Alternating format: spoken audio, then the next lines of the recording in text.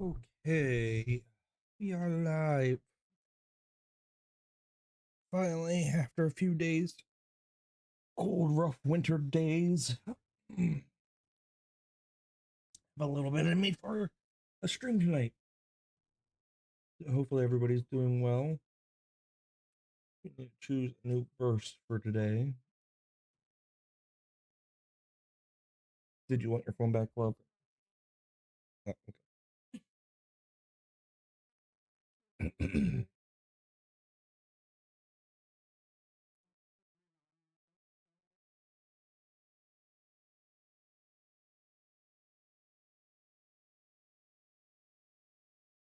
Have all the phones. And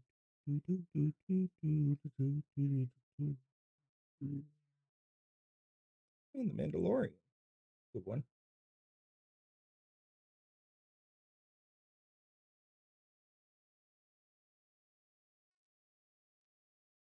And figure we'll scroll on X a little bit. Let's choose a verse of the day.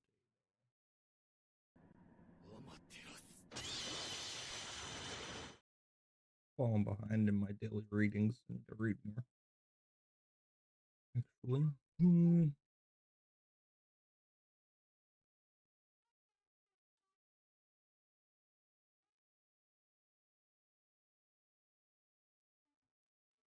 Proverbs.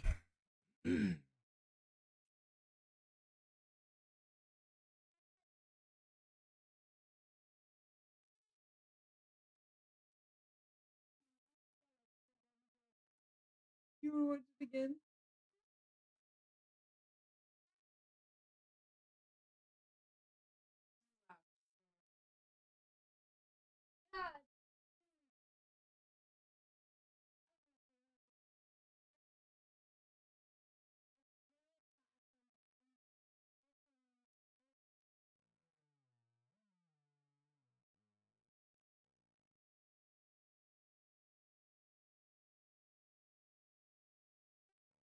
That should be quiet enough that you can hear it.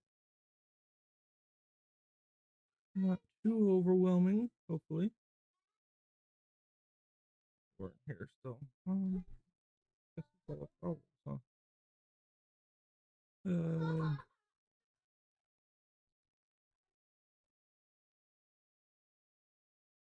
Please, when no one pursues, the righteous are blind. When a man transgresses, it has many rulers. Both a man of understanding and knowledge and stability will long continue.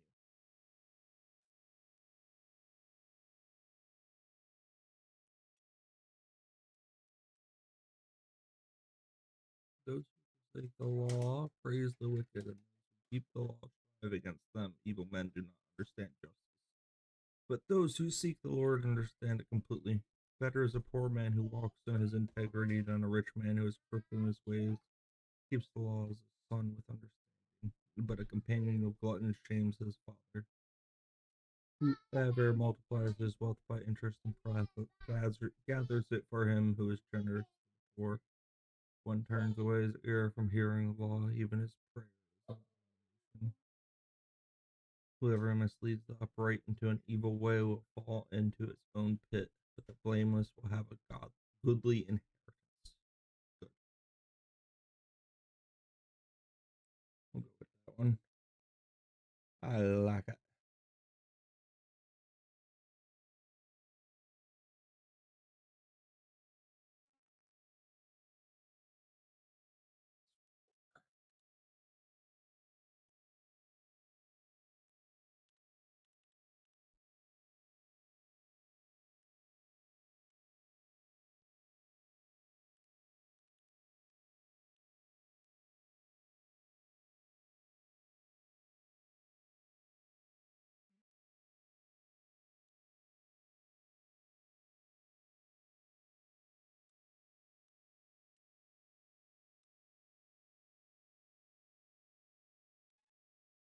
What are you doing, lovies?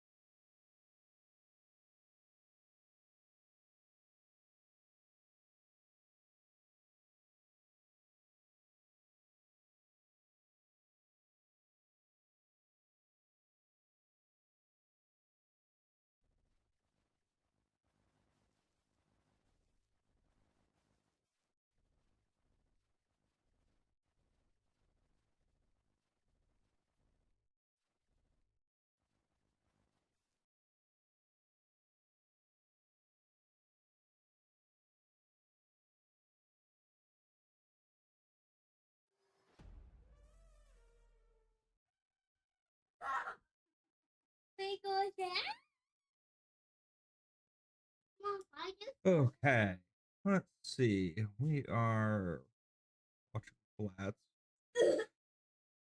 2. Oh, well, we need to get the drops. What drops are going on anyway? Iron Fist drops, nameplate, spray, emote, and costume coming up. We're almost there. You okay? Did you hurt your foot?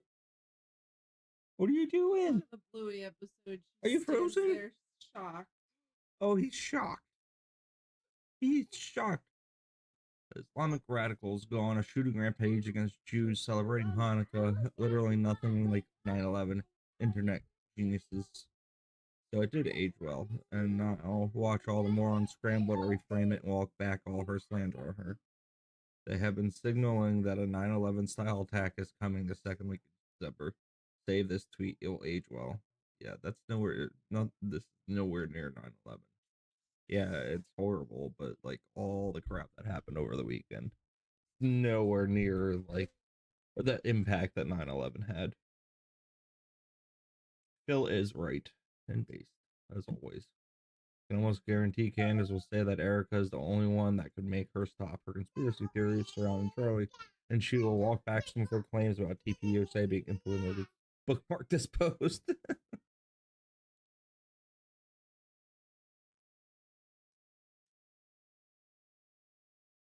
Erica posted that Candace Owens and I are meeting for a private in-person discussion Monday, December 15th. Always. She always writes Candace and I notes. have agreed that public discussions, live streams, and tweets are on hold until after this meeting. I look forward to a productive conversation. Candace said, I'm very much looking forward to this discussion. Look, here's my prediction for this, okay? This is going to take place. Literal, because she doesn't have any receipts for anything that she like brings up. Don't put this. What is it? Don't put that chopstick in your mouth. It's from your pop. That Candace will say, look, I said that Erica would be the only one who could make me stop if she asked. Try and drink it. And the questions have been answered in relation to TPUSA being implicated. I think she's going to walk this back. I think that there's probably quite a bit of pressure right now. The tides have turned. And I think it's probably going to cool temperatures quite a bit. I would be willing to bet that Candace is going to have to walk some things back or play this a little more carefully moving forward. And the truth is, it would be best for this to be put to rest. It doesn't mean that anyone evades accountability, but truth is what matters most here. And I hope that's what comes of this. I would be willing to bet that Candace walks it back, and this is not going to be continuing down the same path. Yeah, and Candace did start to face a lot of pressure because of that comment that Erica was the one who could make her stop. Erica did tell her to stop, and people were pointing out that Candace had not stopped.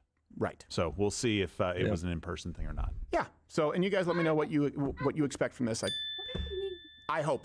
I really do hope so. It's, if you want to go on and say, you want to say Mossad, you want to say the French Legionnaire, the Legionnaire Gendarmerie, whatever, 13th Brigade, even though they don't have brigades. TPUSA and all the people there. But the implication that TPUSA and his family, and Candace can say she didn't imply Erica Kirk, but you see this out there. A lot of people implying that she was complicit or involved. They're going to have to go through this trial. This is this woman's husband who died. I get it. She's CEO of TPUSA, but she is a grieving widow. I really do hope that there can be a ceasefire here and she can enjoy as best she can Christmas with her family and for the first time children without a father. When you think about it, it really is just heartbreaking. So I hope humanity prevails. Yeah. No jumping around. Hopefully. Keith Olbermann, our evil, mentally ill president, celebrates the murder of Rob Reiner. He and all who enable him will eventually go to hell. I pity them all. Very sad thing happened last night in Hollywood. Rob Reiner, a tortured and struggling but once very talented movie director and comedy star, has passed away, together with his wife Michelle, reportedly due to the anger he caused others through his massive, unyielding, and incurable affliction with a mind-crippling disease known as Trump derangement syndrome, sometimes referred to as TDS. He was known to have driven people crazy by his raging obsession of President Donald J. Trump, with his obvious paranoia reaching new heights as the Trump administration surpassed all goals and expectation of greatness, and with the golden age of America upon us, perhaps like never before. May Rob and Michelle rest in peace. Pushing the limits there. No, includes instructions that community notes are to be used to add context. Not sure they understand what this means. President Trump did in no way celebrate the murder of Rob Reiner as inappropriate as his message may otherwise have been. Mr. Olbermann, on the other hand, has actually celebrated a murder before. Missing context. Keith has previously celebrated murder. Yeah. Let's go look at that one. Probably Charlie Kirk. Yep, exactly.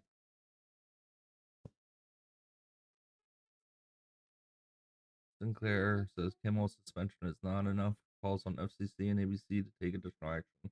This dude says burn in hell Sinclair alongside Charlie Kirk. Yeah. Yeah, Trump didn't say anything nearly as bad as that evil man. I don't know how to put it in words either. It's not good, but it's not bad either. It's funny, but it's horrid. Yeah, it's a backhanded, like... Big, but like he's not mean. Very self-proclaimed. I don't know.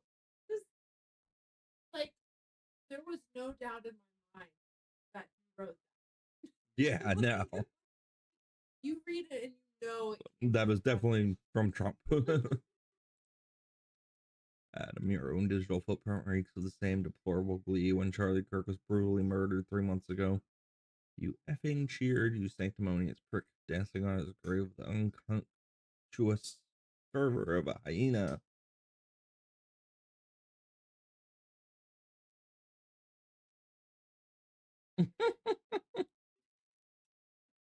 This guy I watch, Matt Morse, says my wife is boarding an airplane and just sent me this message. Everyone, please pray for her.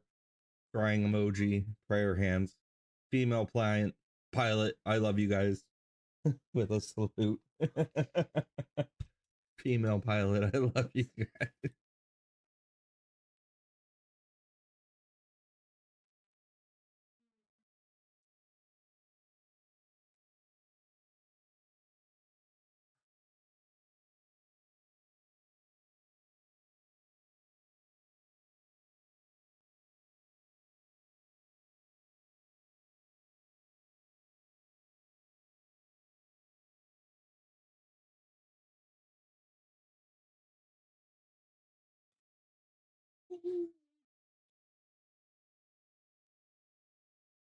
help!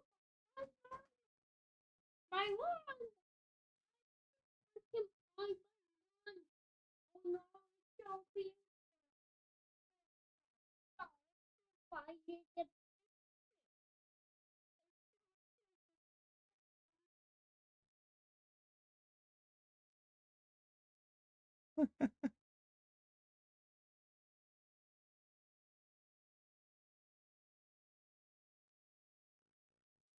Now she's a pilot. Oof. Pilot jokes incoming for this season. Is the Bondi shooter David Cohen. This is no, it is not. Individual police has identified the suspect as a father and son duo. Yeah, this is horrid. You are retarded. Agreed.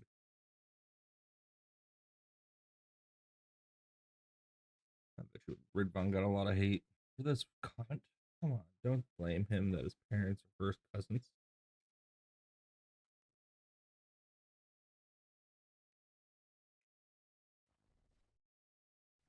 I mean, he is from the inbred world.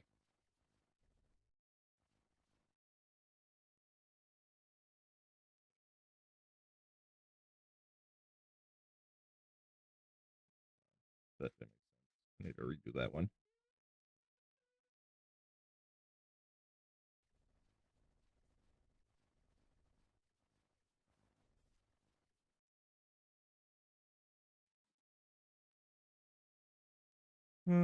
Got more hate from Christians on this app than I ever have from Muslims because Muslims love what you and Candace are doing. Yeah, that's true. More arrogance because we see your blatant hypocrisy. Muslims don't think you have virtue to begin with. Christians see your fake virtue signaling and call it out. I bet I live a more holy life honoring God's commandments than you, but carry on with casting your stones. You are way out of your depth, sweetie. I'm aiming my stones at hypocrisy like yours. Keep aiming your stone at Charlie's widows to farm engagement, and then keep telling us all how persecuted you are. Exactly.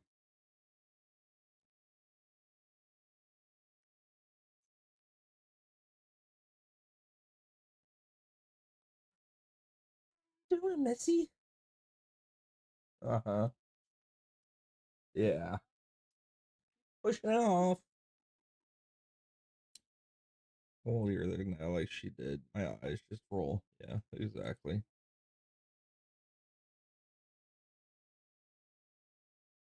Interesting. Torch drinks. A bar in New Orleans buried and harassed multiple ICAC officers.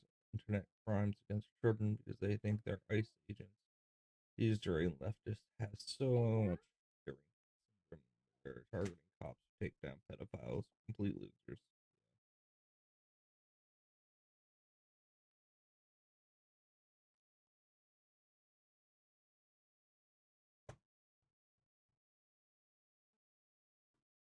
What a cringe loser.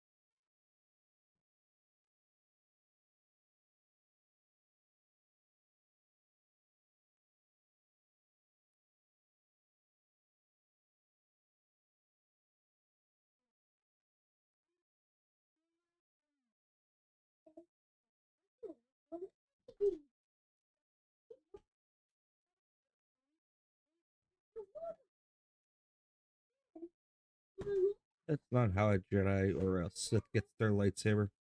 Green? No. That's stupid and so unlore like.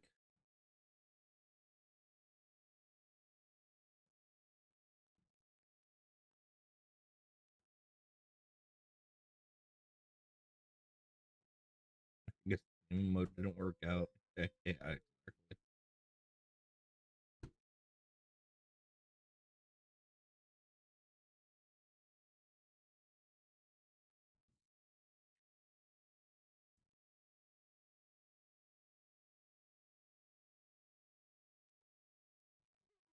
So stupid.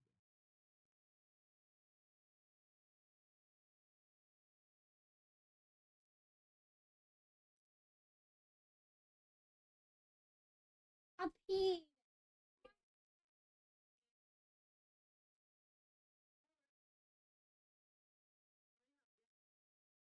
Jew and Hindu are dead. Rhode Island and Australia have some of the strictest gun laws that I've ever seen. These criminals don't care about your stupid gun laws and gun-free zones.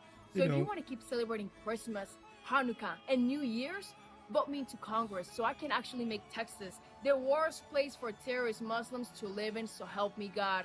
Remember, for me, this is just an election, and I'm very well protected. But for you, this is your life. This is an AR-15.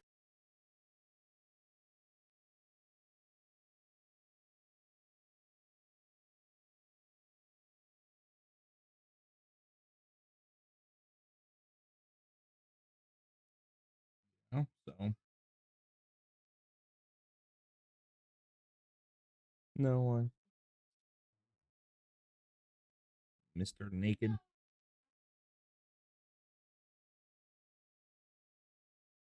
Father and son, 50 and 24.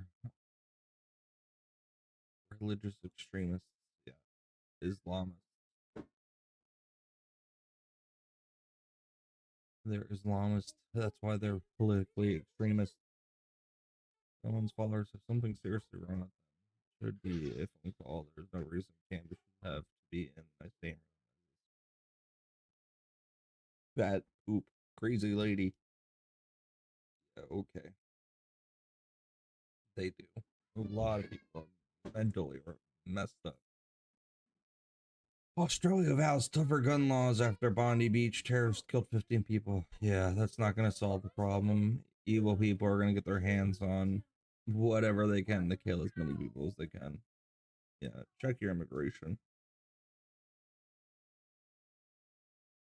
James Fishback for governor of Florida. Ooh.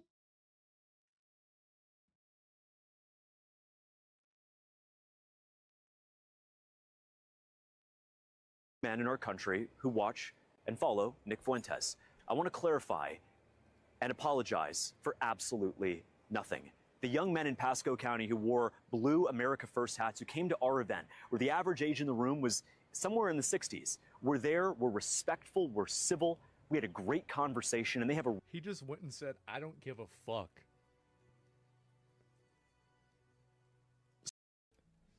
Basically, let's see here. We'll watch this. Clarify comments made about Nick Fuentes, his followers. Oh, boy. I want to clarify some comments that I made this week rather abruptly in a live interview about the young men in our country who watch and follow Nick Fuentes. I want to clarify and apologize for absolutely nothing. The young men in Pasco County who wore blue America First hats, who came to our event, where the average age in the room was somewhere in the 60s, were there, were respectful, were civil. We had a great conversation, and they have a... He just went and said, I don't give a fuck. See, I told you, all you need to do is get enough people together, and you can do anything you want. Real pulse for what is going on in the country. Too often these days, young white men are discounted and told that their opinions don't matter. They're toxically masculine. Man. That they have some sort of privilege, and their conversation and contributions don't matter. I'm running for Florida governor because Florida is our home. America is our birthright, and we can never, ever sell out the men who built this country. Anymore? I've been waiting on this for a while. I've been waiting on this for a bit. Finally, it's going to happen. So he has my vote? Absolutely. I'd totally vote for this guy instantaneously. Watching Aiden Ross all day or some of right? I mean, if you're sitting and watching Aiden Ross all day or some of these Twitch streamers, that's very different than, I'll tell you the truth, I found the audience of young men who follow and watch Nick Fuentes to be actually incredibly informed and insightful. And very patriotic young men. So people got really mad about this, obviously. I wonder why. Completely honest. Now, that's very different than the audience watching Fresh and Fit. But I think something has to be said about the young men. Yeah. Some of them are based too, okay? Just mostly on the feminist stuff. But I love the soundboard when Myron hits the sounds. No, it's not a dig on Myron, right? It's just, what kind of audience, what kind of following do you have? And look, I'm going to be completely honest. I probably shouldn't say this, but I think Nick's following is actually really impressive. There's a lot of young men who are patriotic, who are well-informed, who know our history, which is why they are so frightened by the current path that we are on. That's exactly it. And the sooner we can accept that and stop letting the left and the right, stop letting George Soros and Larry Ellison divide us and convince us that certain people we should not listen to, the sooner we can reject that slanderous lie that Americans need to be disavowed, the sooner we can once again unite under a country that speaks up against the establishment, an establishment that has colluded with the left and the right. The country. See, this is the kind of shit, I don't even have to add anything. I don't even need to say anything. I just need to play the video. Yeah. Country Club Republicans are no better than the Democrats. We have to have an America First movement. That's right. Probably not going to happen in its own party, but it will likely happen within the vessel of the Republican Party. Yeah, that's why I'm running this race for Florida governor, is to actually put forward a Florida First, America First vision that doesn't apologize for our history, doesn't apologize for who we are. Jesus Christ. Oh my God. Fucking finally. Fucking finally. If this guy wins Florida, I'll run for president after. Well, here's what's important. If this guy wins, then you're going to have 50 more of this guy, or I guess 49 more of this guy, running for governor everywhere else. That's why it's important. It's important so you can show that this is a movement and a message that has a tremendous amount of support. And if you don't support it, if you are not in favor of it, then you're dead in the water. That's it. What about DeSantis? I think he's going to run again. Just wants to actually tackle the real issues that are facing young, old, black, white, Christian, Muslim, Jew. It doesn't matter. We are in this to fight this and to stand up to a corrupt establishment. Man, we need the young patriot. I'm so glad that we have less of these old fucking geriatric brain dead fossils that are sitting around trying to micromanage the words we use or the internet whenever they can't use their email. That's it. Florida has term limits for governors. Oh, is that the reason? Okay, there we go. Yeah, I get so. There's nothing wrong with putting yourself first. Absolutely, of course. And I'm really happy to see this. I am tremendously happy to see this. And I think that, again, more people like this need to come out and run for office. And, you know, us younger guys, right? I mean, politics is generally something that's like all older people. But we can just consolidate around a younger guy and then vote the old retards out of office and then do things our way. And that's all there is to it. So, you know, the old people are dying. We're not. And so, yeah, vote for young guys. Don't put up with this shit. There's no reason to. And every single one, absolutely. Like, I'm going to be honest. Like, whenever I see an old person running for office, I generally don't take them seriously. I'm going to be totally real. I don't want to hear a person that, like, doesn't understand their email tell me about where the world needs to go. I don't want to hear that. Absolutely not.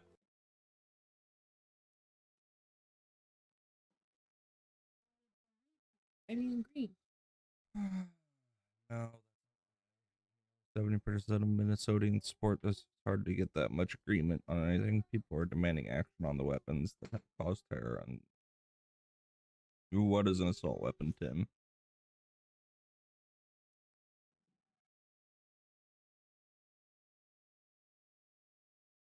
%79% of Minnesotans in the Twin Cities suburbs. That's not actually.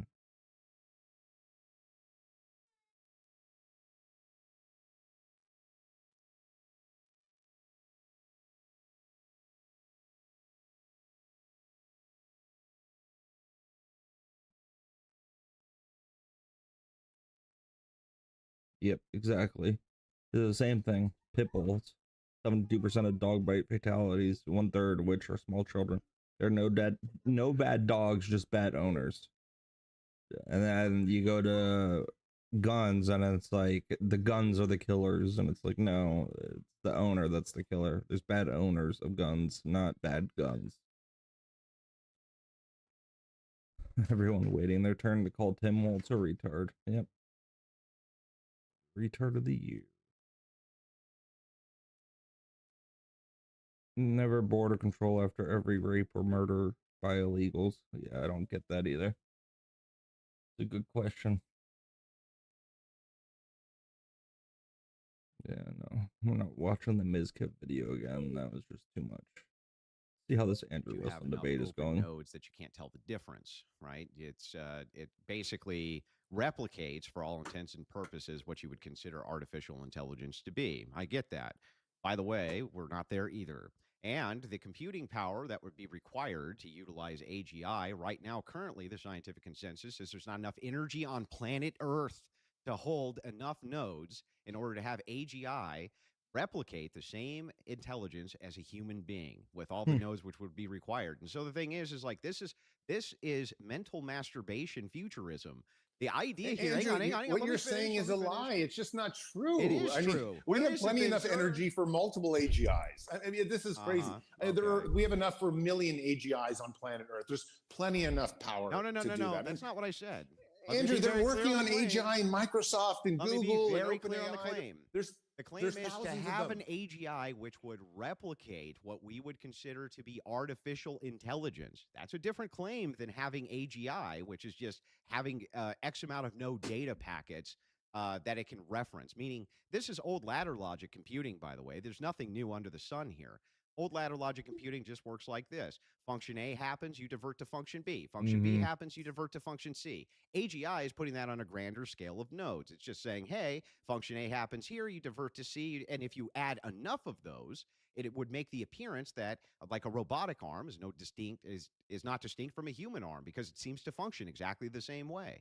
The problem is once you try to move that into artificial intelligence or on par with that, that's where we have energy issues. Not only that, let me point this out.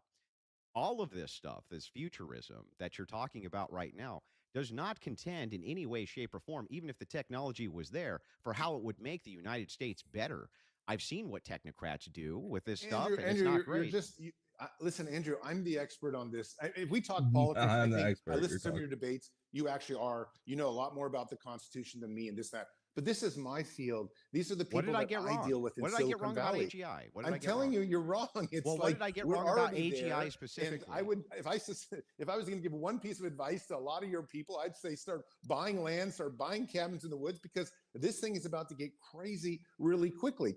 And let me just say also that this is one of the problems with transhumanism right now is we've all been gung-ho on AI, only to pull back about 18 or 24 months ago and say, wait a sec, AI is not human beings becoming transhuman. AI is a totally different entity. So this is where transhumanism and maybe some Christian of your framework ethics. we can even discuss again has gone off the rails because all of a sudden, I don't care. I don't want an AI to become a super intelligence. That doesn't help me or my family or my kids. But Sultan, or my what wife did at I all. actually get wrong about AGI and how it functions? Did I get something wrong there? I'm willing to be corrected on it, but I don't think I did. I think I'm very close. It's first off, it's totally contentious whether this A to B to C can't actually create a super intelligence. Yeah, but it does Maybe function there's just that enough way. information that it can do. I'm not saying that is there are other alternatives that are saying that lateral thinking has to be something different. But I'm pointing out that that's definitely open debate for all I did get philosophers that at right. Oxford. I did get that right for what AGI actually in fact is, right? I was not inaccurate there. You didn't get it right. We're not sure yet 100% how to get to superintelligence. We've already achieved AGI through the A, B, C, D because our brains work that way. The question is, how can we take AGI and go beyond what we are? We want something super intelligent. And that's what they're working on right now. But I got to be honest, there's at least 3 different methodologies from AI engineers that seem to say we can scale to super intelligence. Yeah, I've heard the theories there, but again, what I'm doing, unless you, when I gave you the function, the idea of having like nodes, and then these nodes have X amount of functions, which they can defer to X behavior. In this case, let's just call it behavior. It's not actually that, but behavior A, behavior B, behavior C, behavior D, function A, B, C, D, right? In a ladder logic type of way. Same way a signal light works, right? Timer hits this, it hits the next function, it moves over to yellow. It hits the next function, it moves over to red. If you had enough of these inside of a web, it would be indistinguishable from how an artificial intelligence would actually function in real time. What am I getting wrong there? That is what AGI is it not? It is indeed, but the question I was bringing up is how do we get to superintelligence? And that's what they're working on right now. And I think if you take the capacity of this A to B kind of logic you've taken, that's sort of how our brains work. That's how we're coming up with memories. You and I are having this conversation right now. But the problem is really scaling it upwards. That's what's more controversial. But like I said, there are 3 methodologies. People are working, and I got to say, there are trillions of dollars going into developing this. And I'm not saying I'm even necessarily for it because I am a little bit afraid of AI superintelligence. Yeah, I heard it, the Terminators. We're further advanced, and I think you can give credit for it. I don't. Well, here's the thing, right? I've been hearing this for years. The idea of a technological panic, sir, is nothing new. You remember Y2K? That was another form of technological panic. The computers were going to reset. We needed to make the Y2K compliant software immediately or else. And what was that in actuality? It was a bunch of futurists who were scamming massive corporations into fixing problems which didn't even actually exist. The thing is that I hear this all the time. I hear that there's the next futuristic problem based on technology that needs to be solved immediately. It has to be because it's right around the corner. When in fact, the doomsday scenario is not right around the corner, and it's usually promoted by people, right, who have something to gain by it, by ringing the alarm bell that, hey, right around the corner, this catastrophe is right there, when in fact it's not. I have seen no great evidence that artificial intelligence we're anywhere near it, anywhere near actual AI. Only theories that AGI could possibly or potentially replicate what artificial intelligence would be. But none of that, even if I concede all of this point that AI is right around the corner, right? Inside of the United States, how would it be helpful for us to abandon the Christian framework for a transhumanist one in order to combat that? How? Well, let me just say that, like, you can already go out and get softwares that would literally be answering your questions almost identically as you are now, and me doing that. And we actually don't even have to be in here in person. But the point is that the technology is radically expanding. And I think I just want to give your viewers my perspective, which is like, it's a lot faster, coming faster than most people say. But listen, I got to be honest, this is where I worry about my own personal philosophy. Transhumanism has taken us to the next level where we are able to create AI, but if it dooms humanity and does something like, because there is a very real possibility there could be a Terminator scenario. And if humans don't survive, then obviously transhumanism and my ideology and scientific method and whatnot have failed, and yours would have been more successful. Yours might be a safer bet right now, because I don't think many Christians would want to give birth to artificial intelligence, especially not a super intelligence, because it just doesn't fit with their framework. That said, yeah, but if it does work in our favor, we might have this great utopia, get off planet, be able to cure cancer, and become superhumans. And that's really the goal of a lot of transhumanists. But again, it's a wager, it's a bet, and we don't know. But do you see how we don't know whether it's going to turn out good or not. Do you see how, interestingly enough, when push comes to shove, you divert to my ethical worldview and not me yours? The idea here is that, well, it could be Buddhism, it could be Hinduism, it could be Islam. I mean, it could be any worldview. Hang on, but it's not those views. It's actually a deference to Christian ethics. Those are the ethics. No, I would defer to Buddhism just personally. Those are the ethics which you were raised with, and this and that, right? And there's things about Buddhism. There's things about Buddhism you probably wouldn't like as much as Christianity. But that aside, leaving that aside, nihilism is where I would end up with. Yeah, but you know, that's if how it it's is. the case that Terminators, let's say, due to transhumanists, Terminators did come around. We had a Sarah Connor type situation, absent the time travel. Okay, no time travel, just warbot machines who came in and decided to repurpose us by against our will, cutting our skulls open and putting our brains in these machines, which can then live forever, right? It's really interesting to me because that would be a transhumanist future, 100% transhumanist future. But it's a future you seem to want to avoid, and I don't understand why. It gives you everything that you want. Technology then removes the idea of death. It is now gone. And yet somehow you still prefer my framework that this needs to be stopped. Hang on, that this needs to be stopped by any means necessary, even though it meets all of the conditionals of your framework. You have now, sir, under this Terminator-like apocalypse where they cut your brain out and put it in a machine, have achieved the very thing you want, and yet you still don't seem to want it. It's very strange to me.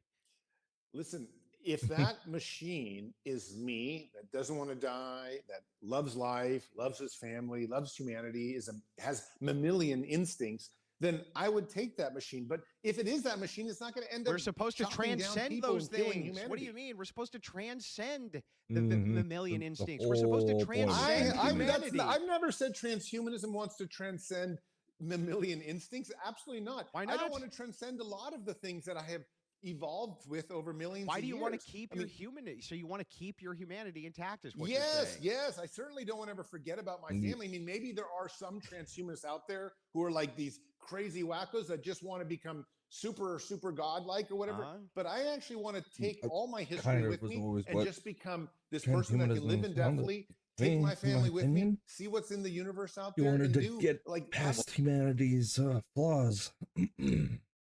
Be able to live long enough to not have the desires and the flaws of humans.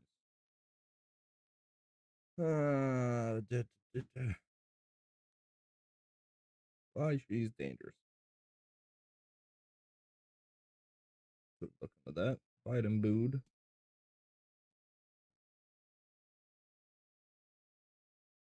They haven't We're caught asking the for the shooter public yet. assistance in identifying this individual that we're about to show you. Yeah. And we'll release this video on Twitter and our Twitter account momentarily. I'm going to turn to the video behind us. I'll be able to show you in 2 seconds. Officer Ming, and if you can just activate the and put the videos up. So this is the first video that we're showing you. This is the individual walking. It's on the sidewalk of Benevolent. And this is prior to the incident. Here we go again with is this video too, Mike? Again, you see him walking. Heavy set, dude. Move on to the third video.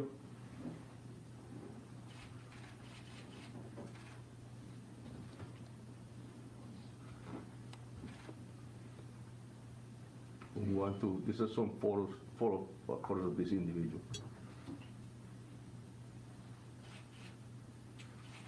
And they will all be time-stamped.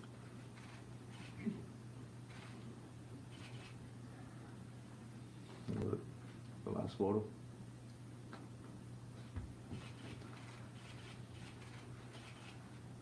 Yeah, covering his face. Thank you. So we'll be providing this as well, and I ask you all to please make sure you put them up, and then anybody in the public that has any info about this individual, we ask that you call our tip line, and we'll also have the numbers in the website listed. Pretty easy. They haven't caught that guy yet.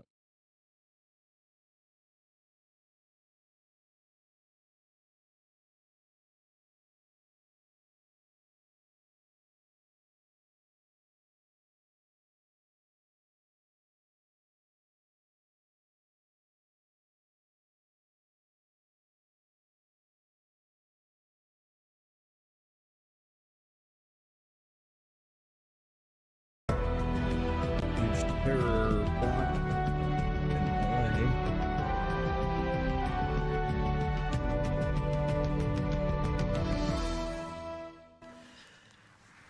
Good morning, good afternoon, and good evening, wherever you are on this beautiful planet. I'm Maya Tusi, and we're going to go to California as we've just had a news conference as the authorities have now confirmed the existence of an Islamist terror attack plan in Los Angeles, and there is some statements also from the FBI, which we're going to get to shortly. And the location of the suspects, we're going to show you on the map. And of course, we're going to get your reaction live as usual. Over the last few days, we've seen a massively increased number of attacks. Some have already happened, some were going to be happening, and some that will be happening in the near future as we get closer to Christmas and, of course, the New Year's Eve celebrations.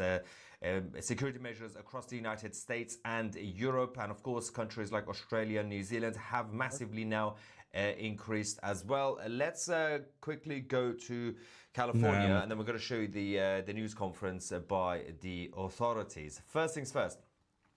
The FBI Director, Kash Patel, announced on Monday, earlier today, that 5 members of the Palestinian extremist group have now been arrested in connection with a plot to carry out massive bombings in Los Angeles. Now, the plan was to obviously focus on, as I said, you get closer to Christmas and New Year's. The issue with this was that as Kash Patel said, the credible imminent threat, the terrorist threat, actually was linked to 5 locations in LA that came from radical members of a group called the Turtle Island Liberation Front. The Turtle Island Liberation Front. Now, in terms of the locations of the suspects, now 4 of the suspects were in Lucerne Valley, in the Mojave Desert. Now, where the extremists allegedly were testing improvised explosives. The 5th suspect was arrested in New Orleans. Not even that close, whole different location. But that one was also, despite the fact they were part of the same team, same group, was planning a whole separate attack in the obviously different city, different parts of the United States. According to the FBI boss, the threats remain ongoing as there will be others that are not currently, well, they haven't been identified yet, but they will be increasing security over the next few days. We're going to go to the news conference held just now in Los Angeles, or in California. But before that, this TILF group, it's these guys who have been posting some weird things on Instagram, on social media, to their members, waving the Palestinian flags and with the signs, "Death to ICE." Now, if you live in the United States and you are doing this, you are definitely the public enemy, and you are also committing treason. So these guys should have been arrested anyway, but the thing is they had to wait for a planned attack. But the FBI and the authorities have done a great job, absolutely amazing job in this situation. Now, Turtle Island was obviously an indigenous term for the continent of North America, a whole different continent, North America. But the Black Lives Matter movement, the Marxist BLM movement, and other left-wing activists have embraced the Turtle Island term to essentially fight against the United States of America. Let's quickly go to the news conference in LA just now. First, we're going to go to the first assistant, the United States Attorney, Bill Native American Asaili. Let's go. Language. Asaili. I'm the head of the U.S. Attorney's Office for the Central District of California. Over the weekend, my office, along with the FBI, arrested members of a far-left, anti-government domestic terror cell who self-identify as the Turtle Island Liberation Front. The individuals were arrested on Friday, December 12th, when the group attempted to construct and detonate IEDs out in the desert. In addition to the arrests, we executed several search warrants throughout the nation. I want to thank our partners at the U.S. Attorney's Office for the Western District of Louisiana, U.S. Attorney Zach Keller, and the U.S. Attorney for the District of Massachusetts, Lee Foley, for providing valuable assistance over the weekend with a very complex and coordinated search warrants that were done. The charges we are announcing today stem from the defendants and their co-conspirators' detailed, coordinated plot to bomb multiple U.S. companies on New Year's Eve. Thankfully, that plot has now been foiled thanks to the hard work of the FBI and the Department of Justice. This investigation was initiated in part due to the September 2025 executive order signed by President Trump to root out left-wing domestic terror organizations in our country, such as Antifa and other radical groups like the Turtle Island Liberation Front. As the president made clear, recent attacks across the country have highlighted the grave threats posed by these far-left domestic terror groups. These threats are sophisticated, organized campaigns of targeted intimidation, radicalization, threats, and violence designed to silence opposing speech, limit political activity, and direct policy outcomes, and prevent the proper functioning of a democratic society. In direct response to the President's order, the Attorney General issued a memo to our offices implementing and mobilizing federal law enforcement to prioritize and counter domestic terrorism and political violence investigations. As a result of those directives, we built this case. Both my office and the FBI have invested substantial resources into investigating and charging these organizations. And if anyone does not believe that members of these groups are organized, sophisticated, and extremely violent, let me tell you about the plot in this case. The four defendants are Audrey Carroll, 30 years old. The pictures, I think we have them somewhere. We'll put them up here. Audrey Carroll, 30 years old. Zachary Aaron Page, 32. Dante Gaffield, 24. And Tina Lay, 41. Each from the Los Angeles area. Each is charged with conspiracy and possession of an unregistered destructive device in violation of Title 26, United States Code Section 5861D. We intend to file additional charges in the coming weeks as we finish reviewing the evidence. The defendants are all radical anti-government members of the Turtle Island Liberation Front, which according to their own social media is an anti-capitalist, anti-government movement that calls for their associates to rise up and fight back against capitalism. One of the leaders of the organization, defendant Audrey Carroll, helped organize an even more radical faction of the group called the Order of the Black Lotus. Each of the defendants charged today was also a member of the Order of the Black Lotus. Carroll described this group to her co-conspirators as everything radical. As detailed in the federal complaint, which we will now make public, in November 2025, Defendant Carroll created a detailed bombing plot to use explosive devices to attack 5 or more locations across Southern California on this upcoming New Year's Eve. Carroll and her co-defendant, Zachary Page, led the effort to obtain and build the bombs and to recruit others to join in their plot.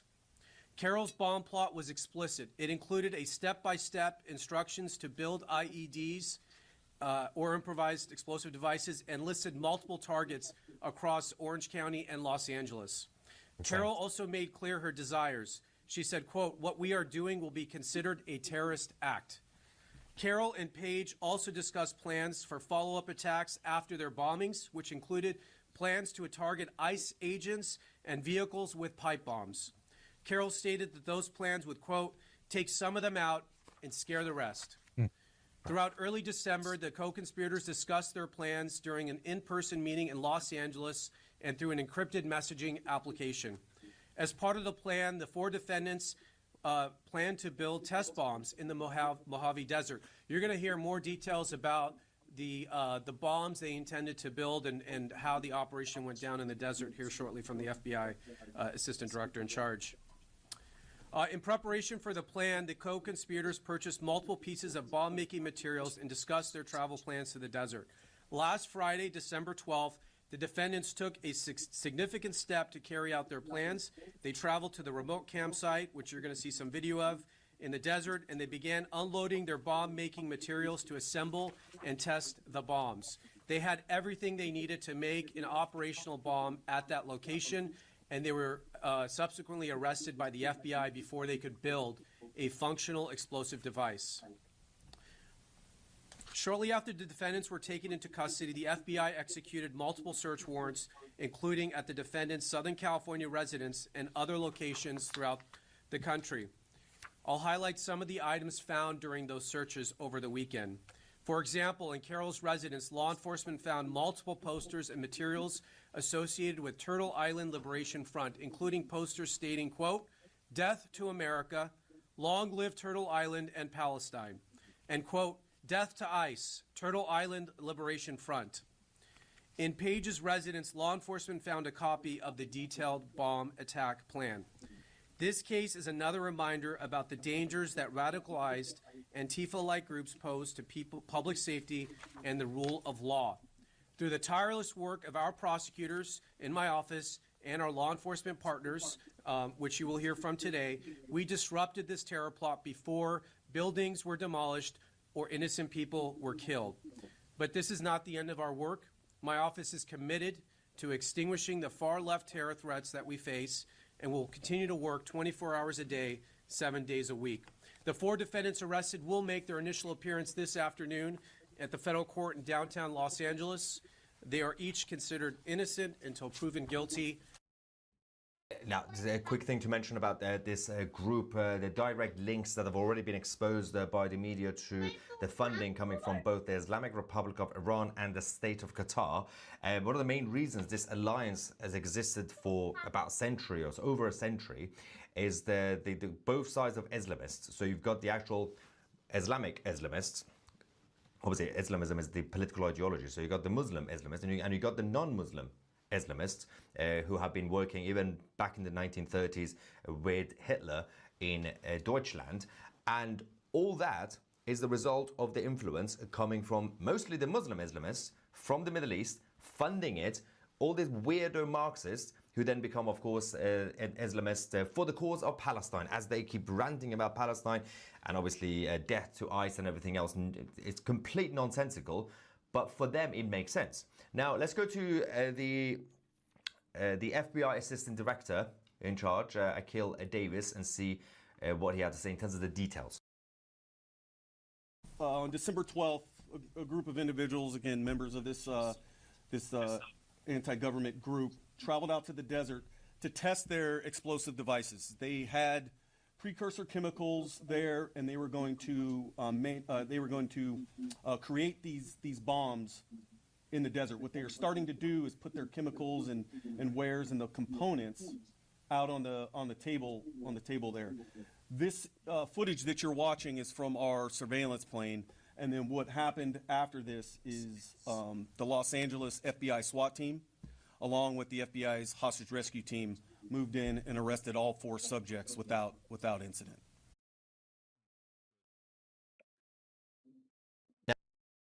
The level of brainwashing in the West, especially again since the 1940s and especially since 1960s, since the creation of the new project, whether it was the Palestinian cause or it was the IRGC, was to not just change the Middle East, but change the rest of the Western world, because they are against capitalism and they're against democracy. This is about the globalist ideology of Islam to basically create a global caliphate. It's never going to happen, because they got a bunch of primarily the Muslim Islamists who are not united, because they'll also attack each other. You got Sunnis, you got Shia, you got this, you got that.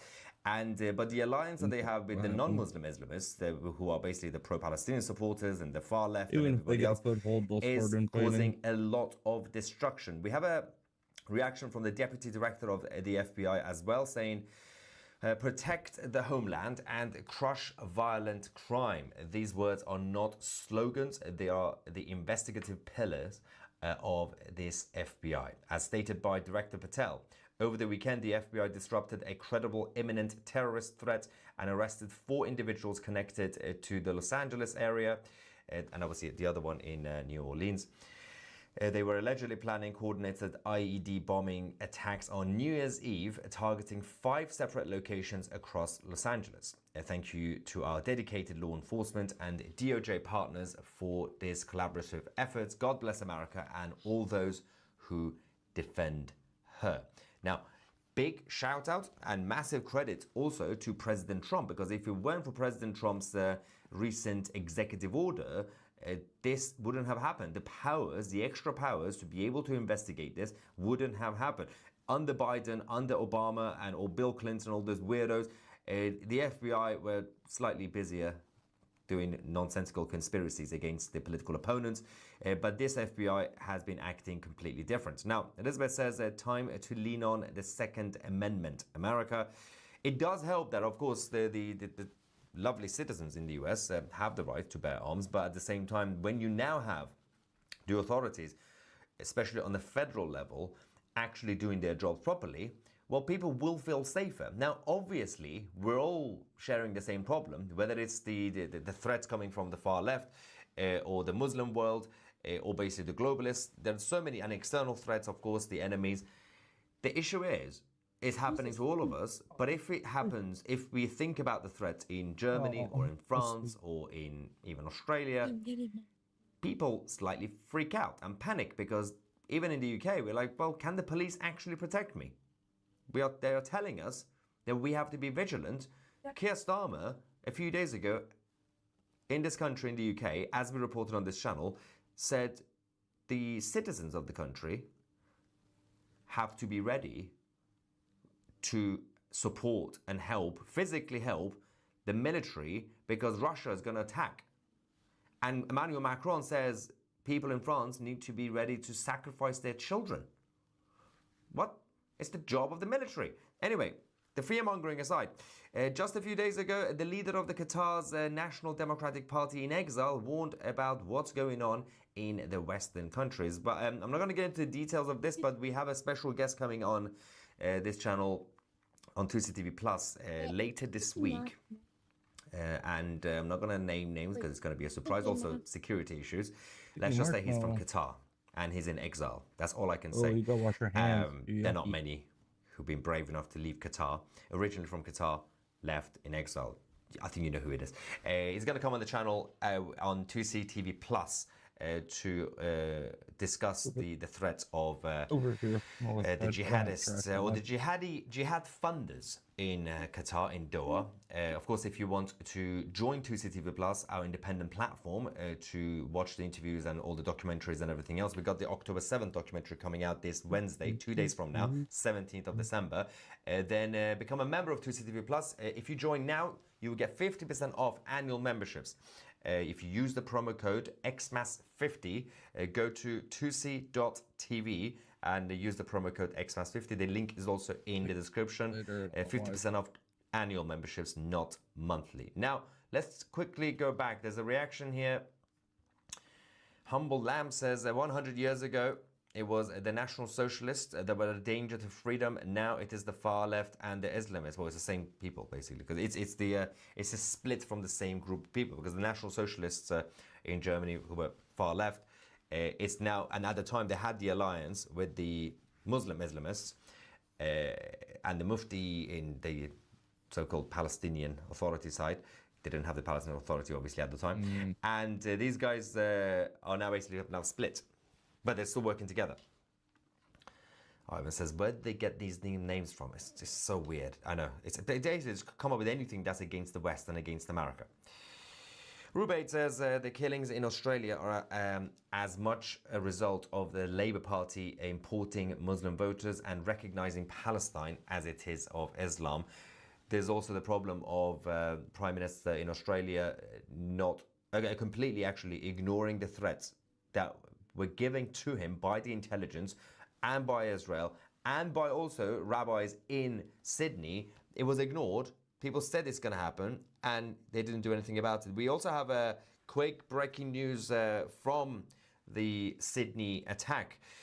We can now say that Sajid Akram, who was 50, and his son Navid, 24, both of them visited an ISIS training ground in Philippines weeks before the attack. Both of them traveled to Southeast Asia and then they came back. So all this is now coming out.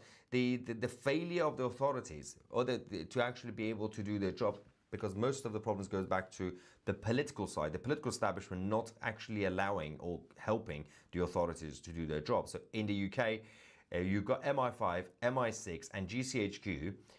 They are supposed to be keeping an eye on a massive, huge watch list, tens of thousands, hundreds of thousands watch lists. And that list is getting bigger because the political side, the liberal globalists in charge of the British government, continue to bring in more people without background checks. So what do you think is going to happen? And you don't have enough people in MI5 or in GCHQ to monitor everybody. And even if you monitor, we don't have the ability in this country to stop attacks the way the FBI can do. We have done great overall. The intelligence services in the UK and the security have done great. People don't know because if they stop attacks, they don't tell you. We only hear when the attack is successful. But we should have had a lot more attacks than we've had. Obviously, a few months ago, we had the Manchester synagogue attacks, where we had obviously a while back, a couple of years ago, another big attack. Then you had about 7-8 years ago, the Ariana Grande concert, and a couple of years back, Westminster, London Bridge. But the level of threats, for example, in countries like the UK or Germany or France is huge. So they are still trying to do their job, but the political side don't help by adding to their workload without any extra support. Jennifer says this is the second terrorist attack recently that the FBI has stopped. What the heck is going on? It's actually just because they're doing their job properly. But the threat is going up because obviously a lot of people in the US, the enemy within, as we call them here, they are not happy about the direction of everything. They're not happy about the president. They hate Trump. But they're also not happy that this is a successful government. They're looking at the ICE agents, they're looking at the FBI, and they're looking at the success of the middle classes in America, and they hate it. They are self-hating, evil creatures that want to bring down the free world. Anyway, we're going to keep on... Oh, God. What? Doesn't go. Yeah, it shoots BBs. You load them in here and then... Put them babies in there. We need gel. Yeah, you need to let them sit for a while. Maybe Load it you in can here. have all. Maybe we can have yours then. I don't have any. We need to get the gel BBs and load them in. And Pretty dangerous. if you're not wearing eye protection, you need to wear goggles. Yeah, Evan Miles, they aren't very smart. They say you have to shoot at a person like 50 inches away. So it's charged.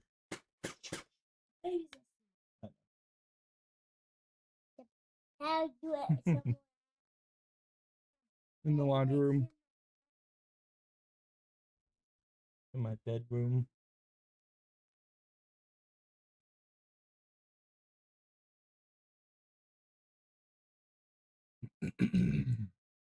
What else?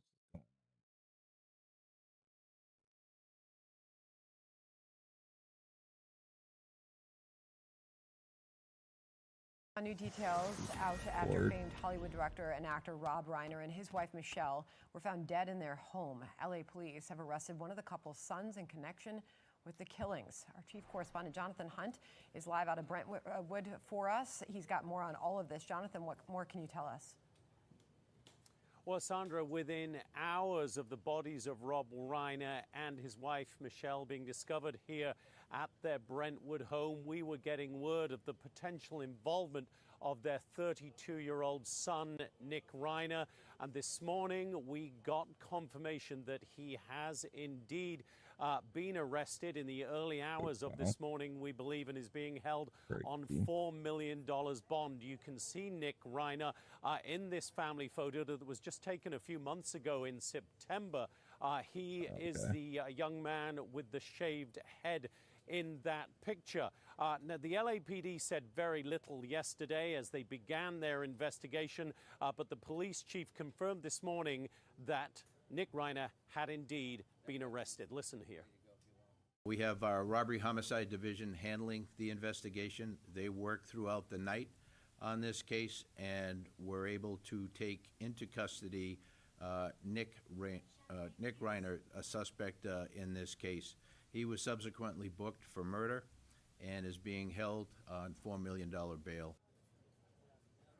Now, police were initially called out to this Brentwood home at around 3:40 yesterday. As we understand it, one of the couple's daughters discovered their parents here, and it was a pretty grisly scene as we understand it. Both apparently stabbed to death. Now, Rob Reiner, of course, was a beloved figure in Hollywood, famed for a whole string of hit movies, including Sleepless, including When Harry Met Sally, The Princess Bride, and, of course, A Few Good Men. He's been paid tribute to by a slew of political and Hollywood figures, thanks to his activism as well. Maria Shriver, the journalist and former First Lady of California, saying, quote, "I'm devastated, gutted, shocked, stunned, and so deeply saddened, as are all of the people who loved them and who they loved. I hope people remember them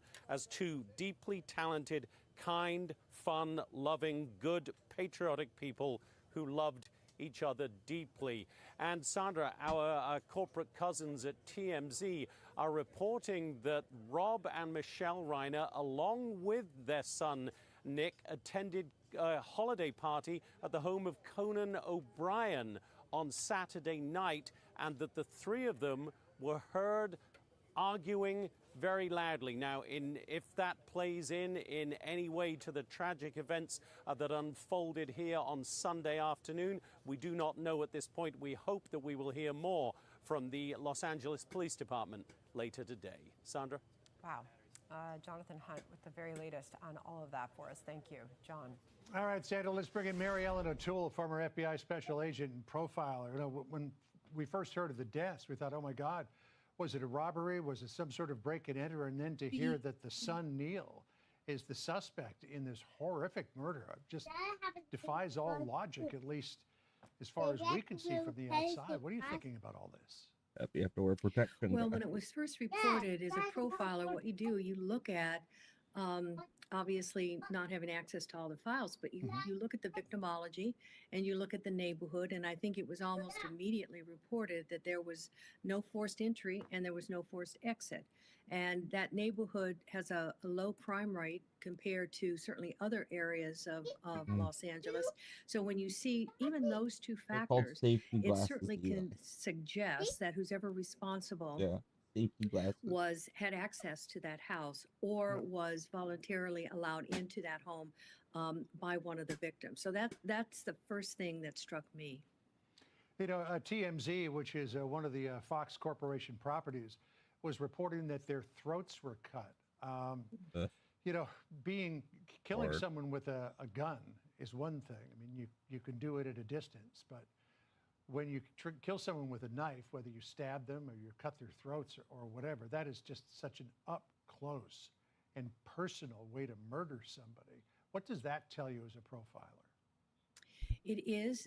It's also a way to make sure that as the offender, that there is so much blood that's being produced from the injuries. It's very likely that your hand slipped down over the blade, and you cut yourself, which means that you deposited your own blood at the crime scene.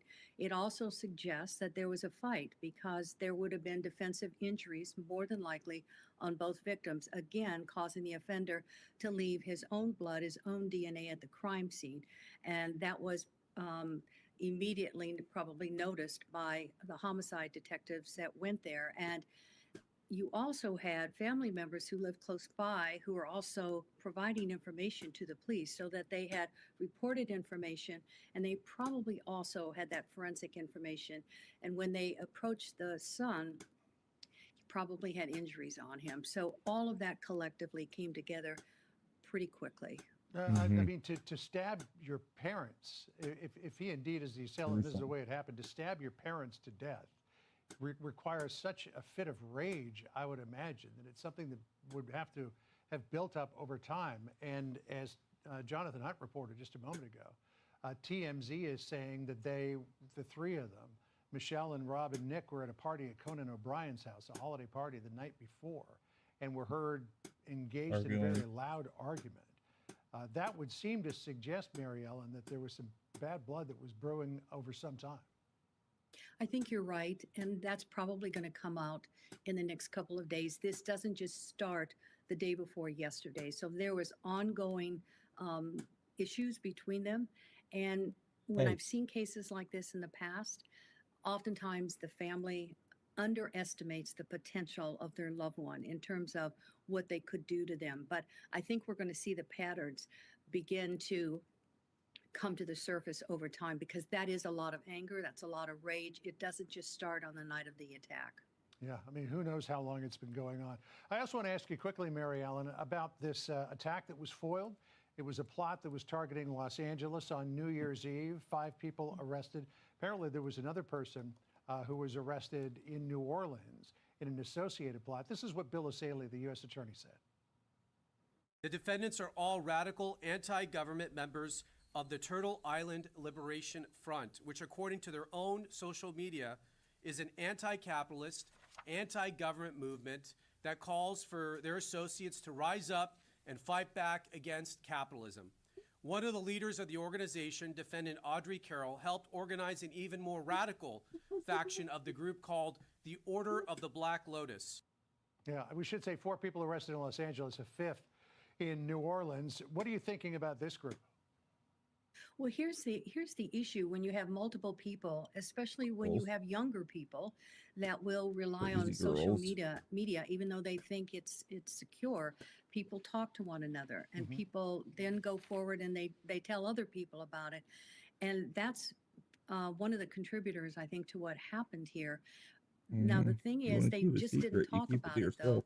They actually engaged in actions which told the FBI and law enforcement that they were serious about carrying out these their efforts. So I think that's the point where the FBI, we're used to hearing a lot of things on the internet, but when we start seeing actions to indicate, I'm really going to do this, that escalates it. But again, 4 people together, it's very difficult to keep a secret.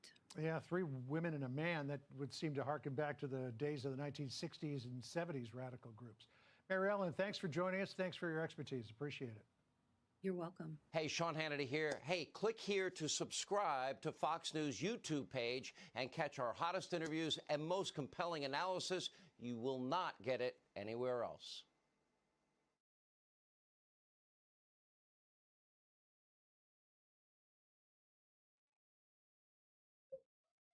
At the end of that, we have a different system, but we have a system that's good.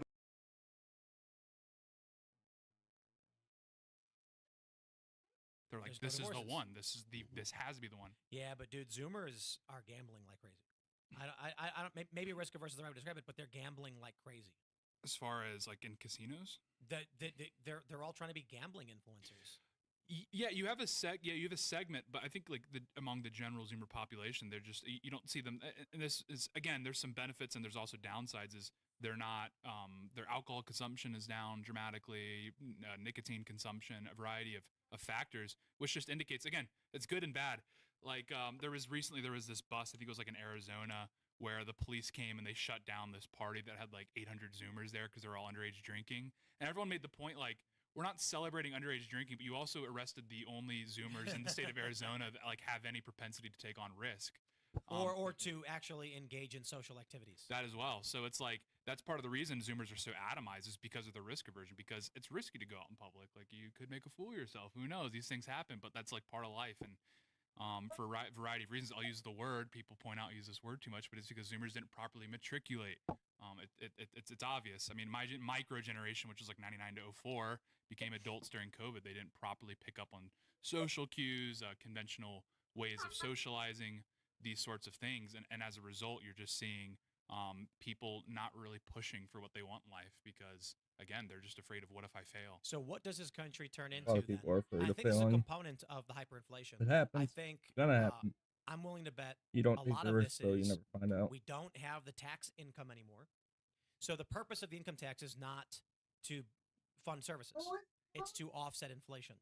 The U.S. government just prints money, takes on debt, and then taxes you to pay that down and pull money from the system. Basically, it's a circuitous way of saying, yeah, they're taking your money so they can fund programs, but they're buying in deficit.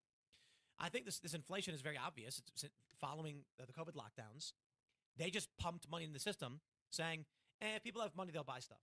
Well, we know what happens with inflation.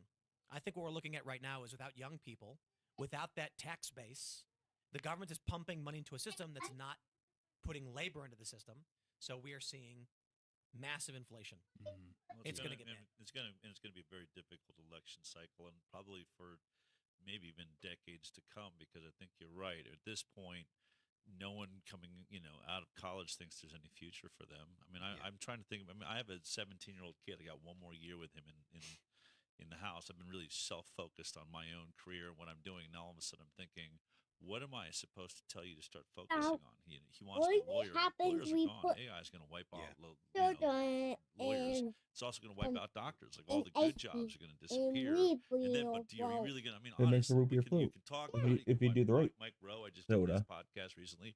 Great guy, but when you're sitting there, am I going to tell my 17-year-old kid to take on like a blue collar job, like go learn how to be a plumber or a carpenter? I mean, are we? It takes. I mean, you can say it. You know that there's a future there. You know, in some way, that's where this country's going. But I'm the first generation that's looking at a kid. Am I going to actually tell him that's what I want you to do? That's what I think you should do. Forget your brain. You're doing great. You got straight A's. It didn't mean anything because that's going to take you nowhere. We had Gary the Numbers guy on the show. Was it like a week or two ago? And a week ago. And, I know a lot of people goofed on him because the numerology stuff goes, they think it's silly, but he was right when he said, AI is coming. You got about 3 years to get your bag, and then you're out. And he's like, the rich are going to live in gated communities where they own and control things, and the poor will never have a means of doing anything. And it's not just about AI; it's about population collapse. You need new low-skill labor coming in, and we don't have it. The Democrat solution was just open the borders. The Republican solution is not talk about it, I guess. Yeah. I mean, you see these moments of it's actually kind of interesting. You'll see throughout history these moments of intense innovation when people can sense that a great filter is sort of coming down. Like a good example is like apartheid South Africa in the 80s. You actually saw a lot of like technological development because people feared that when the regime was turned over, it was changed, that there would be this rift where the middle class would eviscerate and people would either retreat into gated communities or they would be in these slums or have to leave the country. And this happens like throughout history. And I think in the United States, you're seeing this great filter being set up where we're going to be atomized upper class and then the lower class. There won't really be a middle class. And that's causing people to, that's why you're seeing so many of these get rich schemes. That's why you're seeing people scamming each other, because I think a lot of people that are paying attention are very keenly aware that the hammer is coming down. Again, if the Trump administration is successful, then we won't have to deal with this. But Sorry, I told that. I don't know. I think people are fully aware of what's coming. I don't think there's a way. Oh, yeah. There's no You need to be solution to this nicer to problem. your mother. There is only preparing for what's going to come. You're just getting and then tired. Preparing how we resolve the next 20 years. Well, I think there are solutions, though. I think there are economic solutions. Don't say material graphene. What's that? Don't say graphene. Material science. All right, let's start with solutions. this. There is a I mean, massive. if you cut me off, you'll never hear the solution. It's up to Right, you. so we're going to start with the premise of the conversation because I'm trying to make sure you don't derail. That's the point. I'm trying to solve the problem. So the problem right now is a massive lack of entry-level trainees and labor. What is your proposed solution? Import them. So okay, so the Democrat solution. I'm open to that. I'm open to the version of that. Yeah. Right. So import menial labor if you need it. That was stated. Have more babies. Right. That having more babies won't actually solve the problem because it takes 18 years. Import the labor. If you drastically need human labor, you import the labor. They used to attack countries and conquer them and take them because they're coming here free will. They took them as slaves, But bro. it's also That's not the option. Ian, let's really. Well, let's grant the argument even that like there's no downsides to immigration, like it's literally just free labor or slavery. Sure. Let's just grant. Let's grant that. Let's say there's no like societal implications or even other like external economic factors. The birth rate across the developing world is dropping precipitously as well. Like Mali was at like 9 kids like 5 years ago. Now they're at like 5. India's gone sub replacement. So it's like at a certain point we're gonna have to look to technology to backfill labor because you can't even if again you were to just grant every neoliberal argument about immigration. You're going to run out of people in the next 50 to 100 years to bring in anyway, just speaking like math-wise. There's a You're gonna have what was to the do documentary called we talked about on technology the show? It was to called, like, the birth gap or something replace like that. manual labor. There is no civilization in the history of this planet that has recovered from a birth rate at this level. Yeah. The reason is once it goes underneath replacement, you cannot produce enough to get out of that hole. So the civilization collapses, and then people scatter, and then slowly make a different a different society or different civilization out of it. Yeah. So I don't know. Maybe we all plug our brains in and eat the bugs and live in the pods. Well, I'm not as black-pilled as some other people are about robotics and about basically AI and stuff like that. I do. I'm think all that there's for gonna be a robotics, lot- especially in the a lot industry. of jobs that essentially robots are going to do, and I'm talking about humanoid robots because we live in a humanoid-shaped world, right? Like a man-shaped world. It's the world that we've designed. So the idea that right now your car can drive you places. They're doing the Tesla taxis and they're doing the Waymos and stuff. And of course they're imperfect, but that technology is going to improve. But when you have the ability to have a robot that costs you $30,000, $25,000, $30,000 or whatever, that can be trained to do something that a human can do now, you're going to see a lot of companies that are going to say, I can buy this robot for $30,000, even if it's $50,000, right? You're buying that robot for $50,000. That's less than you're going to have to pay a human being to do it for a year, right? So you make your money back in 1 year. You're not going to have to pay health insurance for the robot. Obviously, there might be repairs and stuff like that, but you can have robots do a lot of the jobs. And I know a lot of people are like, oh, you're just asking for Skynet, et cetera.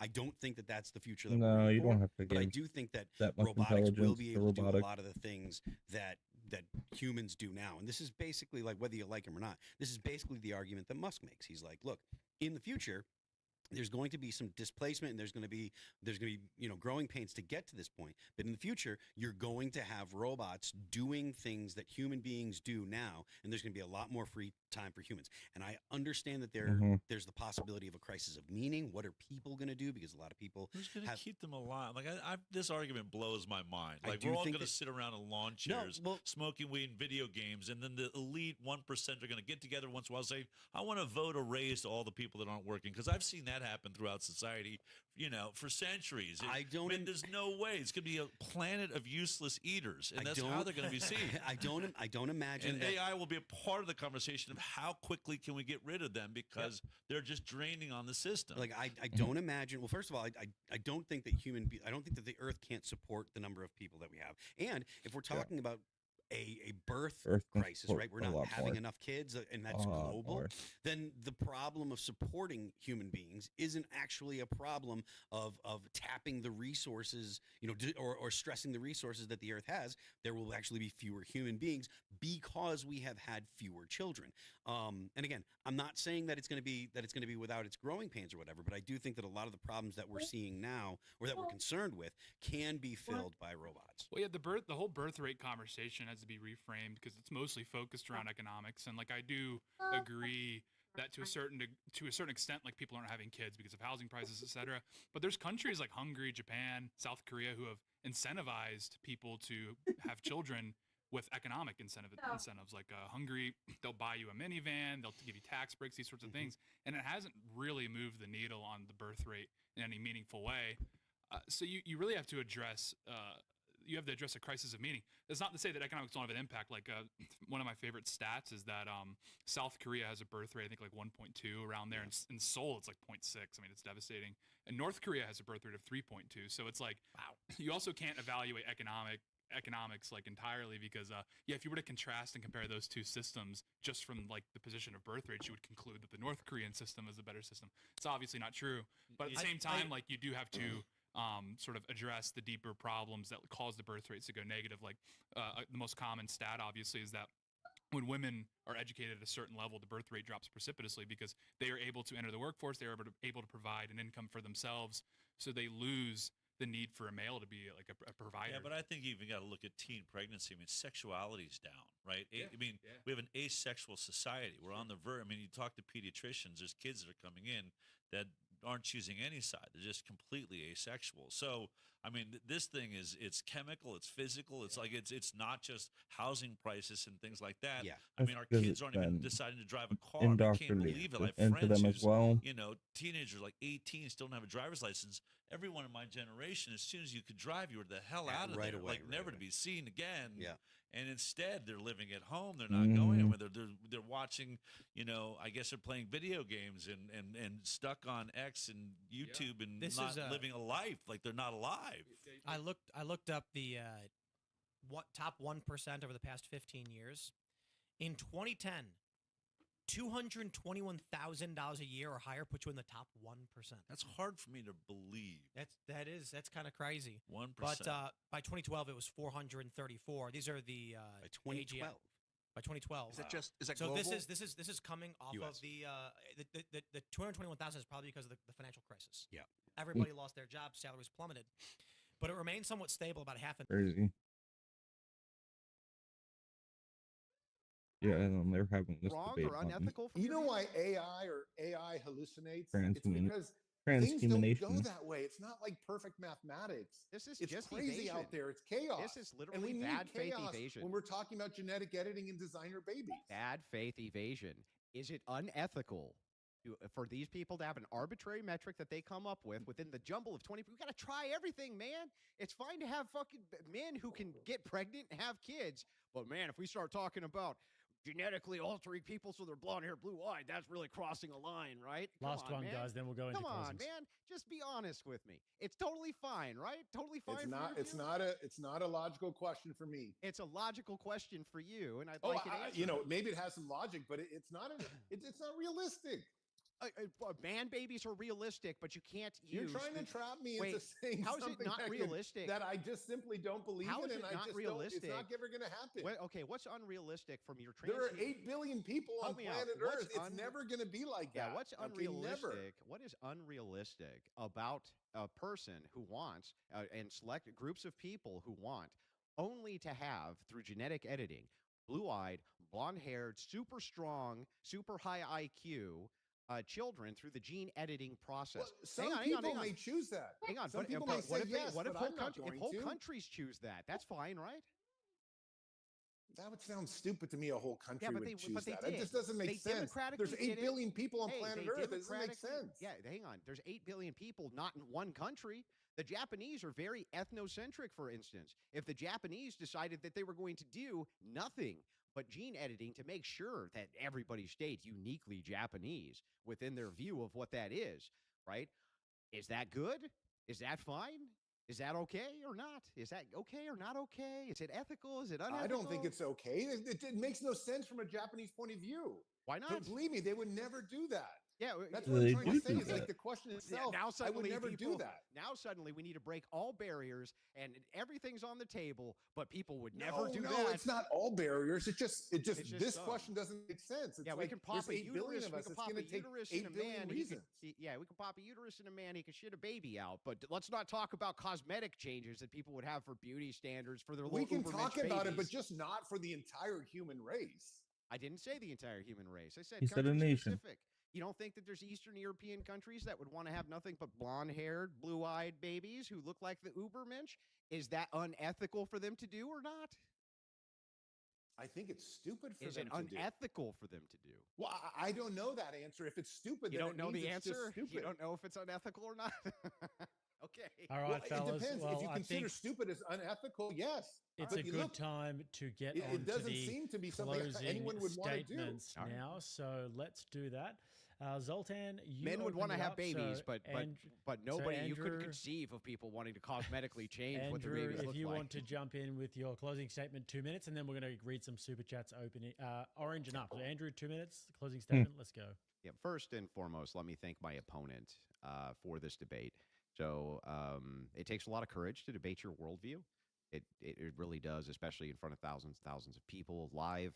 It takes a lot of courage to do that. And so first and foremost, I do thank you for having this debate with me.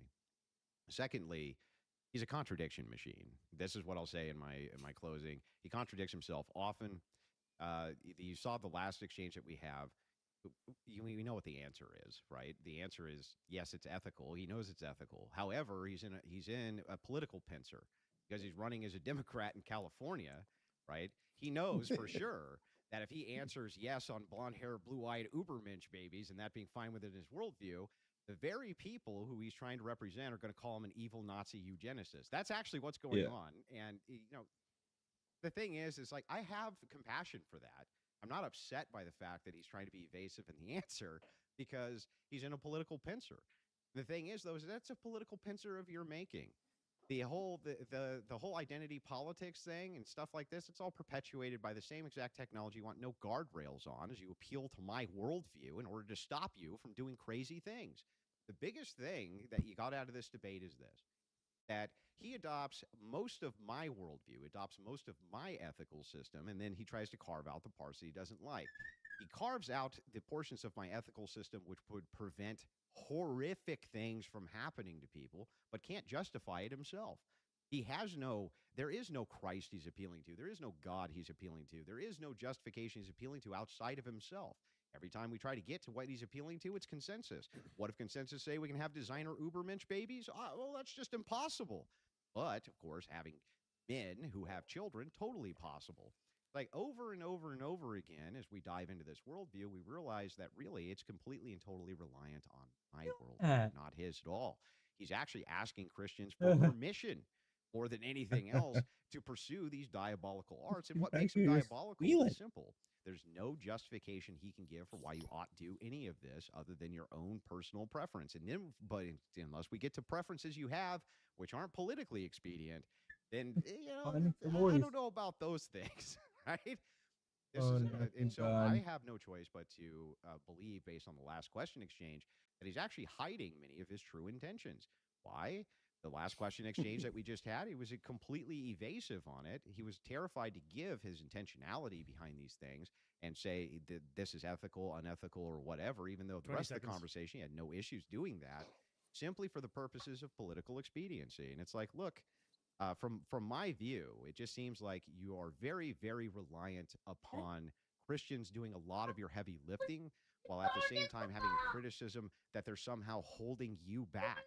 And yet it's our ethical guardrails that make any of this possible to begin with for you. So, all right, 3 minutes on the clock for you, Zoltan. Well, first, Andrew, thanks so much for doing the debate. It's been awesome. Actually, I've been really enjoying it. And Jake, thank you for hosting this.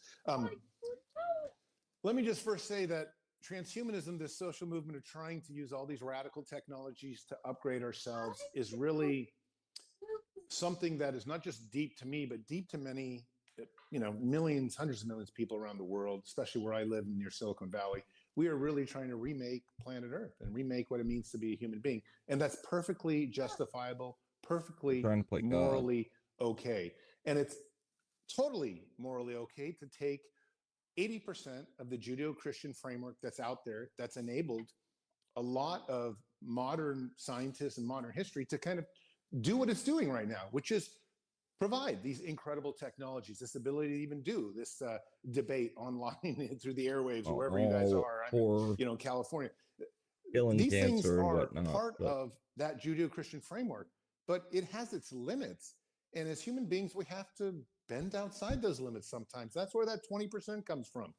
I'm willing to go somewhere where no one's gone before. And so are all my peers. We want to see what else can be done to the human body. We want to see what else can be done to the human experience. And that means one day men giving birth or putting our brains into machines. Maybe we'll do it. It's not going to happen today, but it's something that I'm willing to entertain and say there could be a moral fabric for it. And we could find new truths and new rules that are even better than we've had before, better than the Judeo-Christian framework than we've had. And I got to just say, regarding the last 10, 15 minutes, when it comes to kind of what we're discussing, it's absolutely okay to, again, stretch rules of morality and ideas, what we're wanting to discuss. But you're talking about with, eugenics, trying to bring me into this fold. And yes, I am running for governor, so I'm a little bit more careful. But there are 8 billion people out there making decisions. And we want everyone to have at least some say.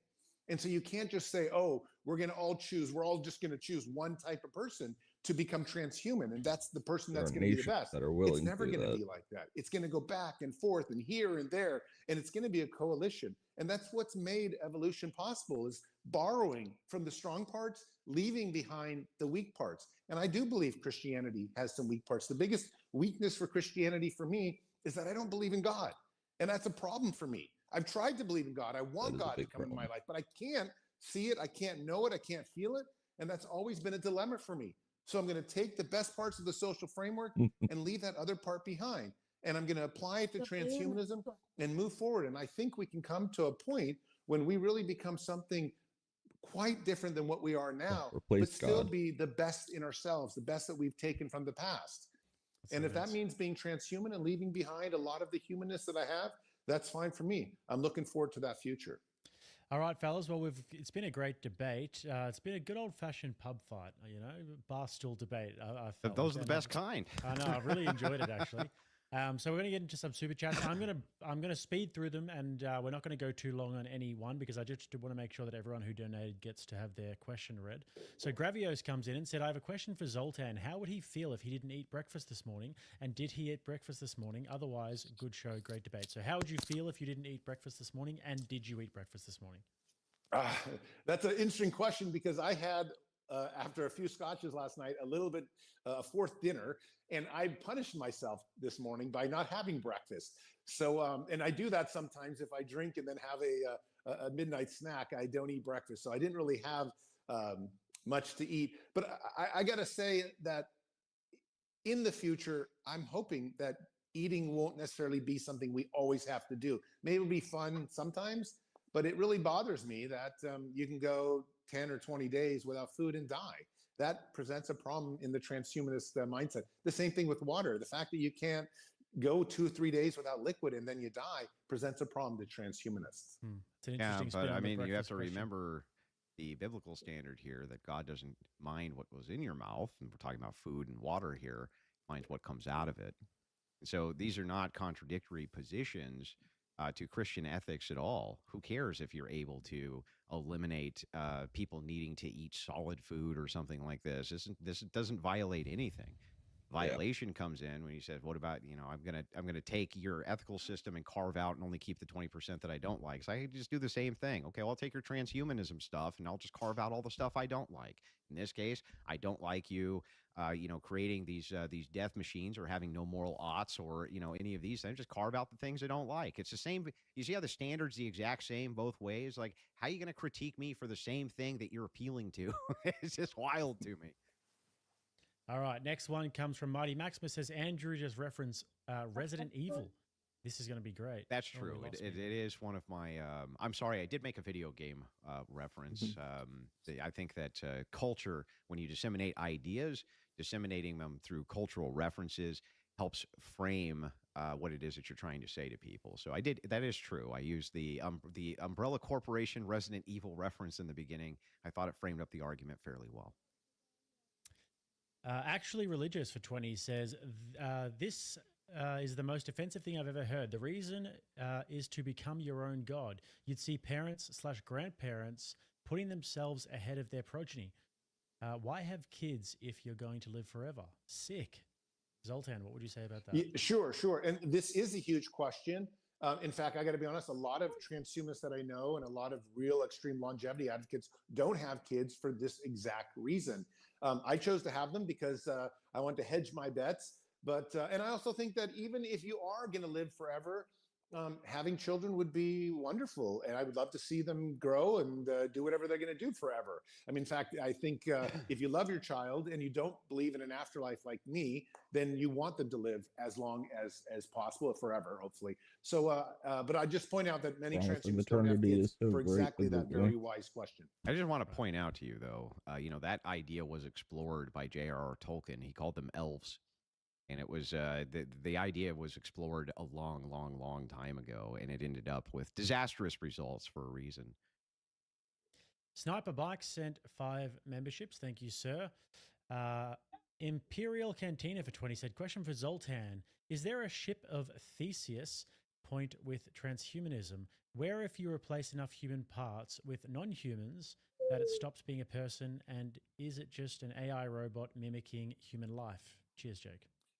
Sure. Well, yes. I would say most transhumanists say when you have crossed the 50% threshold, so when you've replaced over 50% of your body, you no longer should be theoretically called a human being. Like, so I have a chip implant in my hand, but that's just like a tiny percent, a quarter% of my body. However, when you've done over half, then I would say you have become something that is no longer part of the species. However, you probably still, as I've argued, retain your memories, retain your mammalianness and all that. And if that's in your brain, then you may still feel you're very human, even if you are entirely a cyborg or even a brain in a vat at some point. Do you see how arbitrary this is? Totally arbitrary. Like, what makes it at 50%? Which 50%, for instance? Like, if you get cut in half and the entirety of the bottom half of your section becomes robotic, are you now not a human being anymore? I think you could make an easy argument that you are still indeed, in fact, a human being, and that just doesn't get to the core of what the ontology of a person is, the very being of a person. It's another arbitrary starting position, and there's no reason for us to grant any of these arbitrary starting positions. They're arbitrary. So Andrew is right here in this sense, and maybe I should clarify. That 50% has to be done electively. You would have to say, oh, I want to take away 50% of my body and replace it. You can't have an accident happen to you, because then I would say you're fully still human. What? Wait. That's absurd. That's you just based on subjective identitarianism, just like subjective identity. I'm a human because I claim I'm one. Did you break Humanity it? has a biological and it? ontological meaning. It's not one or the other. These are very much intertwined. It's not just biology. It's not just the idea of the thing and what makes that thing, right? It's both of these things considered together. When you saying, wait a second, you could just identify. Okay, well then I'm a robot right now, right? But I'm a we robot do right identify. this second. So look, if you chop off both your arms, you put in a robotic heart. I mean, this is it. People like us transgenders, am I a robot? We identify, and that's okay. Am I a robot right now because I say I am? No, of course not. That's ridiculous. That's ridiculous. You basically would have to be lying to me, right? If I said I'm a robot and you said, yes, you are, you would be lying, objectively lying to me. Replacing 50% of your body, that would be hundreds of surgeries. That's arbitrary. So at that point, after hundreds of surgeries, replacing limbs and hearts and organs, I would say that, look, you may qualify as whatever you want to call yourself. It's an interesting debate. I'll have to watch that later if he keeps it up.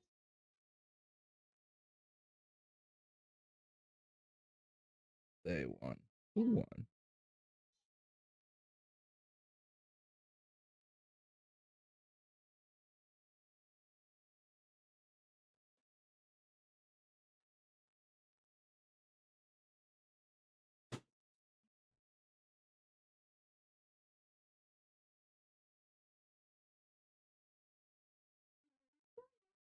Holt and Carter.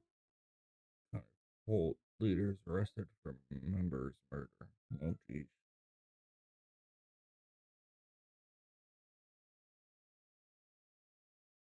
Australian imam issues dire warning to the West. I have just spoken with families of the victims, extending solidarity and unity in the face of an act of terror that has shaken the world.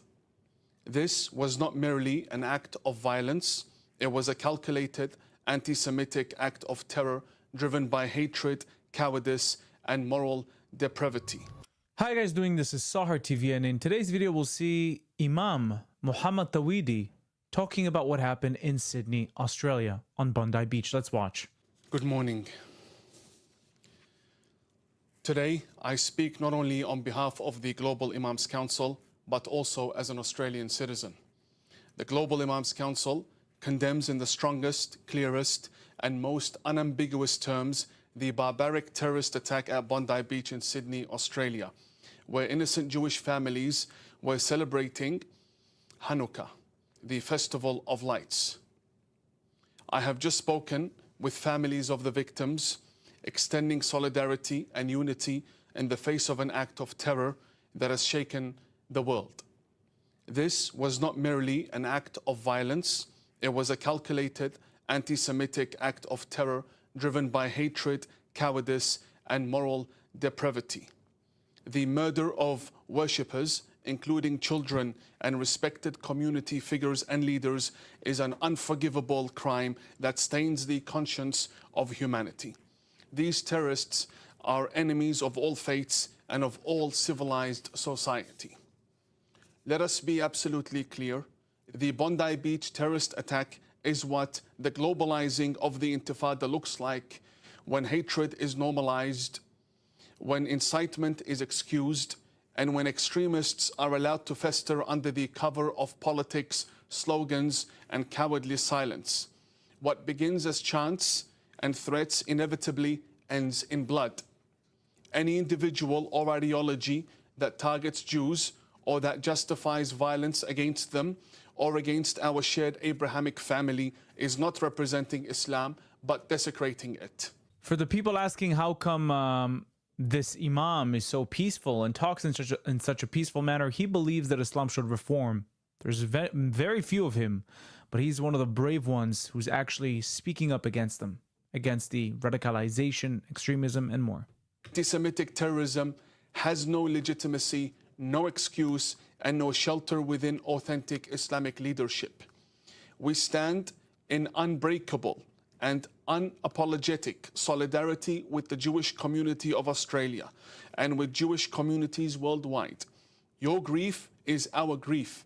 Your pain is shared deeply by Muslims across the globe who refuse to remain silent in the face of evil. The light of Hanukkah, a symbol of resilience and faith in the face of darkness, will never be extinguished by those who worship hatred and death. This terrorist attack must also be understood as a warning to other democracies, including Canada. As Mark Dubowitz of the FDD rightly stated today, I quote, "Sydney is a warning. Toronto has the same ingredients, a feckless, cowardly elite, and deepening Islamist penetration, driving Jew hatred to levels Canada has not seen in modern times." I mean, it's the same with France, right? France is the warning to the UK is the warning to Australia and Canada. France is what it's going to turn into. That's going to be the end goal. Not yet, but it's really close. End quote. When governments are permissive towards extremist rhetoric, when anti-Semitism is downplayed or selectively ignored, and when promised federal security funding for vulnerable religious and community institutions fails to materialize, the result is not tolerance, the result is terror. Canada must not mirror the political failure. What are you doing, kickers? Hi, babies.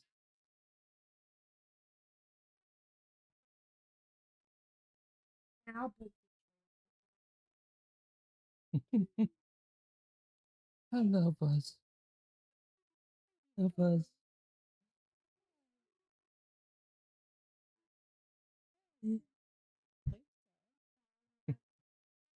years that have allowed violence to erupt elsewhere. A federal posture that hesitates to confront anti-Semitism decisively and takes no meaningful action against the Muslim Brotherhood and its affiliated networks risks sending a dangerous signal to extremists that consequences are unlikely and victims are expendable.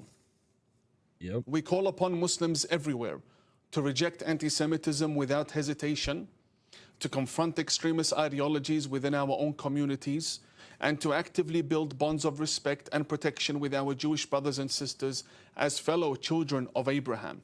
Amen. Silence is complicity, and being neutral in the face of terror is a moral failure. We further call upon Australian authorities to pursue not only the perpetrators, but also the networks, ideologues, imams, supporters, and enablers behind them with the full force of justice. Terror must be crushed decisively, and those who incite it, fund it, promote it, or excuse it must be exposed and held accountable without exception. May the Almighty grant strength to the bereaved, healing to the wounded, and justice for the victims. May He protect all innocent people from this plague of hatred and terror. Amen.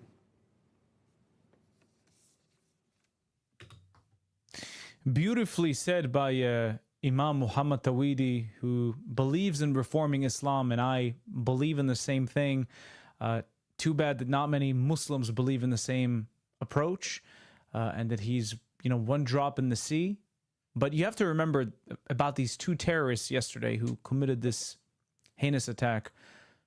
These are just two drops in the sea, a sea of a large infrastructure called the Muslim Brotherhood, who believes that Sharia should spread worldwide and dominate over all other religions. It starts with the Jews because the Jews were here before the Christians. It will then continue to the Christians and the other disbelievers and infidels of the world. Australia is a preview, but we always say that it's a preview. The London Bridge bombing was a preview. 9/11 was a preview, and the previous terror attacks were previews to the upcoming ones. You have to remember, every time you see those attacks, it's not going to be the last one. And as time progresses, it's going to get worse and worse because people are normalizing it more and more. This will come to your front door if action is not taken. If the elites are not condemning this, are not taking action against this, it will come to your door. So right now I'm talking to the people in Australia, I'm talking to the people in France, talking to the people in the UK and in Canada. You have the most similarity with the amount of immigration of people from different types of backgrounds and ideologies to your countries. Push your elites to take action. Push them. In America, we're already seeing some actions being taken in a serious manner, but it's not happening in Canada. It's not happening in Australia. You have to take action because your family could be next. And when that's going to happen, it's going to be too late. It's amazing to see imams like Muhammad Tawhidi speaking the way they speak. We need more of this. Thank you so much for watching. I'll see you in the next video. Bye-bye. Oh, babies. Upset. What you upset about? Oh, no need to be upset. Be upset, babies.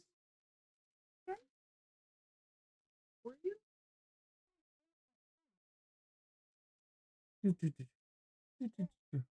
He forgot to turn the light off in the dining room. Oh, it's off. There's the kitchen light. I didn't. No, then I'm gonna go out there in a minute anyway. I'm gonna get some Buckeyes and cookies. You want me to? I gotta go pee, but I might need help carrying it back.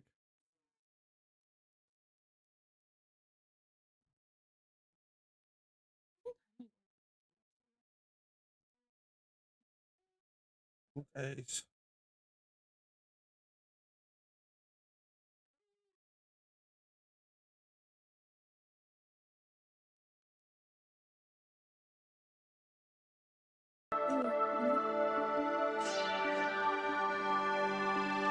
Hey guys, welcome to the Liberal Hive Mind, a channel solely focused on exposing the abundant hypocrisy of the left. And of course, here's the meme of the day brought to you by 5mind.com. The definition of insanity, the definition of crazy. To do the same thing over and over again, expecting different results. Well, if that's the definition, well, maybe not the clinical definition, but you know what I mean. If that's the standard, well, then I guess you could come to the conclusion that it seems that 90+% of DC has absolutely lost the frickin' plot to do the same thing over and over again, to continue funding the same groups.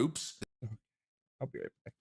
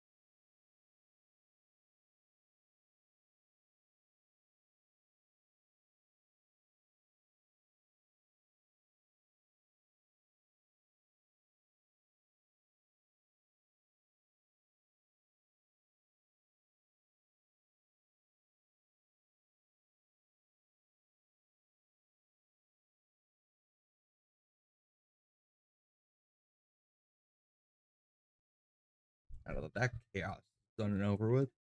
The same NGOs hiring the same consultants. First, the fire in the kitchen, and then kid almost dies from eating that cookie. Pushing the same humanitarian projects across the world to little to no results, to be simply feeding an ecosystem of corruption, embezzlement, sleazy deal-making. To be doing that over and over again, well, it's patently insane. And yes, it's exactly what we've been doing for decades. That is, of course, until now. You know, again, like I was saying in a video last week, they tell you Donald Trump is crazy, he's insane, he's a madman, but him and his cabinet seem to be the only people speaking common sense. They seem to be the only people actually trying to find solutions to do something different rather than further enabling the same clearly flawed status quo. And that's exactly what they're doing here. The Trump administration is now signaling a completely new strategy, a new idea in terms of conducting foreign aid. It seems as though the Washington NGO machine is officially getting defunded on an overarching policy level. Let me show you guys exactly what's going on. We got some stuff to get into, so let's roll the tape. All right, folks, so take a look at this announcement from Marco Rubio. The United States has spent billions of dollars over the years in helping with health strategies all across the world. What we learned over time, and especially after coming here, is that oftentimes, and I'm oversimplifying it, but this is an accurate description, what would happen is we would go to a country and say, we're going to help you with our health care needs. Then we would drive over to Northern Virginia somewhere, find an NGO, one of these organizations, give them all the money, tell them go to this country and do their health care program for them. That NGO would then take about some percentage of that money for their overhead and administrative costs. And by the time it got down to it, the host country had very little influence. It was sort of imposed on them, and only a percentage of the overall money ever actually reached the patients and the people on the ground that we were trying to help because of these costs. This makes no sense. So why are we hiring American and international NGOs to go into other countries and run healthcare systems that are parallel and sometimes in conflict with the healthcare systems of the host country? If we're trying to help countries, help the country. Don't help the NGO to go in and find a new line of business. So that's what the model that we're breaking. We're not doing this anymore.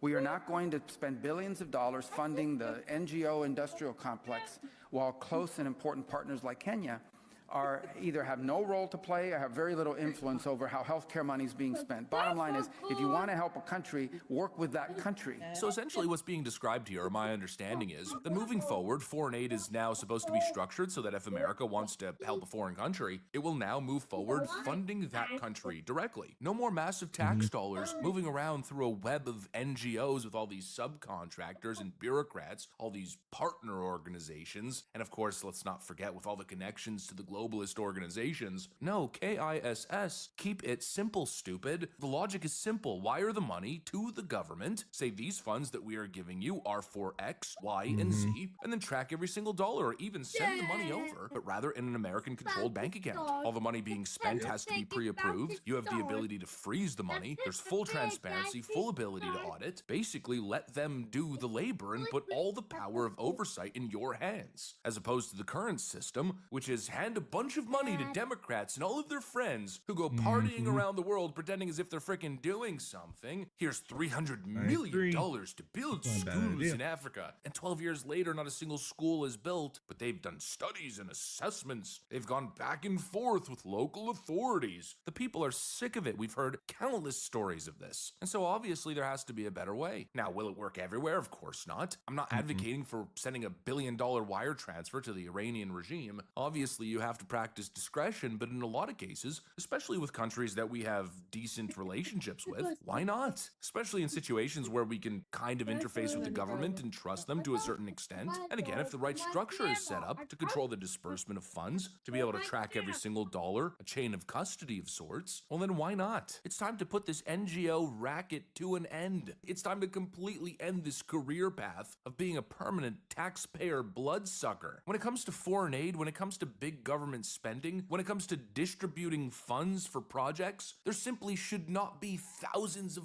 freaking government middlemen involved in those transactions. Each one of them taking a slice, taking a little piece of the pie, skimming the top, if you will. The whole notion of these NGO middlemen is something that shouldn't exist, or it should only exist in very extreme particular cases where it makes sense. But the left will tell you, well, middlemen are needed everywhere. Look at the world of business. But in business, a middleman either adds value to the deal or dies. size. If you're a distributor, if you're a broker, if you're a platform, you have to actually bring something to the table in order to get your commission. You need to be bringing something of value. There's a profit incentive. It's a balanced transaction. That's how a functioning market works. But in government, it's just endless middlemen. They just keep multiplying. The money's not earned, it's appropriated from taxpayers. There's no balance to transaction. It's monopoly money. Ooh, spending, spending, spending. And slowly but surely, especially in a late-stage liberal world, after decades of government growth, it starts to become dizzying. I mean, the roots have really taken and they've spread and they're everywhere. There's just thousands upon thousands of organizations, all sucking the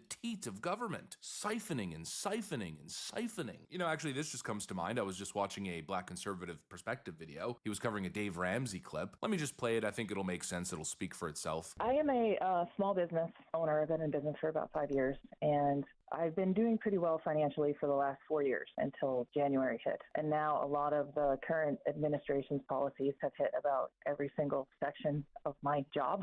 What business are you? company. Tell me about your business. So I'm a consulting firm that helps to support humanitarian initiatives with corporations, colleges, and school districts. So essentially, they bring me in as a consultant to repurpose their furniture and fixed assets with charities around the world. And I'm just curious, not trying to get into a political rabbit hole, but how are the current policies affecting your income? So first off, we're a women-owned certified small business. So the DEI initiative, we took a pretty hard hit with that in January. The grants for the universities being revoked, that caused some cash crunches for some of the programs and some of the projects that they do traditionally over the summer. Gotcha. Funding for the public schools, obviously if programs are being let go or, Department of Education is, being restructured, all of those things, school districts are downsizing themselves and kind of wondering how they're going to have the programs that they need to take care of their students. And then obviously the tariffs, which we all know that's a subject in and of itself, but how are the all of those factors combined? Okay. All right. So bottom line is that money has dried up. What was coming in freely to pay for your consultancy services have dried up. Another taxpayer grifter. Oh, Donald Trump's so evil. The funding has dried up. I can no longer do what I was doing, my quote, business. What business? She can't even describe what she was doing. There's no real business case there. It's just a bunch of freaking useless bureaucrats collecting massive, massive contracts from the taxpayers to do nothing. And that's happening domestically. California is the freaking mecca of that. And of course, it's happening on an NGO level as well. In fact, these kinds of schemes, in my view, are the backbone of the Democrat Party. It's the lifeblood. It's their entire industry. And they view it as such. Being a consultant, running an NGO, funneling millions upon millions of dollars into your pocket. This is a career path for people. And now the Trump administration is coming in and saying no more. They're trying to do the same thing on the Obamacare subsidies issue, where Democrats just want to continue feeding the corrupt system, where the lobbyists, the insurance companies, the politicians, the pharma companies collude together to keep those taxpayers funneling into their pockets. The Trump administration wants to come in and put the money into the consumer's hand. It's a smart solution, and again, they want to starve these bureaucratic grifters. And you see how the Democrats are acting. I mean, of course, the people who are going to be screaming the loudest are the same crowd that are living off this stuff. The NGO world, the consultants, the permanent bureaucracy, the Democrats who do their bidding, the people who just love to bill their consultation fees. They're absolutely terrified that the money's going to be spent the right way. Because if you figure out a way to get the money in the right people's hands, which in many cases is just the individual, or I guess in this case, the government entity itself, and then slowly things start to get better on all of these big social ails and issues that Democrats grift off of, if you actually spend the money effectively and solve these problems, well then the entire Democrat shtick falls apart. The entire Democrat machine. Like I always say, they don't want to solve homelessness. They want to maintain their homelessness industry, their industry of compassion. They love the big contracts, a massive order of crack pipes, meth pipes, and don't forget the syringes and all the other paraphernalia. It's big business, it's big quantities, and they're loving the commissions. I just ordered 3 metric tons of meth pipes from China. May as well pay myself a $75,000 administrative fee. The whole thing's an industry, and they know very well that it wouldn't exist if the problems were ever solved. deflect. And that's why these ideas freak them out. That's why they're refusing to even negotiate with Republicans on the idea of giving citizens health insurance vouchers. They're frickin' panicking because their entire corrupt industry is under attack. But at this point, after nearly a century of the status quo, it's justified, and oh boy, is it time. Anyways, that's what I got for you guys. Thanks for watching, and I'll see you on the next one.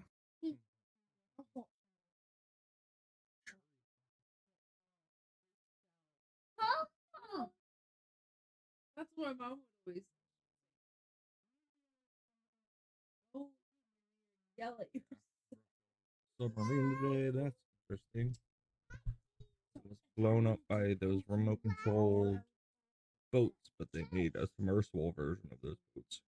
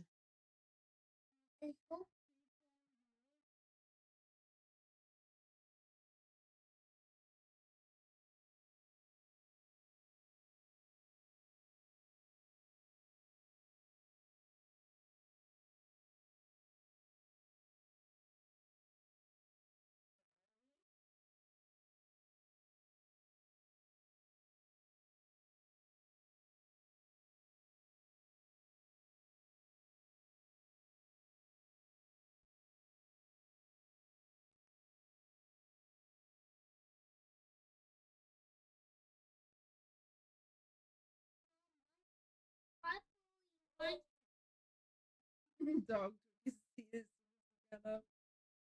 Get down.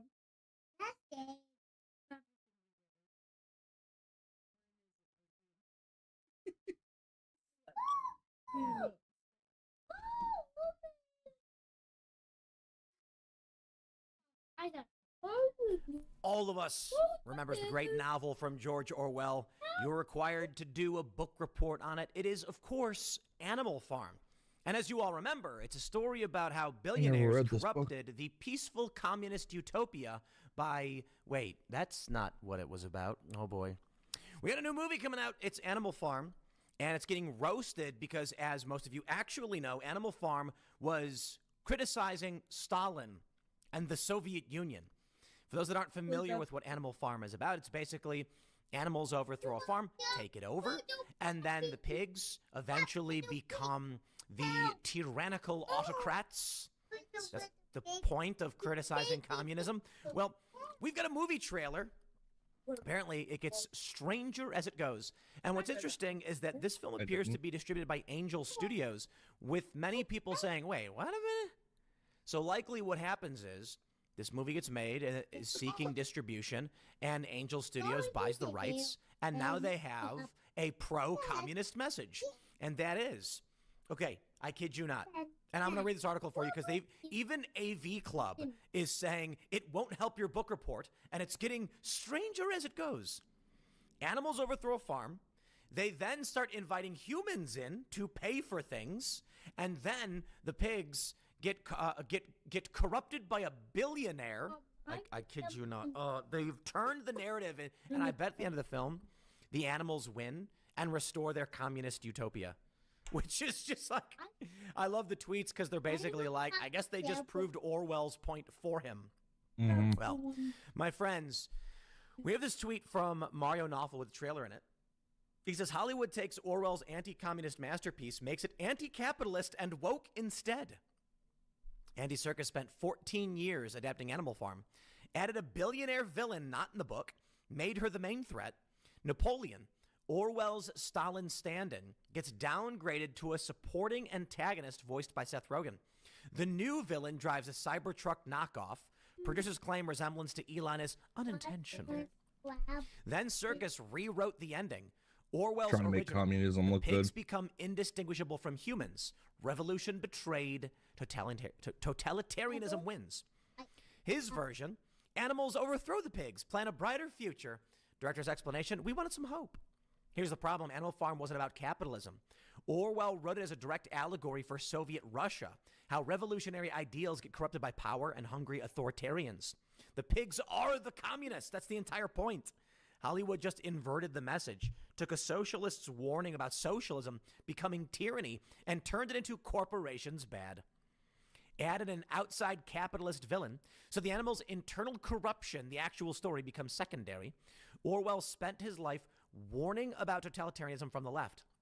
Now, Seth Rogen voices Napoleon like it's a buddy comedy, while the real villain is tech billionaires. 14 years to completely miss the assignment. Look at this one. I love this from Orion. I think they just made Orwell's point. Oh, no. They didn't just make Orwell's point. The point of what they're doing is to destroy your literature, to destroy the messages that countered these narratives. I'm going to show you a clip from the trailer, my friends. I have to do it. Let's see if we can make it a little bit bigger for you. Here we go. Cock-a-doodle! Hi, Lucky. What's up? We are going on vacation. I do hope it's somewhere good. What does that say? Laughter House. That sounds awesome. I love to laugh. It's a slaughterhouse. Look at all this deliciousness. They want this. Do you want to be food or do you want freedom? Then let's fight for it.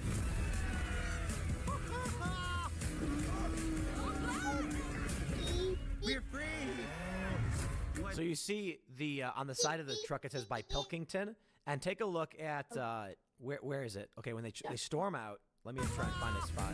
They're running, and these guys right here, these guys wearing the suits, they come back. So here's the communist part. Here we go. No animal shall wear clothes. Huh? What? We're show pigs. And all animals are equal. Animals running a farm?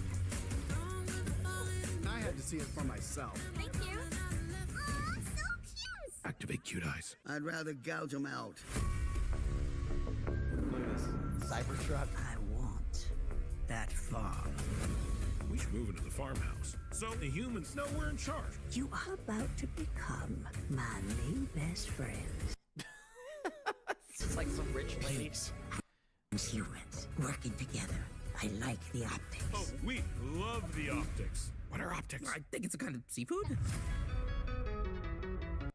Jeez. So look at this. Seth Rogen, Gaten Matarazzo, Steve Buscemi, Glenn Close, Laverne Cox, Kieran Culkin, Woody Harrelson, Jim Parsons, Andy Serkis, Kathleen Turner, Iman Vellani. I don't know some of those names. And here's what I think. Look at this. And then, like, here you go. You're wearing clothes. Would you look at that? I am. Everything's different, but we're still friends. All animals are equal, but some are more equal than others.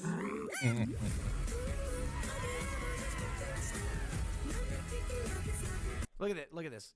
The point of Animal Farm and the statement that some are more equal than others was basically them saying that they have a right to resources, they have a right to mansions, they have a right to wealth and luxury while you do not.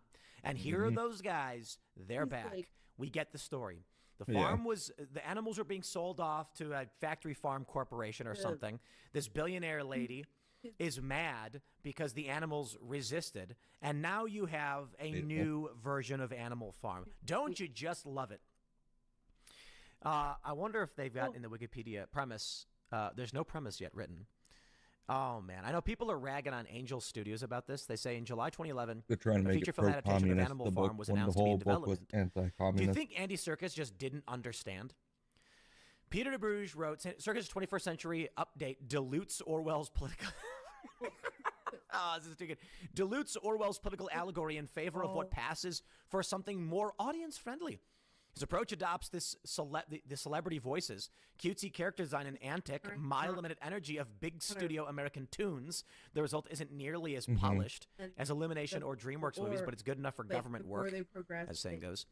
Pete Hammond of Deadline wrote, with a screenplay alternatively funny and frighteningly perceptive by Nicholas Stoller, this gorgeously animated version is not outwardly trying to be political, but nevertheless is uncannily meeting its time and proving to be a little too close for comfort to America's drift towards authoritarianism. They didn't read the book. They didn't understand any of what the book was about. Or they did, and they're lying intentionally because they want to destroy your messages.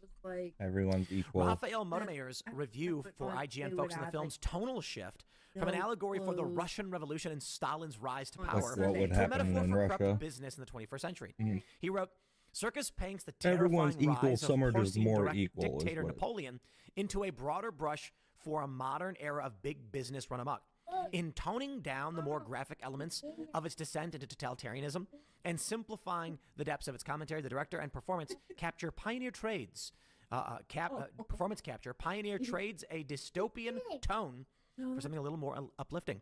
It's a fun movie with some creative visual choices and a great cast, but it's also hard not to feel like it lost some teeth on its journey. What do you mean lost some teeth? They straight up ripped all of the teeth out of its mouth. The only teeth it has was criticizing the pigs in saying that when the revolutions happen, you know what? You know what? I wrote a song about this. I wrote a song about it. Here we go. And then Muse copied the song, and because that's what they did. And I want to show you this. I recommend you guys. Spoiler alerts. Actually, that's not the right one. It's this one. You've been blocked by network security. That's Reddit. That's not. What are you doing? Where's the YouTube one? Man, this is really crazy because like, look, it's got millions of views. So this is a song I made several years ago, 5 years ago.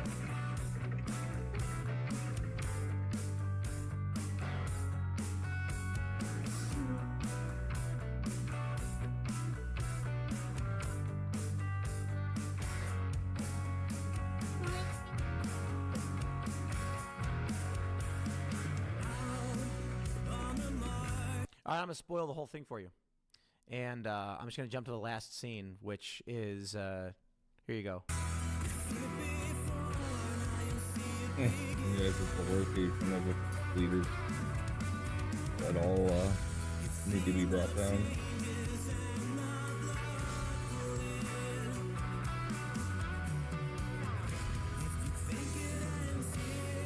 So for those who are just listening, the imagery is it's a statue. They throw the ropes. When they pull it down, it's a wheel. I did not come up with that idea. That's actually a very viral piece of art, and we basically just animated it for the end of the film because, or for the music video, because that was the point.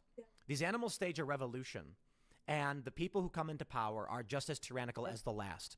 Everybody is fighting not for a just world. They're fighting for power for themselves, and that is always going to be the case. And this is particularly what has me so disillusioned with the political spaces these days.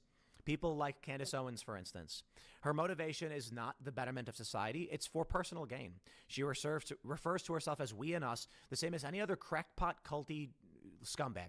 And I've said very disparaging things about her and will continue. But, again, she's having a summit with Erica Kirk, and I hope that everyone calms down, stops fighting each other.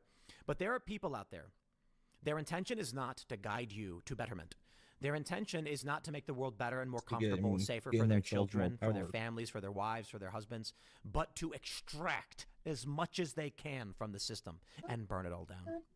And how we fight against that, I don't know, because it requires bravery. And very few have it. It requires bravery. It requires an astute mind. And very few have it, which makes it a bit of a challenge in that when good men do nothing, evil prevails. Yeah. And so long as there are people like me who complain all day but never want to run for office and don't want to be in charge, then I don't know how we survive this. I don't know how we overcome. And that's a direct criticism of myself. I'm very self-aware.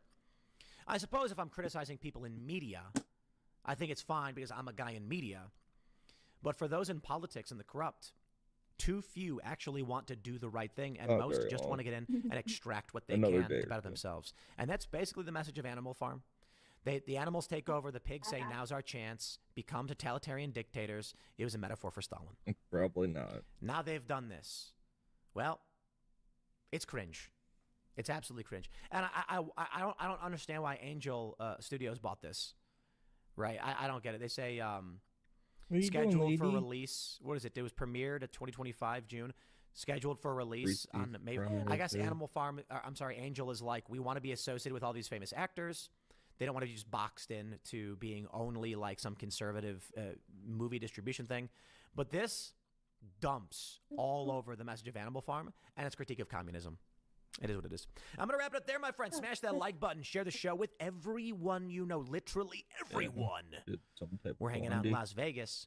I'm going to be filming a vlog. I got to run and pick up some equipment. But we're going to be doing a vlog. It's really great hearing out the World Poker Tour. A lot of fun. Thanks for hanging out. Oh yeah, you didn't know this? No. Oh yeah, your mom used to. Wait, I remember. You guys actually. She used to, yeah. Yeah. Make all kinds of cookies. All kinds. It wasn't until a few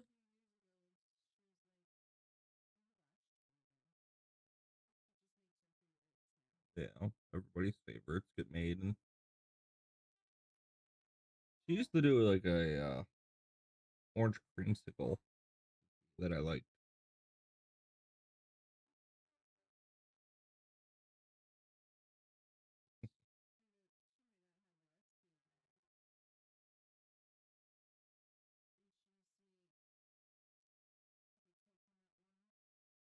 Mm-hmm. You made a types of cake. Yeah. Yeah. Yeah. Can I have fun, guys? Oh.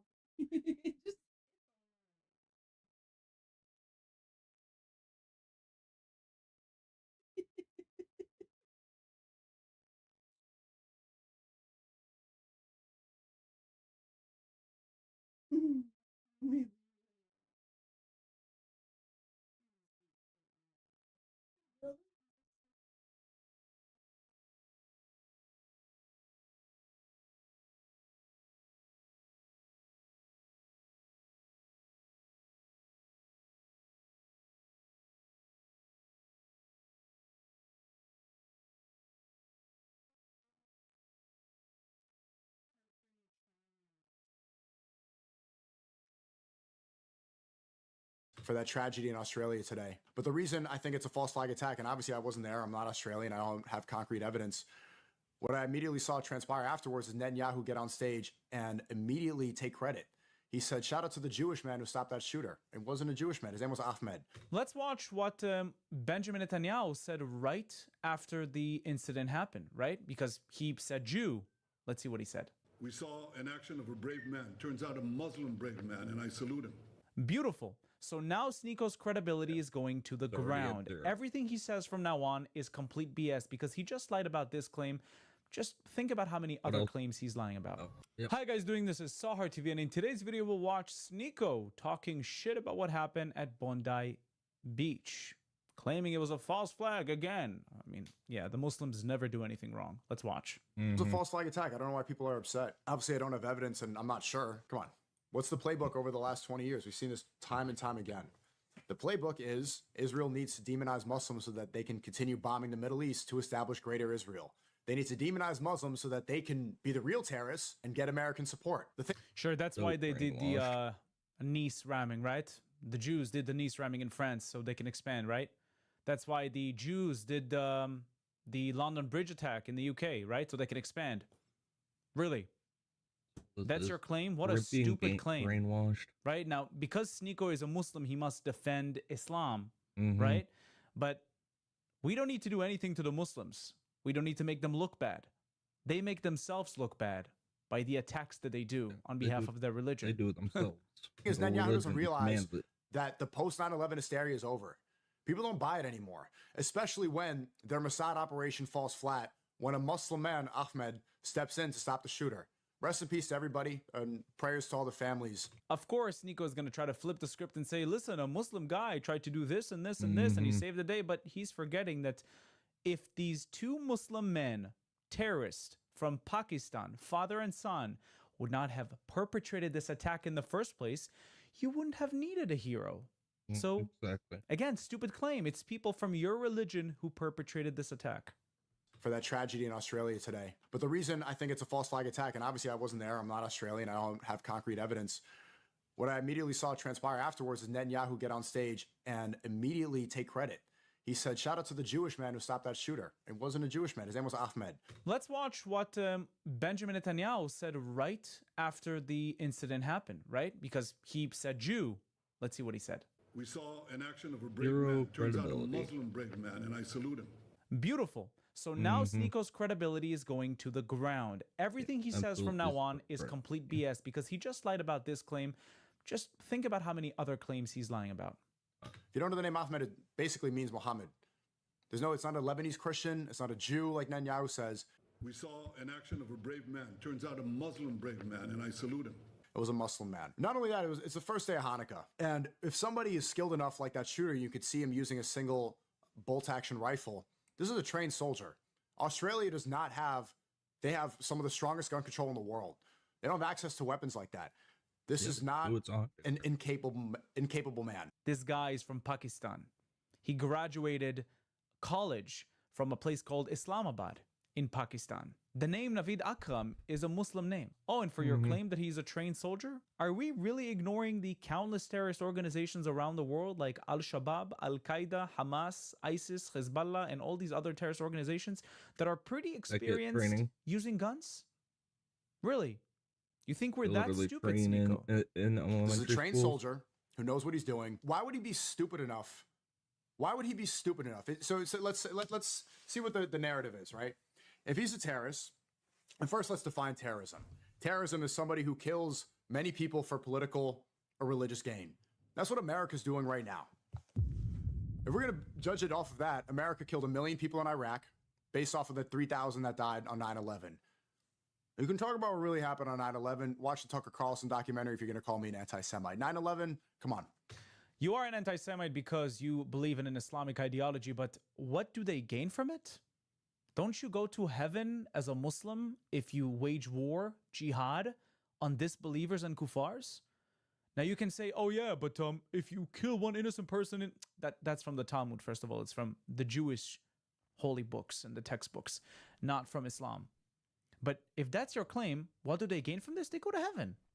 They get 70 virgins. They die fighting for Islam because they fought those filthy Jewish kuffars. That's what they gain from this. Sneako really doesn't know his own religion, or he does, and he's practicing taqiyya, right? Lying on behalf of his religion. The passports in the rubble, the war that was justified afterwards, the weapons of mass destruction that were never found. If we're going to say that terrorism is for religious or political gain, which is the actual definition, then America's the biggest terrorist in the world. Not only that, we do it to fund Israel. We do it to support Israel. Everybody can now admit that over the past 2 years, over 2 years since October 7th, what was going on in Gaza was a genocide. Why don't we call... Nobody can agree this was a genocide because this was not a genocide. Their numbers grew. They are more than what they were before October 7th. If Israel would have targeted civilians only, it would have been a genocide. But they targeted a bunch of Hamas, therefore dismantling your claim of genocide. Stop with that stupid claim. Only Muslims believe it's a genocide because you guys brainwashed the shit out of them. Israel terrorists, bombing children nonstop for 2 years straight, killing innocent civilians. Yet he cannot provide a single evidence showing IDF soldiers killing children intentionally. In war, people die. War is horrific. But he cannot produce a single video evidence from inside Gaza where you see an IDF soldier sniping a child. Purposely sniping he at can a only show child me the or trying to kill. aftermath. But then how do I know who actually killed the child? Because Hamas knows they gain a bunch from showing dead children and dead women. For religious and political gain, that's terrorism. So if the narrative knows now how to manipulate is the that this media Muslim and guy have been doing it for in many, Australia many hates years, Jews so not much, just through this why war. would he kill these people on the first day of Hanukkah, strategically on a roof, making a big public display, knowing that that's going to be used to demonize Muslims and further the agenda of Israel right now? What do you mean? Because he's a Muslim and he believes that he will go to heaven if he commits an attack against Jews, because that's striving for Islam. Why did he do it on the first day of Hanukkah? He could have done it on the second day because he knew there was going to be a big Jewish gathering on Bondi Beach where he can just snipe them like ducks. That's why. What kind of idiot would do that publicly? An Islamist idiot. On the first day of Hanukkah. Not very many smart Islamists out there, unfortunately. A lot of them are inbred. And their IQs are lower than room temperature. A lot of them. Knowing that they will use that event to justify more support and more money to Israel. He's not that stupid. I can make the same claim for why would a Muslim person do the London Bridge bombings out in the open if he would know that it would make Islam look bad? Why would the Nice ramming terrorist, Muslim by the way, commit this attack out in the open if he knew this was going to villainize Islam? Because that's the ideology. Their imams preached about this. Killing kuffars is a blessed thing. And by the way, they are ranked higher in Jannah and in the eyes of Allah than you, because they fight. They fight for Islam. Any Muslim knows that we get blamed. Muslims get blamed. One Muslim does something bad, and all the Muslims get blamed. Let's be consistent. Let's say he is a Muslim shooter. Because why are we calling him a Muslim shooter and not an Arab shooter or a brown shooter, wherever he's from? When Tyler Robinson assassinates Charlie Kirk, allegedly, we don't call him a Christian, do we? Do we call Tyler Robinson the Christian shooter?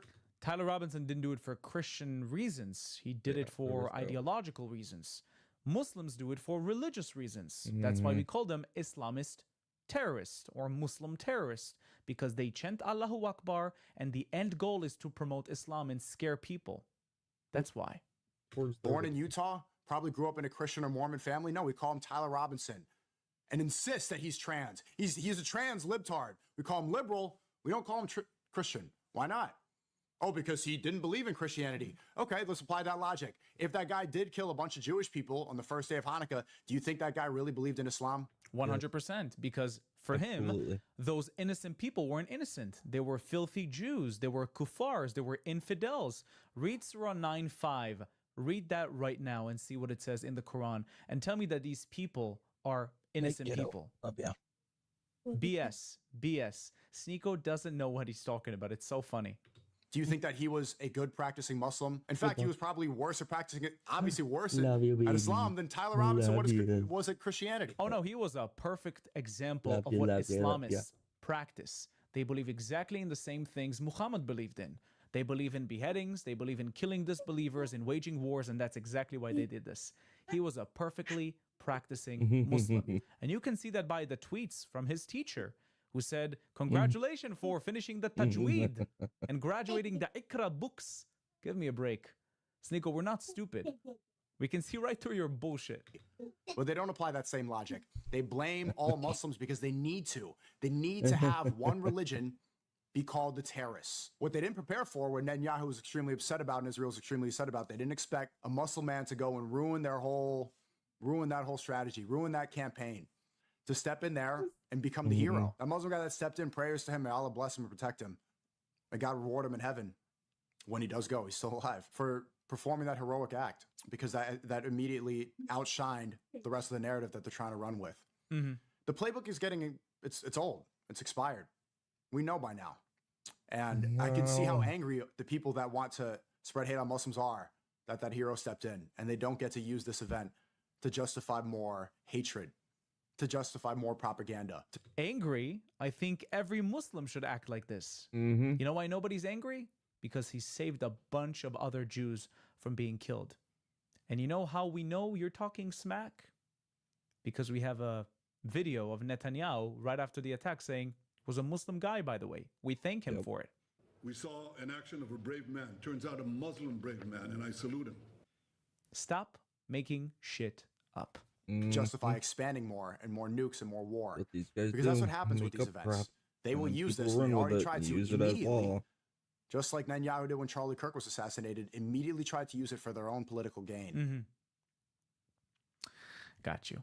So he started this video. I have no evidence whatsoever that this was a false flag, but whatever, right? Sneeko is literally the biggest shit stir on social media, him and Nick Fuentes. This guy was clearly a Muslim. His father was clearly a Muslim. We have his ID. We have his affiliation to Pakistan. We know he went to a Muslim preacher, a Muslim school, learned Islam, educated on Islam. But now everybody's going into full effect trying to defend Islam because they carried this attack on the name of Islam, just like the other terrorist attacks that are carried around the world. But now Sneako's trying to make it into, oh yeah, it's Israel to blame. It's Israel. What does he gain from... Shut up, Sneako. We're onto you. We've been onto you for a long, long time. And no, nobody's angry that a Muslim guy saved the day. No. He didn't actually save the day. He saved a lot more people from getting hurt because 15 Jews were murdered by 2 Islamist terrorists, disgusting Islamist terrorists from Pakistan. And you know what I'm really happy about? That the son, the 24-year-old Muslim guy, got captured alive, was arrested and wasn't killed because he was hoping to go to heaven, right? And be with his virgins. But too late for him. He's going to prison. He's going to spend time with his 72 cellmates that are going to do a pretty good job, as we say. Thank you so much for watching this video. I'll see you in the next one. Trouble.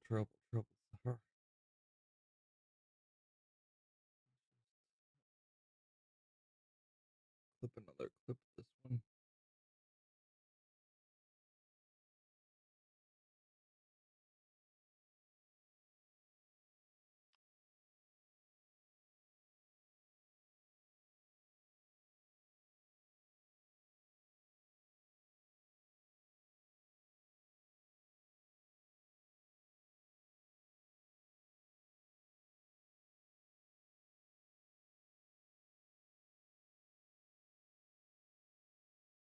More people now, and in the eyes of Allah, than you, because they fight. They fight for Islam. Any Muslim knows that.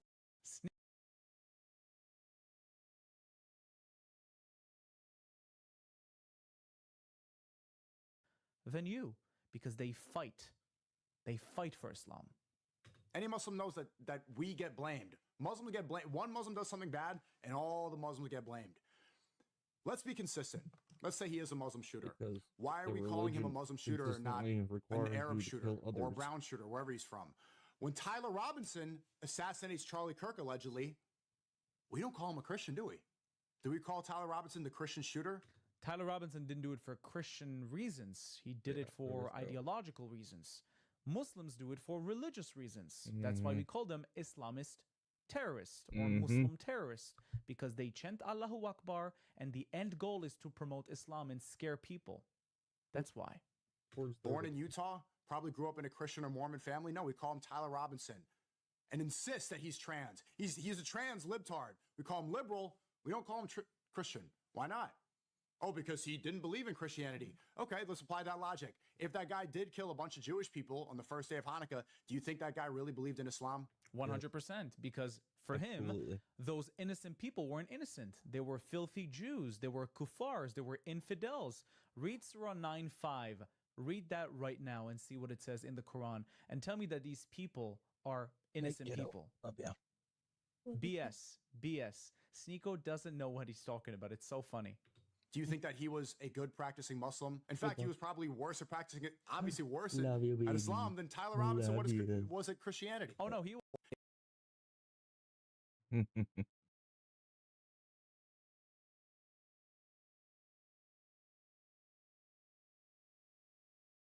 Why would he kill these people on the first day of Hanukkah, strategically on a roof, making a big public display, knowing that that's going to be used to demonize Muslims and further the agenda of Israel right now? What do you mean? Because he's a Muslim and he believes that he will go to heaven if he commits an attack against Jews, because that's striving for Islam.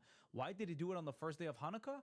He could have done it on the second day because he knew there was going to be a big Jewish gathering on Bondi Beach where he can just snipe them like ducks.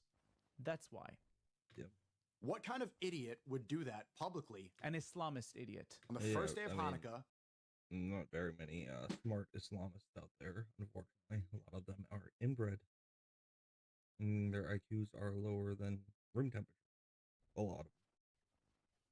Knowing that they will use that event to justify more support and more money to Israel. He's not that stupid. I can make the same claim for why would a Muslim person do the London Bridge bombings out in the open if he would know that it would make Islam look bad? Why would the Nice ramming terrorist, Muslim by the way, commit this attack out in the open if he knew this was going to villainize Islam? Because that's the ideology. Mm-hmm. Their imams preached about this. Killing kuffars is a blessed thing. And by the way, they are ranked higher in Jannah and in the eyes of Allah than you because they fight. They fight for Islam.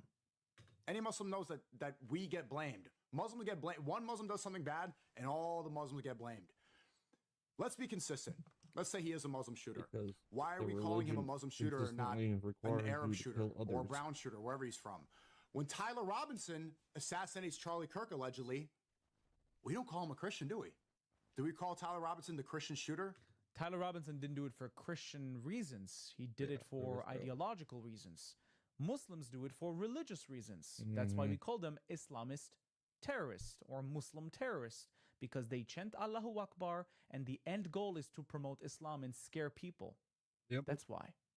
Born in Utah, probably grew up in a Christian or Mormon family. No, we call him Tyler Robinson and insist that he's trans. He's a trans libtard. We call him liberal. We don't call him Christian. Why not? Oh, because he didn't believe in Christianity. Okay, let's apply that logic. If that guy did kill a bunch of Jewish people on the first day of Hanukkah, do you think that guy really believed in Islam? 100%. Because for him, those innocent people weren't innocent. They were filthy Jews. They were kuffars. They were infidels. Read Surah 9:5. Read that right now and see what it says in the Quran. And tell me that these people are innocent people. Yeah.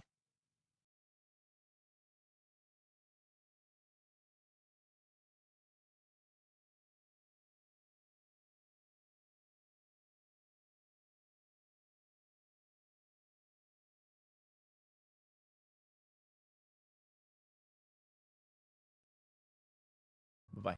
If you'd like to watch more of my stuff, please check out my channel down below. If you like what you see, don't forget to subscribe to the Always check YouTube channel out and that. hit that notification button heart so you can be notified every time I upload new A lot of content. the time I If you'd like agree. to support me and the channel financially, you can do that using Buy Me Coffee or Patreon down in the links below. Also, we now have a Discord that you can join down in the link below. And now you can become a YouTube member and enjoy specific YouTube perks. Thank you for watching. I'll see you in the next video.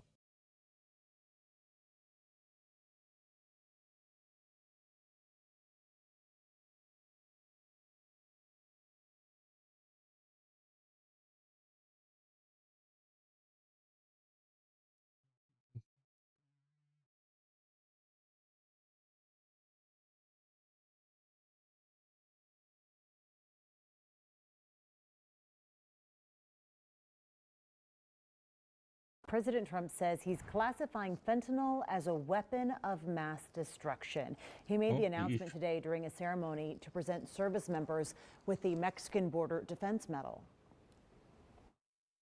That's why today I'm taking one more step to protect Americans from the scourge of deadly fentanyl flooding into our country. With this historic executive order I will sign today, we're formally classifying fentanyl as a weapon of mass destruction, which is what it is. Yeah. No bomb does what this is doing.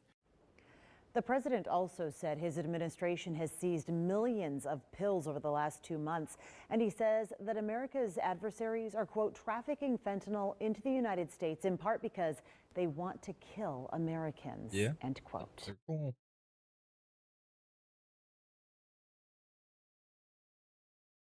Crazy. Him to do it, though. This has been going on for years. Ninja Hanzo.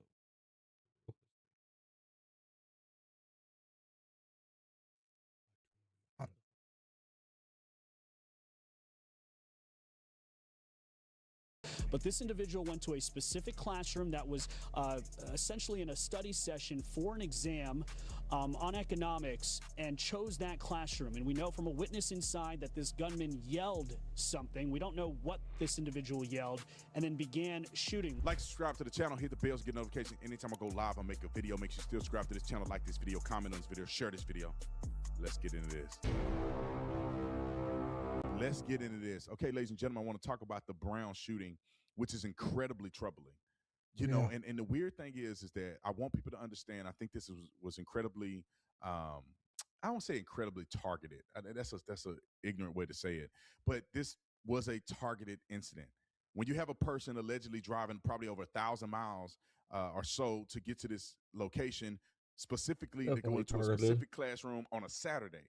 Normally, colleges aren't hosting anything on Saturdays. So this individual, whom they haven't caught yet, they thought they had a suspect, wasn't the suspect.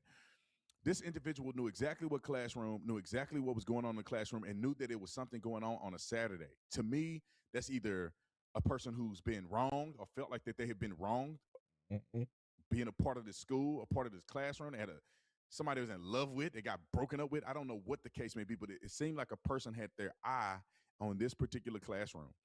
Now, one of the things that have come out right now that's very troubling is the fact that they haven't found the suspect. I think that's probably incredibly troubling because if they haven't found a suspect, that means the person could have the potential to go and do this at other places. Or if the person went in to kill a certain person or kill as many people as possible, or whatever the case may be, they're at large right now to finish the job, right? I mean, kids are going to be terrified to go back to school because the person may return back to finish what he started. And the reason I say he, because 9 times out of 10, it's a man. Women typically don't do stuff like this in this fashion. But let's get to some of the news clips that's out there. I think one of the clips that I want to showcase was the clip of them not releasing the guy that they originally had in custody, illustrating that there is nobody in custody at this point. So let's roll that clip. I think it's clip 302. Let's roll 302. That the person of interest that they have now released is not the person in this video, the video that's been seen all around the world, showing a person leaving the scene of the shooting on Saturday afternoon. The AG said while there was some evidence that justified detaining this person, recent evidence and lab testing from the scene is pointing them in a different direction. Providence's mayor, Brett Smiley, says even though the murderer is still on the loose, they are not reinstating a shelter-in-place order that was lifted just before 6 a.m. yesterday and are now instead increasing the police presence. We will be releasing the person of interest who had been detained earlier today. We know that this is likely to cause fresh anxiety for our community. And we want to reiterate what we said earlier, which remains true, which is ever since the initial call, now a day and a half ago, we have not received any credible or specific threats to the Providence community. Now, the chief of police here in Providence says a tip led them to the now released person of interest, reportedly a 24-year-old man from Wisconsin. The FBI helped locate him at a hotel 20 miles south of Brown University in Coventry, Rhode Island, where he was detained on Sunday morning. Investigators also admit this video of the person of interest is the best video they have of the potential gunman. They don't have video of the gunman's face. The AG says there was not a lot of cameras inside the engineering building where the shooting took place because it's an old building. Meanwhile, the community here holding a vigil for the 2 students killed and 9 others wounded in Saturday's shooting. All right, let me go to Ground Out News real quick. I want you guys to see this because if you are considering being informed on the topic, you need to go to Ground Out News because Ground Out News can show you from the left side, from the center, from the right side of the content, what people are saying. It appears to me that when researching this, it's over 246 articles, that majority of the right, the center, and left is saying the same thing. When it comes to tragic events like this, most of the time they try to stay nonpartisan and project the truth. Because this guy did not use an AR-15, allegedly. He did not use an AR-15. It looked like he used a handgun. The naysayers and the leftists aren't talking about gun control as much as they normally talk about. But I want you to go on and visit, if you haven't, Ground Out News. If you can see, I have the Vantage plan, which everything is covered under the Vantage plan, meaning you get access to all of the options here, meaning you can see what outlets are doing what, how many articles are being written by the left, the right, the center. You can go on and see the factuality, the ownership, you name it. You can click, if you want to look at Rhode Island politics, if you want to look at U.S. crime, policing, all of those things you can click so you can stay up and informed from every perspective. And this is why I love Ground Out News, because it gives you the raw and uncut, filtered through every single outlet that's promoting the content. So go to ground.news/Tatum, ground.news/Tatum, and I think you get about 40% off the Vantage plan, which is the plan that I use, and we're going to go from there. Now, let me add something here. After somebody goes and shoots up the school, Now they want to increase police presence. I do not effing stand. Like I want to cuss. I don't understand why we can't be proactive. Hire more police proactively, and therefore they're on campus protecting these students year round. Hire private security. Whatever you have to do, you should have enough security to deter people from coming on campus and doing this. The reason that you see people going to schools and doing this is because it's a gun-free zone. Easy. That means there's nobody there. Nobody's gonna count. That means there's nobody that's going to stop them from going and shooting up everybody. And I think it's pretty clear that that's what's going on. There's a couple other things that has gone on in the news that I want to point out. Young lady, I think her name was Ella. I could be wrong, but she was a conservative Christian young lady. There was a church service, I guess, honoring her. I want to play the clip real quick of her because it was very sad. It's another young man that was identified as one who had gotten killed. Multiple people killed, even more injured. I think it was 2 that was identified as being killed, and I think it was like 9 others. But this is the young lady. I want to just play this little clip to honor her because it's very unfortunate that she lost her life. I'm not sure if the shooter was targeting her specifically and the other person, or he was just spraying and praying and only got a chance to get to these 2 as far as killing somebody. I wrote a clip. I want to share a word with you before we sing and before you hear the name in our prayers. It's a tremendous heaviness that is upon our congregation today. Many of you heard about the tragedy which happened at Brown University, the shootings which took place, and a number of young people who died. And sadly, tragically, one of those people is one of our parishioners. Ella Cook was one of those.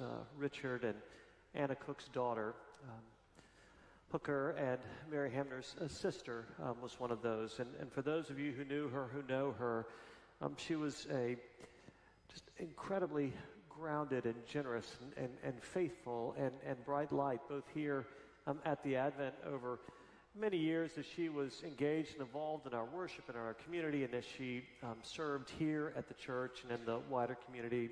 In all sincerity, just a tremendous Ella, a tremendous and bright light in there at Brown University as well in the time that she was there. Was such a light and such a witness. All right. I just wanted to play this little clip for him, but just to honor her a little bit because I think it's very sad. That's somebody's daughter. It's insane that families have to go through this, man. As a father, I could not imagine my child getting killed on something stupid like this on campus. Just going there trying to get an education. I want to play a couple of the video footage clips of what they report as new camera angles because they don't have the suspect at this point. We don't have a clear motive. The original video footage that they showed us was kind of inconclusive, right? You can't deduce anything from that. But they have some new footage that they want to show, and I want to play this because if anybody knows this person or know of this person or have any tips, please contact the local government there at Brown University. You can do the university police, anybody that has jurisdiction to investigate, please contact them. I wrote a clip. This is the first video that we're showing you. This is the individual walking. It's on the sidewalk of Benevolent. And this is prior to the incident. Here we go again with this video too, Mike. Again, you see him walking.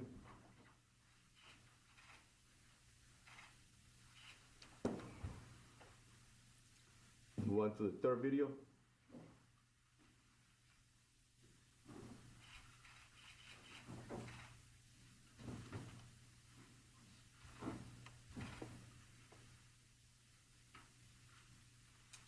And you want to, these are some photos of this individual.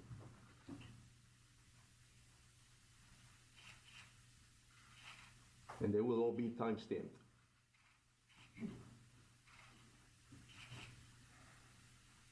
The last photo.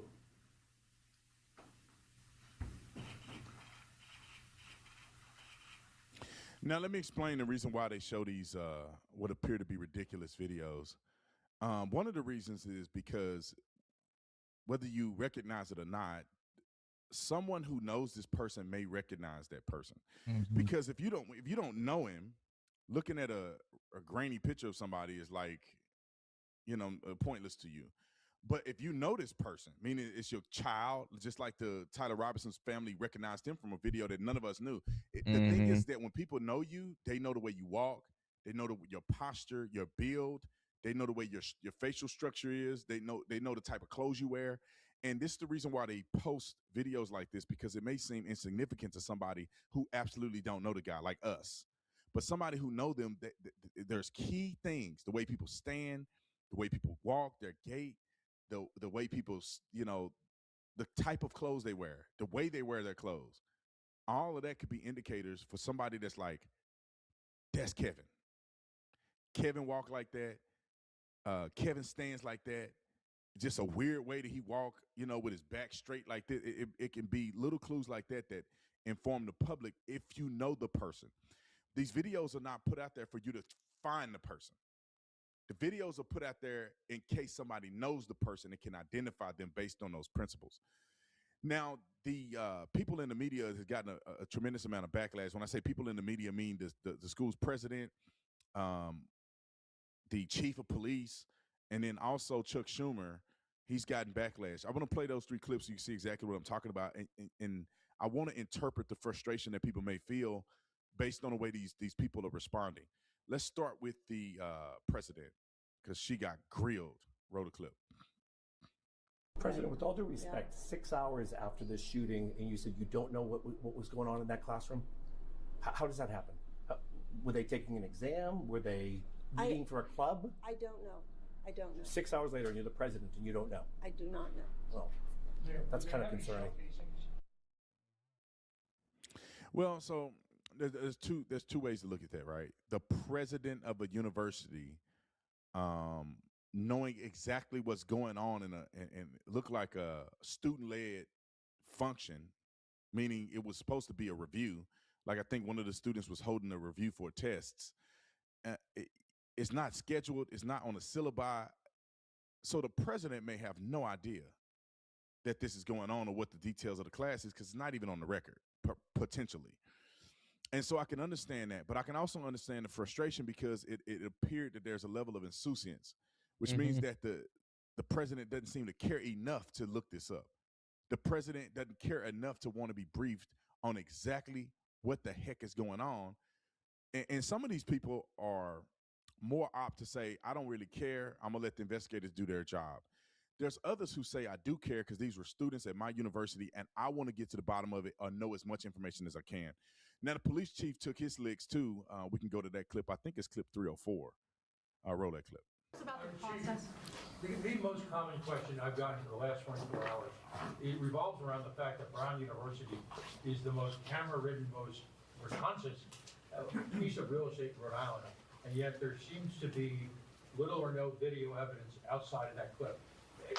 Respecting the investigation, is there a lot more video that we're just not able to see yet because of the ongoing investigation, or is there simply no video?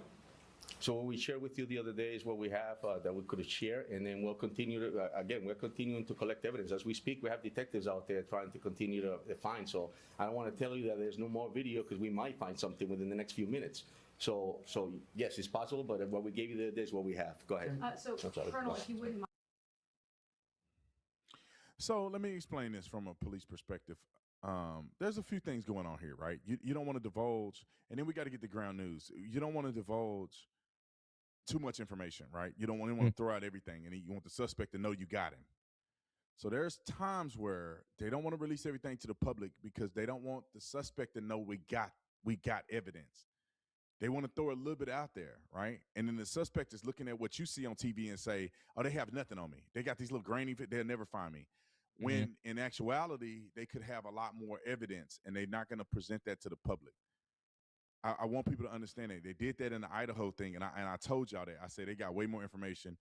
They just don't want to disclose some of that stuff to the public. So in this situation, this could be the case where you don't need to get so frustrated with them, because there are other items of investigatory information that they may actually have that they're not going to disseminate and disclose. Y'all have to understand, and I want you guys that watch me to be informed on this. is the investigation is not about you. There's a small obligation for the investigators to disclose to the public what's going on for public interest. But at the end of the day, they have no obligation to you. They're trying to investigate a crime. They're trying to prosecute people. And they want people to go to prison for these heinous crimes that they're doing.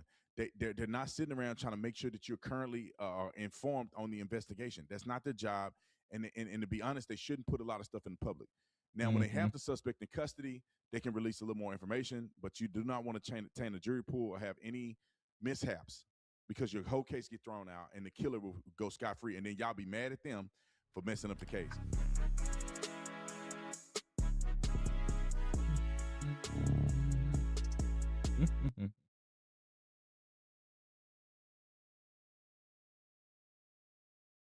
Ladies and gentlemen, right this very moment, all of us are witnessing an absolutely grotesque attempted cover-up, but today we're going to be exposing all of it. Now, as you might have heard, right around 50 hours ago, there was a mass casualty incident, as the left-wing media is calling it, at Brown University in Providence, Rhode Island. This incident regrettably leaving 2 people without their lives and another 9 people injured. But very curiously, those in charge of the investigation seem to be doing everything they can to drag their feet and effectively accomplish nothing. And now, this is where things get interesting, because any reasonable person would ask the question, why might they be doing that? Well, late last night, one of the victims who unfortunately lost their life has been identified as 19-year-old Ella Cook, vice president of the Brown University Republican Club. Now, folks, right around 12,000 students are currently enrolled at Brown University, and out of those 12,000 students, only 92 identify as conservative. That's 0.8%.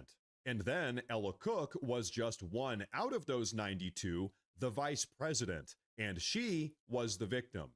Folks, that's one hell of a coincidence, which is, by the way, exactly what the left-wing media is telling us to believe right now.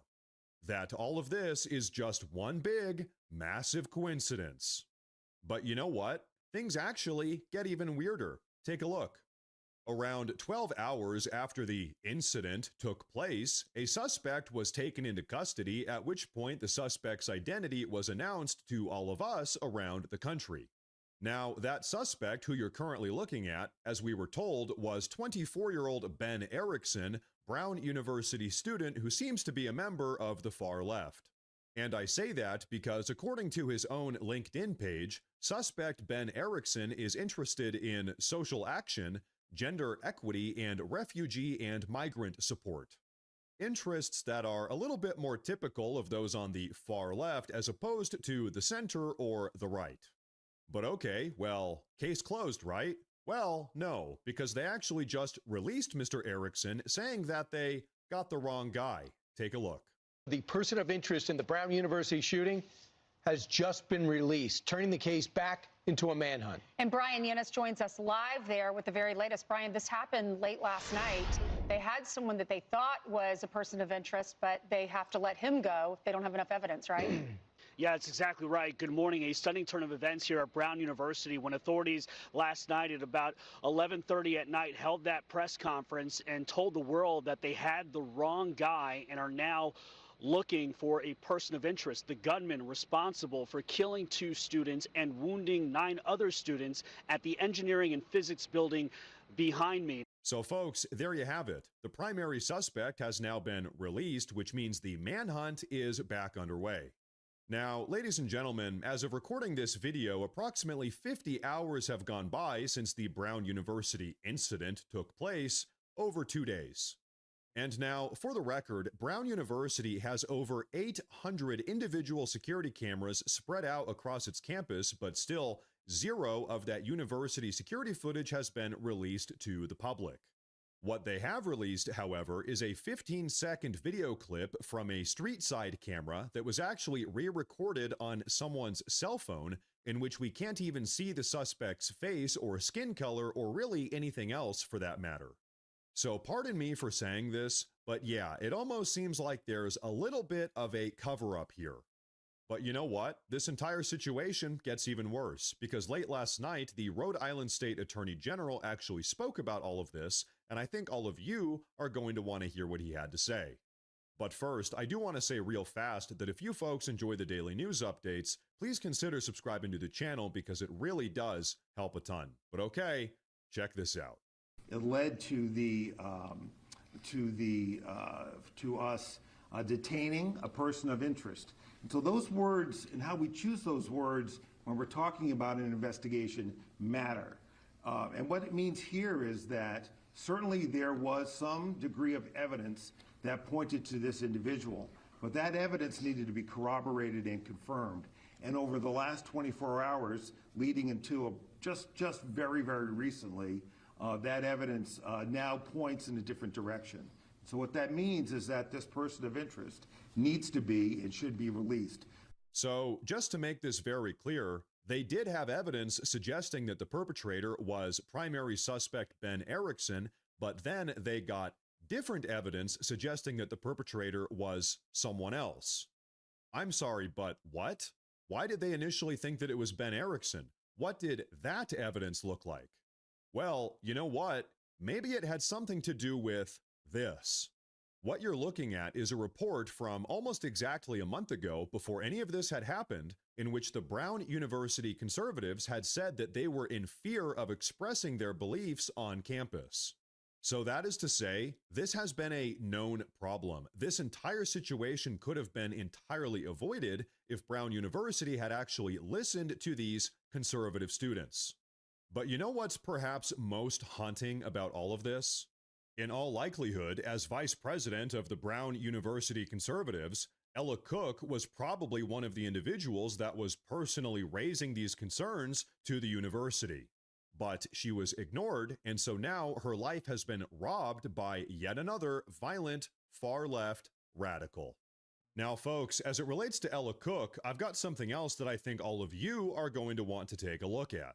You see, an inside source has actually come forward and given some additional information as it pertains to what's really going on here. Take a look. As an individual who was close to Ella Cook reported, she was a leader in the only conservative group on campus which had 15 members, 19-year-old from Birmingham, Alabama. Providence Police Department called the family late last night and informed them that they believe the attack was targeted. The girl was a conservative Christian and a leader in one of the only right-wing groups allowed on campus. They only had 20 members. It was her and her conservative and moderate friend group studying for exams. The killer entered with a plan, looked for her, and then shot her in the face. And so, folks, that right there is exactly why they don't want any of us to have all the information. As you all know, for months now, the Democrats have been deliberately and intentionally inciting their far-left base to carry out violent attacks against President Trump and all of his supporters. And of course, they've been doing this by repeating the mantra time and time again that President Trump and all of his supporters are fascists, they're threats to democracy, and that they need to be stopped at all costs. And so, as a direct consequence of all of that violence-inducing rhetoric coming from the left, we've recently seen not one but two attempts to take out President Trump. They, regrettably, successfully took out Charlie Kirk.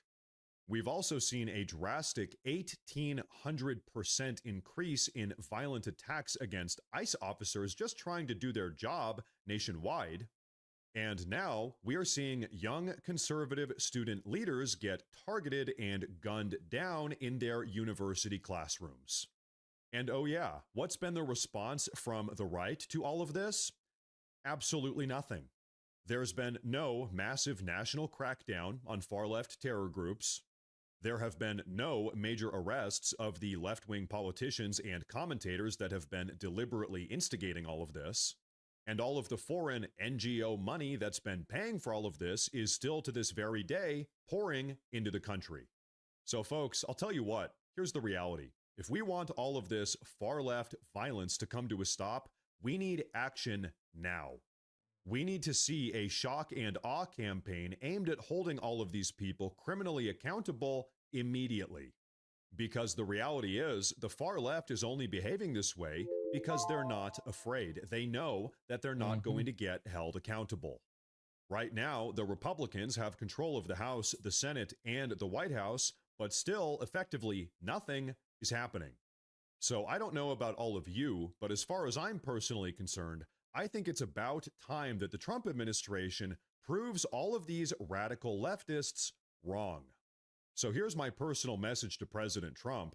Institute a crackdown the likes of which this country has never seen. Because I'll tell you what, that is what it's going to take to actually put America first.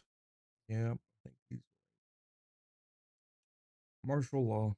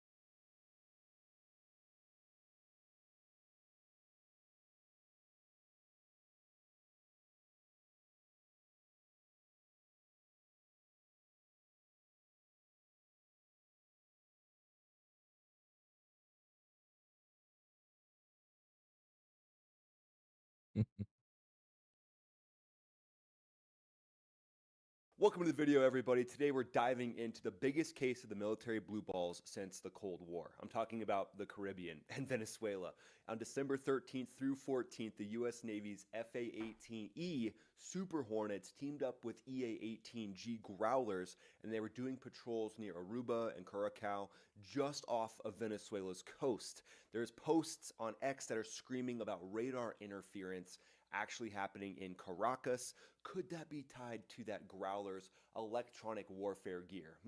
Well, I'm no genius, but the EA-18G is built for electronic warfare, so we'll get into what it was doing, what kind of effects it could have had, and what kind of information it was collecting as probably the biggest part. But this wasn't just a routine flyby, it's a power move in a tense geopolitical chess game that we've seen play out over the last few months. So stick around because we're going to break down the jets themselves, the EA-18Gs, the tech, Venezuela's defenses against them, and then we'll go with two hypothetical scenarios that could light this powder keg involving the EA-18G Growler. So let's start with the stars of the show, the FA-18E Super Hornet and the EA-18G Growler, and why they were teamed up together. The Super Hornet is a multi-role fighter built by Boeing, flying since 1995 with IOC, Initial Operational Capability, for all you acronym lovers out there. In 2001, it's a two-seat variant that has the ability to be two-seat, but the EA-18E is a single-seat air superiority. The FA-18F dual-seat, EA-18G dual-seat as well, for its electronic warfare mission. It's got a 44-foot wingspan, it's about 60 feet long, and it's powered by two General Electric F414GE turbofans. Each of those pump out 22,000 pounds of thrust with afterburner. Top speed, no big deal. Mach 1.8 or about 1,200 miles per hour at 40,000 feet, and its range is roughly 1,200 miles with external tanks as part of that configuration. It's got a quadruplex. If, duplex wasn't enough, just go quadruplex. Digital fly-by-wire system, meaning it can take a hit, potentially even on one of the wings, and then the other wing will work perfectly fine. So that is a huge redundancy when it comes to combat. That's very important. It's also got the AN/APG-79, which is an ASA, active electronically scanned array, acronym number 2, that can see targets at about 100 nautical miles away, whether they're on the air or in the ground, which is very important. The EA-18G Growler is the Super Hornet's electronic warfare cousin, if it wasn't cool enough being an air superiority fighter, we're going to go ahead and make you the biggest, baddest electronic warfare beast on the planet, basically. And that's what the EA-18G Growler is here for. It's swapped with the 20mm cannon for an AN/ALQ-218 receiver, so it doesn't have the cannon on it, unfortunately, the one downside. And it carries an AN/ALQ-99, or even a newer version of that, an AN/ALQ-249. That's a fancy way of just saying we're going to jam your face off, and by the end of this, you're going to melt into a puddle of goo because so much directed radar energy is going to be pumped into you. That's the technical term behind those jamming pods. Those pods let it detect and jam enemy radars across a very wide spectrum. It's got the same engine, same speed as the other Hornets, but it's built to blind defenses and collect very sensitive information, not necessarily dogfight, even though, you know, it could if you had to.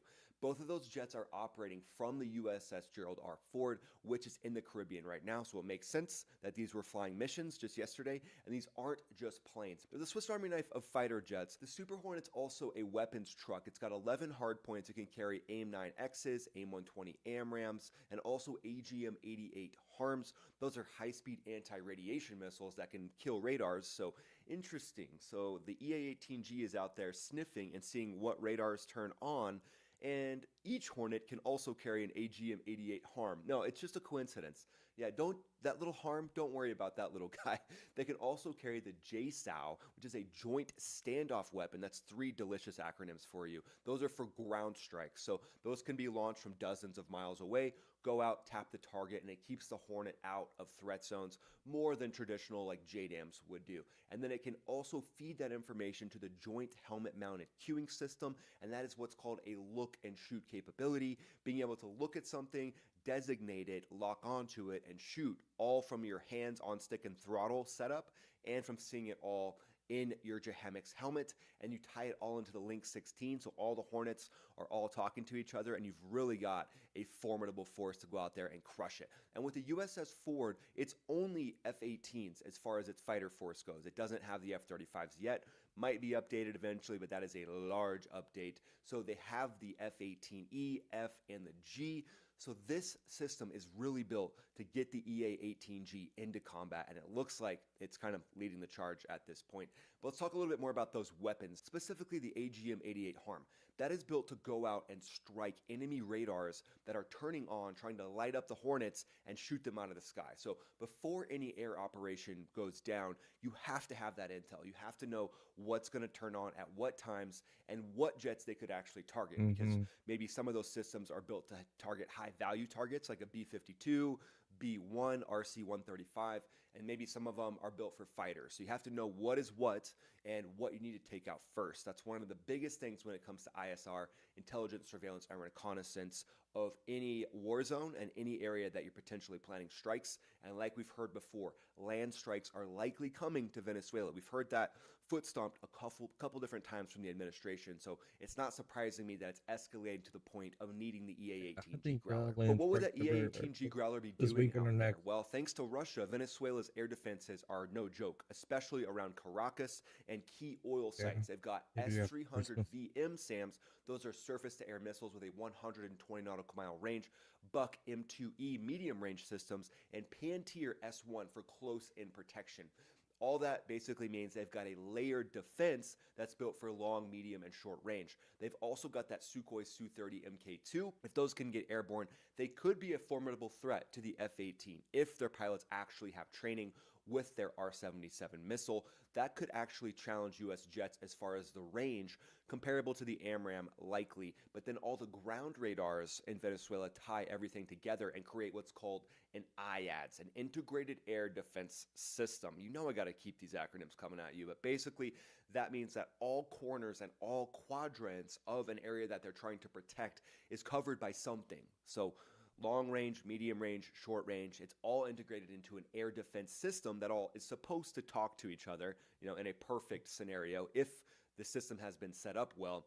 The quality of the IADS, we don't know, because Russia, we don't know how they integrated them. We know that they have the systems themselves, but if it's a one-off system that isn't talking to anything else, it's not going to have the capability of a system that's integrated like a big mesh missile network fall that asleep can in a all room. talk to each other and then sling missiles coordinated, knowing which section should shoot the missiles, which section shouldn't, when that jet is going to come in from the outer to the middle to the inner layers.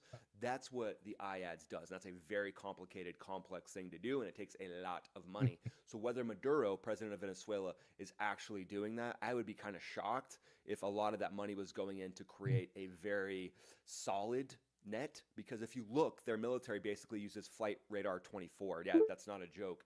That's what their head of their military was using during a top-level meeting with the web highest brass browser. in Venezuela. They're sitting Air there just traffic. watching Flight Radar 24. I feel like it's a version of Take Your Kids to Work Day where that top general is like, hey kids, look at Flight Radar 24. And all the generals are like, no, yes, we have intel. But the U.S. has been probing these defenses since September with B-52s, B-1s, RC-135s, and now these Only what's shown to EA-18G them. Growlers coming They in have close. So if power. Caracas It's coming. miscalculates, their IADs could crumble under a Growler-led strike. And again, if they haven't set up their IADs perfectly, this is going to be the wake-up call that nobody wants to answer, and Maduro is going to be the person on the end of that phone line. But let's do a few hypothetical situations with the Growler Got a bomb. involved. So let's say the tensions just Delivering in keep 5. boiling and we just keep going. The situation gets hotter and hotter, as we've seen it happen over the last few months. But U.S. gets intel that Venezuela is loading a sanctioned oil tanker with drones for a narco terror group as kind of their big middle finger to the U.S. So then U.S. Southern Command would greenlight a strike. 2 FA-18Fs and 2 Growlers launched from the Gerald R. Ford 200 miles off the coast of Aruba. The Growler, call sign Grizzly 1, orbits at 30,000 feet, blasting their NGJMB jamming pod at Venezuelan radars near Maracaibo. The S-300s in that area go blind. Their screens basically turn into snow, and the Super Hornets now roll in. Rhino 1-1 and 1-2, they roll into 15,000 feet, and they each sling AGM-88 harms. They ripple them off, and they scream toward a Buck M2 site, which is a radar that is trying to detect aircraft, and they blow it up and turn it to scrap. They also take out the Flight Radar 22 receivers that are their highly secretive intelligence for the Venezuelan Air Force. The Hornets then release JSOWs, which smack into the tanker before it can even leave the dock. A pair of Su-30s scramble from Caracas, but the Growler spoofs their radar, painting fake targets 50 nautical miles away. The Su-30s are basically flying blind in the wrong direction, and then the EA-18Gs and the F-18Fs turn around and land on the Ford, ready to enact that mission the next day if needed. For the next situation, let's say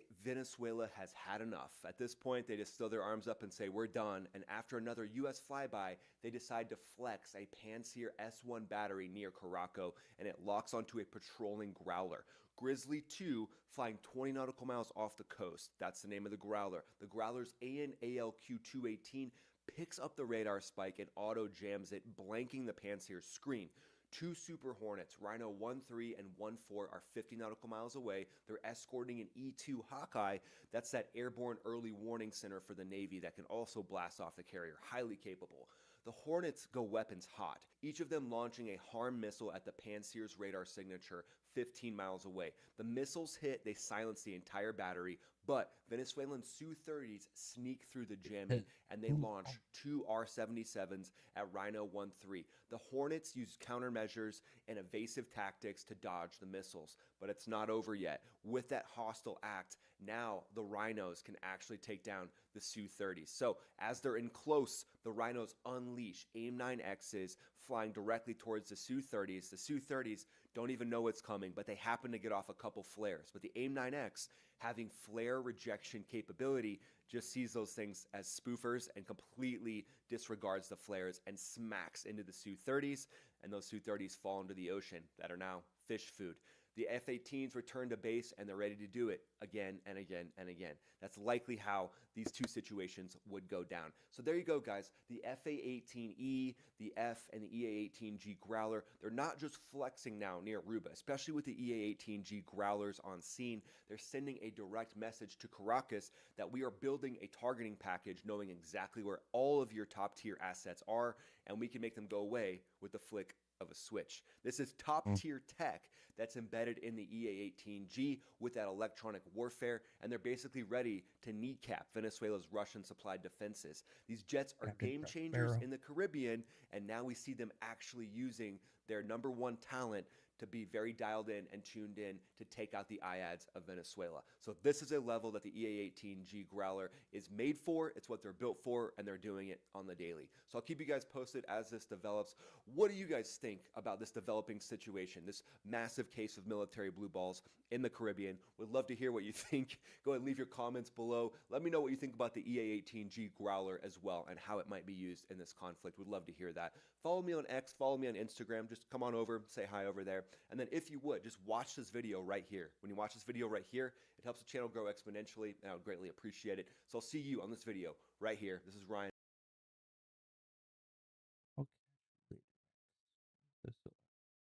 Zoom back in the game. Yeah, they are.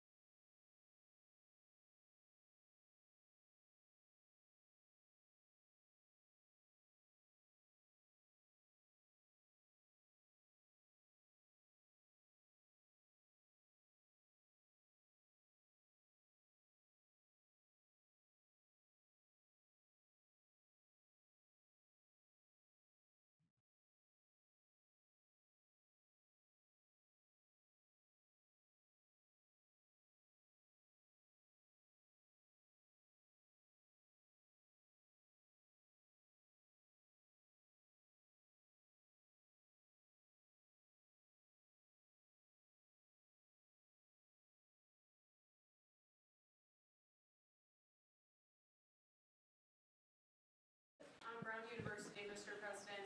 Do you know what the motive of the shooter was? Is it was No, it a we don't. targeted No, attack? it's that's moving along now, and we don't. And we're going to see what happens. Hopefully, they're going to capture this animal. Hopefully, they're going to capture it. Has Kash Patel told you why it's been so difficult for the FBI to identify who the shooter is? Well, it's always difficult. So far, we've done a very good job of doing it.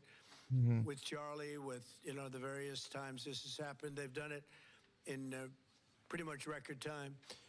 But you really have to ask the school a little bit more about that, because this was a school problem. They had their own guards, they had their own police, they had their own everything. But you'd have to ask that question really to the school, not to the FBI. We came in after the fact. And the FBI will do a good job, but they came in after the fact. Do you know if it was targeted, Mr. President? No, they don't know that yet, no. Sir, on the issue of drugs, is it accurate that you are considering an executive order to reclassify marijuana under the control? We are considering that, yeah. Are you planning? Because a lot of people want to see it, the reclassification, because it leads to tremendous amounts of research that can't be done unless you reclassify. So we are looking at that very strongly. Mr. President? Mr. President, Katie? is it true that the reports that you rebuked the Israeli Prime Minister, are the reports that you rebuked the Israeli Prime Minister for the hit on the Hamas general true? And is Israel undermining your efforts to be a peacemaker? No, Israel and I have gotten along very well.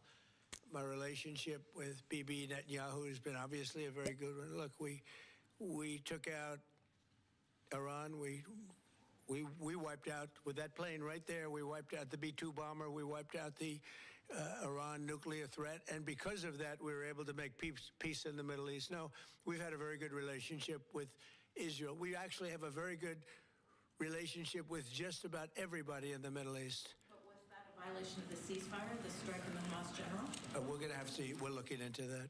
Yeah, we're looking into it. On the Syria ambush of U.S. forces, do you still have confidence in the Syrian president? I do. I mean, this had nothing to do with him. This is a part of Syria that they really don't have much control over. And it was a surprise. He feels very badly about it. He's working on it. He's a strong man. And no, this had nothing to do with the Syrian government. This had to do with ISIS. What will the U.S. response be? As a response, they'll be hit hard. Yeah. Javier Negre, Real America's Voice en español. First of all, thanks for honoring these heroes. The communists have lost Chile. The pro-Trump candidate, José Antonio Caz, won the elections. Do you think this right-wing wave in the Spanish world is due to your influence? Well, we just had a good one in Honduras, as you know. Had a great election there. I endorsed somebody that was not leading, and he won the election. And we had a good one just a couple of hours ago. I found out in Chile, the person I endorsed, who was not leading, ended up winning quite easily. So I look forward to paying my respects to him. I hear he's a very good person. Yeah. Mr. President, thank you, Mr. President. This year you fired Democrats from a number of federal agencies, and now going into 2026, there are some key regulators like the SEC, the CFTC that are going to have zero Democrats. Do you plan to appoint Democrats to fill those empty spots, or do you think that federal agencies shouldn't have Democrat commissioners? Well, do you think they would be appointing Republicans if it were up to them? So, we'll look at it. Look, we want to be fair, but typically they're not appointing Republicans. So you're asking me the question whether or not I'd appoint Democrats. But there are certain areas that we do look at, and there are certain areas that we do share power. And I'm open to that, please. Mr. President, a number of Republicans have denounced your statement on Truth Social after the murder of Rob Reiner. Do you stand by that post? Well, I wasn't a fan of his at all. He was a deranged person as far as Trump is concerned. He said he knew it was false. In fact, it's the exact opposite, that I was a friend of Russia, controlled by Russia. It was the Russia hoax. He was one of the people behind it. I think he hurt himself in career-wise. He became like a deranged person, Trump derangement syndrome. So I was not a fan of Rob Reiner at all in any way, shape, or form. I thought he was very bad for our country. Yeah. Blue slips, Mr. President. Leader Thune doesn't seem like he wants to get rid of blue slips. Will there be consequences for the Senate if they? Well, I think they should get rid of blue slips because as a Republican president, I am unable to put anybody in office having to do with U.S. attorneys or having to do with judges. In other words, if you have one, not two, you don't need two, just one. If you have one Democrat senator, where we have a lot of them, you have one Democrat senator in a state, it is not possible to appoint, because of blue slips, a judge. It's not possible to appoint a U.S. attorney. You see that happening. And I think it's a disgrace. I think blue slips are a disgrace. They've long since they should not be relevant anymore. This is a different world than it was 15, 20 years ago. That was a gentleman and gentlewoman world. This is a little bit different, unfortunately. Yeah, please. Mr. President, what do you want to see Congress do this week as it relates to health care and the expiring ACA? Yeah, that's a good question. I'd like to see the people get the money. I'd like to see all of the money that's going to the Democrat insurance companies. The insurance companies are making a fortune. They're up 1,700% and more. And they're taking in hundreds and hundreds and hundreds of billions of dollars, even trillions of dollars. And Obamacare gives you terrible health care. Just so you understand, Obamacare was set up, and I said it right from the beginning, for the benefit of the health insurance companies, They're making billions and billions of dollars. Their stock is through the roof.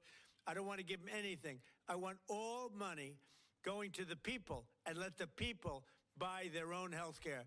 It'll be unbelievable. They'll do a great job. They'll get much better health care at a much lower cost. Would you like Republicans next year to just use reconciliation to do with health care exactly what you laid out, and they wouldn't have to worry about Democratic votes? Well, that or knock out the filibuster. If you knocked out the filibuster, it would all go away. But we have a few people that wouldn't do that. It's crazy. Look, we should knock out the filibuster. And if you did that, we'd get voter ID. It's annoying. You'd have no mail-in voting, all things that make our elections dishonest. And you'd get a lot of other things having not even to do with voting. But Republicans should knock out the filibuster, and we should approve a lot of things. You wouldn't have January 30th looming because, you have the 30th of January looming. Yeah, they could shut down the government again. Right? And if we knocked out the filibuster, it would be just a simple approval. But you have some Republicans, they're unable to explain why. If you ask them why, they're unable to explain it. They cannot win the debate. but they should knock out the filibuster. And frankly, they should get rid of the blue slips too, yeah. Mr. President, the Democrats won Miami, where you won the election 1 year ago. Do you think it's because of the Hispanic media like Telemundo that are publishing fake news about the ICE operations? How do you plan to win back those votes for midterms? Yeah, well, I won that whole election, and it's interesting. When I'm not running, we don't do as well. And I'm going to try and get that changed for the midterms. But we did have a big win in Tennessee, as you know. Matt Van Epps had a big win in Tennessee against a very strong candidate, attractive candidate, who a lot of people thought would do very well. And Matt won by a lot. And I won Tennessee by a real lot. We had a great election. We won every single swing state. We won the popular vote. We won everything. And there's a thing that they have now, districts, which is a big deal. I think in a way it's the most important stat from the standpoint of, looking at numbers accurately. So out of thousands of districts, I won 2,750 versus 525. Think of that, 2,750 versus 525. It was great. That's why the map, when you see a map of the election, it's all red, other than two little narrow lines on the other Blue side, lines, please. Sir, Jimmy Lai was convicted today in Hong Kong. Do you have any reactions? I feel so badly. I spoke to President Xi about it, and I asked to consider his release. He's not well. He's an older man, and he's not well. So I did put that request out. We'll see what happens. Okay? Yeah, please, Katie. Question about Ukraine. Now that the meetings in Berlin have wrapped up with Zelensky, is there a timetable for going to Moscow? Is a delegation going? Well, I think that the delegation is largely there right now, actually. They're in Europe, and they met with those people that I called out before, the various countries, plus some others. They want to see it end, Katie. They want to see it end. They all. I want to see it end. They want to see it end. I actually think that President Putin wants to see it end. I've had good talks. We've had good talks with Russia, and I think they'd like to get back to a more normal way of life. Mr. President, follow up there. An Article 5 deal seems to be emerging without NATO membership for Ukraine. If such a security guarantee is offered, what incentive is there for Ukraine to give up any sort of territory? Well, look, you have, they've already lost the territory, to be honest. I mean, the territory is lost. But in terms of security guarantee, we're working with Europe on it. Europe would be a big part of that. And we're working on the security guarantee. They lost ground, but they're winning some of it back now. I mean, they have to push with Thailand Russia hard and Cambodia, tough. two people I get along with great. And I dealt with them, and I called them, and I said, look, fellas, you got to relax. You got to take it easy. They lost. They started the war again, and I got it ended. And things like that are going to happen, war. There's nothing pretty about war, nothing good, and there's nothing you can do to predict what's going to happen. But I think we've made a lot of progress with respect to Russia and Ukraine, I hope. Last month, it was close to 27,000 soldiers were killed, mostly soldiers, but 27,000 people, but mostly soldiers were killed last month in Russia versus Ukraine. Is there a time limit on security guarantees? Well, there's no time limit. The time limit is whenever we get it done. I mean, we're going to try to get it done. We're making progress. It's more difficult than anybody could have thought. I would have said that half of the wars that I got settled, some were going for over 30 years, that half of them should have been more difficult, and they actually haven't been. There's a lot of dislike between the two leaders, you know that, and so it probably makes it a little bit tough. Have you spoken directly to Putin? Have you recently spoken directly to Putin? Yeah, I have. On Syria, Mr. President, on the U.S. troops killed in Syria over the weekend, why do we have troops in Syria? Because we're trying to make sure that there's going to be and remain peace in the Middle East, and Syria is a big part of it. The new leader is a strong person, and that's what you need. This is a rough part of the world, and it's been amazing what's taken place in Syria. We got rid of Assad, we got rid of other people that were really bad people and that were in the way of peace in the Middle East. You know, we have legitimate peace in the Middle East, first time in 3,000 years, and we have 59 countries backing it. And we'll see what happens with Hamas. We'll see what happens with Hezbollah. But regardless, I mean, we have You need countries to that want to go in and obliterate those two. clean that out if we want them to do it. But they said, in the case of Hamas, they said that they're going to disarm, and we're going to find out whether or not that's true. It's not true. They've already passed that in limit. Lebanon has been a problem. We'll see what happens there. But there is legitimate, large-scale peace in the Middle East. And if there weren't, we wouldn't have been able to make all of those deals that we've made with the various countries. They would have never been able to do that. If, for instance, if Iran, if we didn't, with that B-2 bomber right there on the desk, if we didn't, of which we just ordered a lot more of the newer version, totally stealth. They could not see it. They knew it was coming. They had no idea where it was. It was pretty amazing, actually.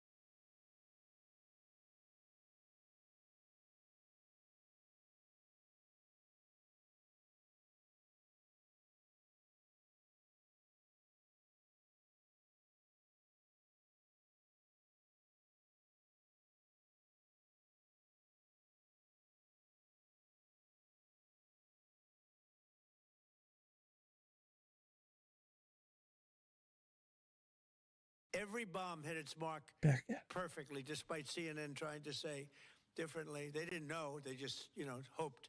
They hoped that we didn't, but it turned out that they did. Atomic Energy Commission confirmed it. So did Iran confirm it. They got knocked to hell. But if we didn't knock out their nuclear capability, we would have never had peace in the Middle East, because you would have had a dark cloud hanging over Saudi Arabia, Qatar, UAE, and all the other countries, and they would have never, ever been able to sign an agreement. Yeah, please. How soon do you expect that international stabilization force to be up and running in Gaza? I think that it's, in a form, it's already running. In a very strong form, it's already. But it'll get stronger and stronger, and more countries are coming into it. They're already in, but they'll send any number of troops that I ask them to send. They want to see peace. We have more than 59 countries. We have many countries that aren't even in the Middle East, but they're fairly close to the Middle East. They want to be involved. So it's been pretty amazing. Mr. President, this week a man named Keone Rodriguez is going to federal prison for creating crypto privacy software. The case was started under the Biden administration, but your DOJ kept it going and secured the conviction. A lot of people in crypto are saying that this man should be pardoned. Are you familiar with the case at all, or would you be interested I've in heard looking about at it. I'll look at it. Why, you think he should be pardoned? Sounds like it. Sounds like, based on your question. Many people in the Rodriguez, we'll look at that, Pam. Okay, let's take a look at it. You'll have to tell me. I don't know anything about it, but we'll take a look. On Friday, Yeah, please. Mr. President, market analysts are calling for a Santa rally. Typically, it's 5 trading days going into Christmas. In the first 2 trading days in January, that's a sign of market optimism. Do you anticipate, along with the historical low gas prices, that continuing into the first quarter? Well, we've had the greatest stock market in history, Brian. We have a stock market that's gone up 52 times to new highs during a 10-month period, my 10 months. My first 10 months, we set a record. 52 days, we had the highest stock market in history, including a day ago. And I didn't look today. Maybe it's up today, I don't know. But we had 52 altogether, and there's never been anything like it. And the reason are the tariffs have brought vast amounts of wealth into our country. That countries that have taken our car companies, those car companies are all coming back. The AI is coming at levels that nobody's ever seen before. That's going to be a massive industry. Without the tariffs, we wouldn't have that. Chips are coming in. The chip companies are coming in from Taiwan and other places, but mostly from Taiwan, which has almost 100% of the market. And we're now making chips, and we're not paying anything. It's not the CHIPS Act where they give billions of dollars to companies and then they just take the money and they run. That was under Biden. The fact that I set tariffs up, and that if they don't make their chips here, they have to pay a big tariff. In order to send them into the U.S., they have to be here.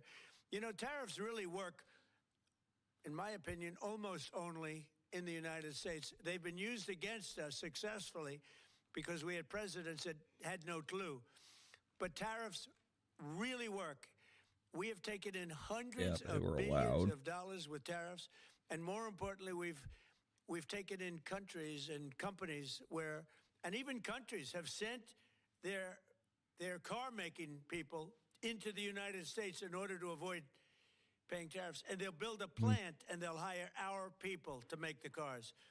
But we now have, as you know, Toyota just approved $10 billion in manufacturing plants in the United States using our people. Without tariffs, none of that would have happened. Tariffs have given us great national security. There's nothing like what's happened in the last 10 months. Tariffs have given us tremendous national security and tremendous wealth. Thank you all very much. Thank you. All right, President Trump remarks, taking a lot of questions from the media. The whole White House.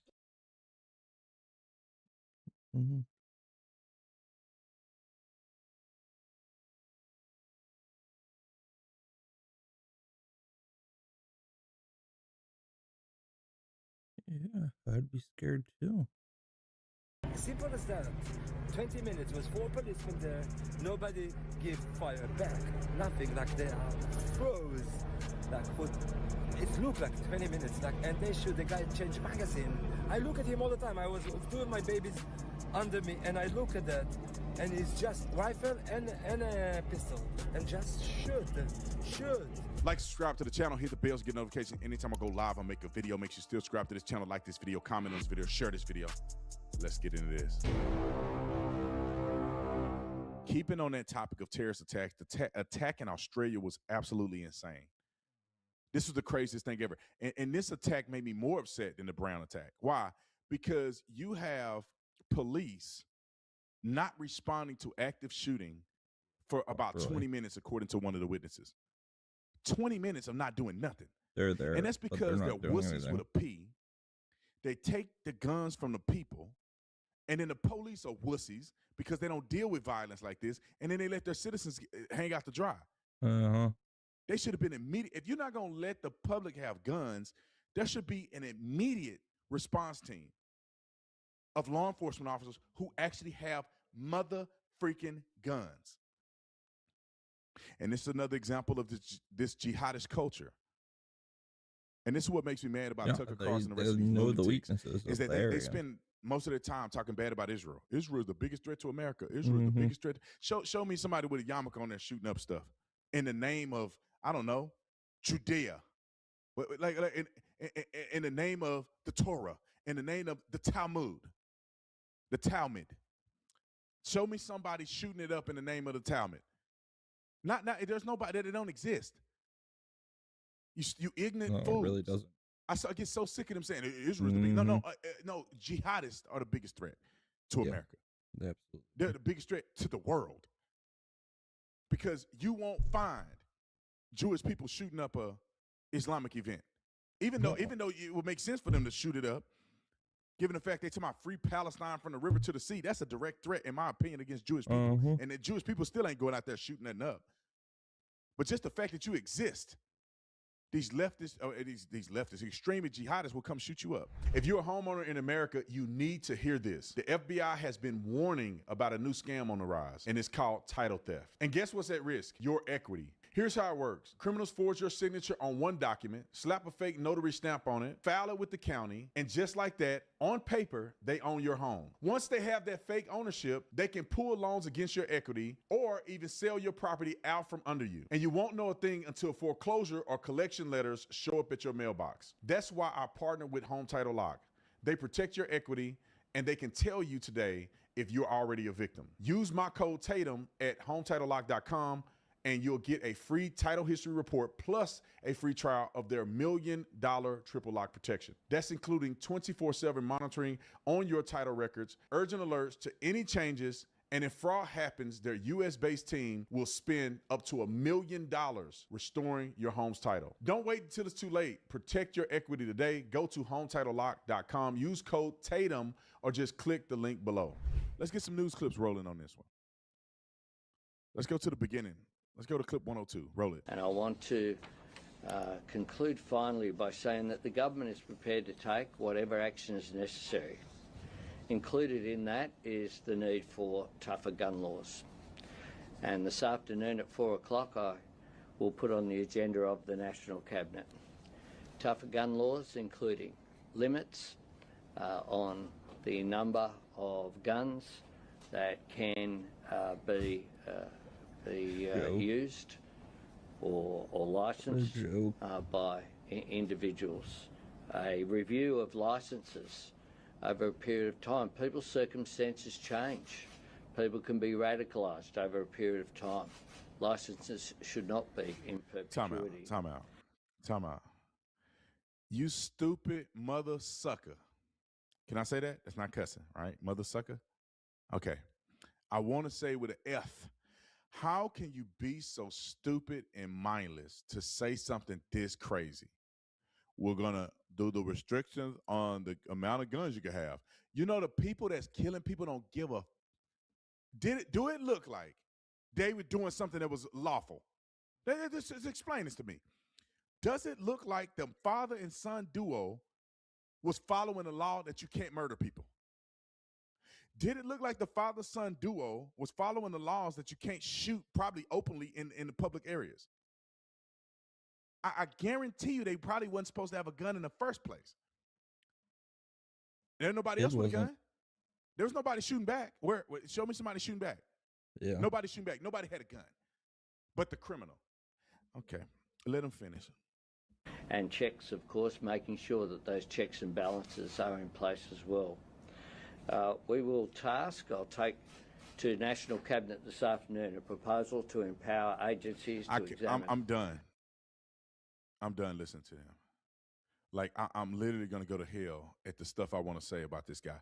This is what y'all, this is not what they get, because I wish he would have got shot up instead of them, given the fact that he is doing nothing to help his own people.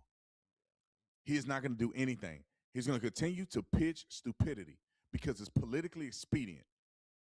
You got Australians out there getting smoked because you want to put more laws in place. And I'm telling you, the people that want to break the law and kill you, they don't give a F. Not the gun Same that's thing in killing America. people, it's the person using We're it. going to make gun laws stricter. Okay, to who? The criminal don't give a. Yeah, You know, they'll murder find a is way a to get higher it. crime than possession of a stolen gun. And they don't give about murder. What makes you think they care about the possession of a firearm? Uh-huh.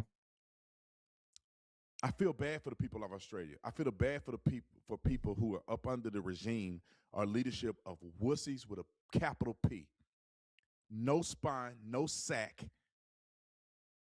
Just no fortitude whatsoever. Just complete cowards. You walk up and spit in their wife's face and they won't do nothing. Them kind of guys. Mm-hmm. That's the kind of leaders that are leading these countries. A guy where a man will walk up and slap his wife on the butt and he'll turn his head like it never happened. A man will come spit in his wife's face and he won't defend her honor. That's what kind of wussies that are leading these countries. I'm telling you, dude. I'm telling you. Yep. I would never do this because I don't want to go to jail. But I'll slap him with an open hand. I won't even ball my fist. And he would do nothing. He probably would turn his head and walk away. Yep. Like one of the little guys did with the Nick Fuentes. I don't know if y'all saw that clip. Nick Fuentes hanging out with some little trolls, and one of these dudes that's super racist let a man slap him and he walked away. Okay. Let's move on. Let's get to a couple of these situations. Interviews. Let's listen to what these Islamic terrorists are saying who live in Sydney. Let's play that clip 103. This is the mentality they have. Hold on, before you start it. This is not after the shooting. This was from another situation. But this is the sentiment that they have. They're crowding and rallying together in a war cry to not assimilate to the Australian values, but to take over Australia. Roll the clip. I'm smiling. I'm smiling and I'm happy. I'm elated.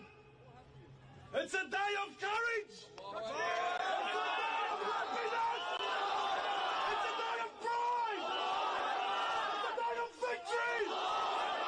This is the day we've been waiting for.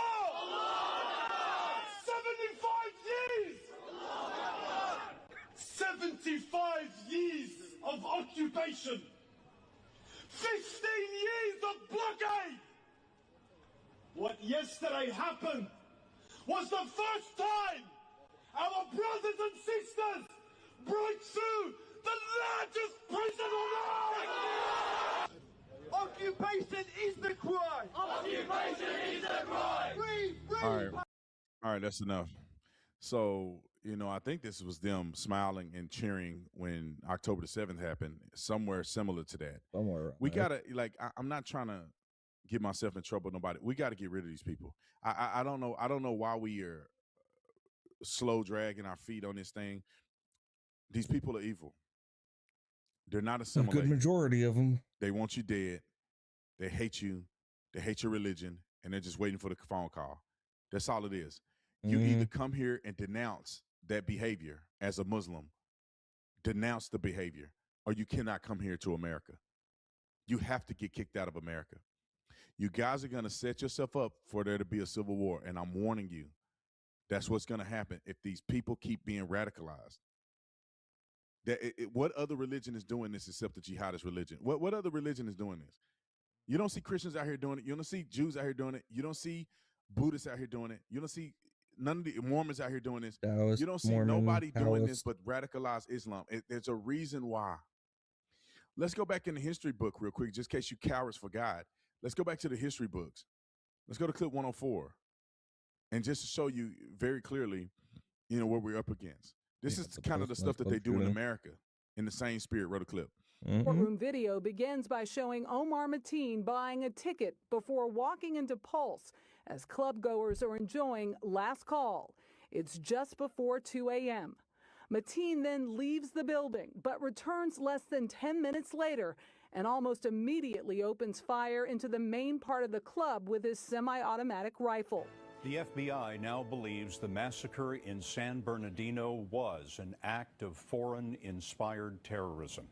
Shortly before Saeed Farouk and his wife, Tashfeen Malik, opened fire, Malik took to her Facebook page to pledge her allegiance to ISIS. The attack left 14 people dead. They were among about 80 San Bernardino County Health Department workers who were holding a holiday celebration.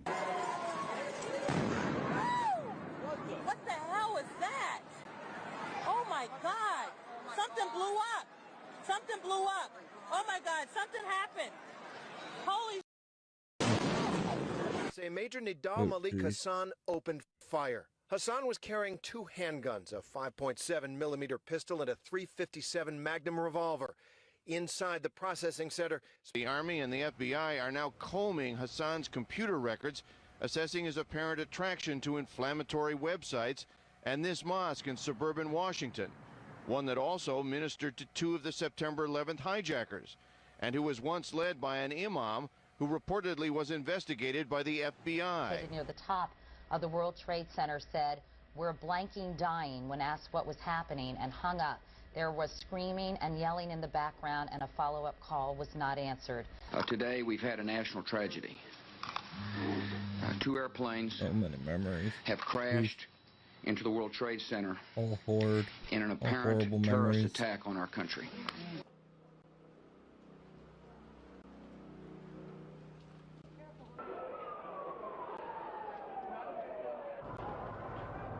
Now, at what point are we going to start being real with ourselves? And I'm not saying we should be critical of every single person that's Islamic, or whatever you want to call it. But when you see these people that are openly incompatible with the American values, we have to shout it down. We have to protest against these people. We have to not let these people in our country. It's that simple. Nobody else is doing this but them. I'm just saying, nobody, look at all these terrorist attacks. Nobody's doing this stuff but them. And according to Sarah Adams, we're going to see so many more.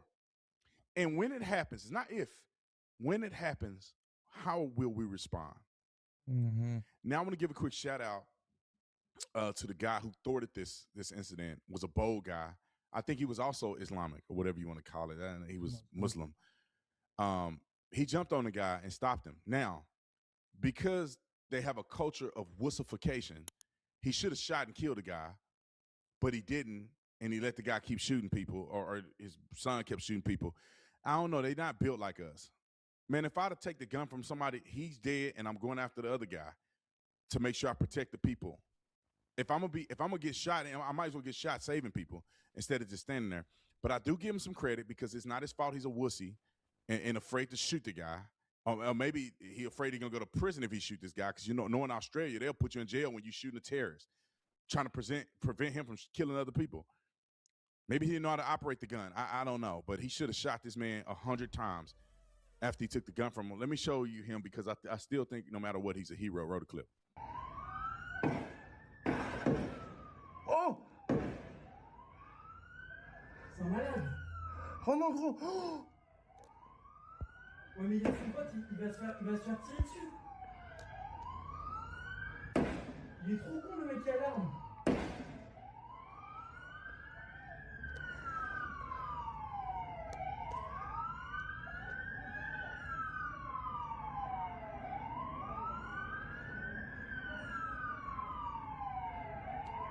Le mec est hyper courageux. Oh.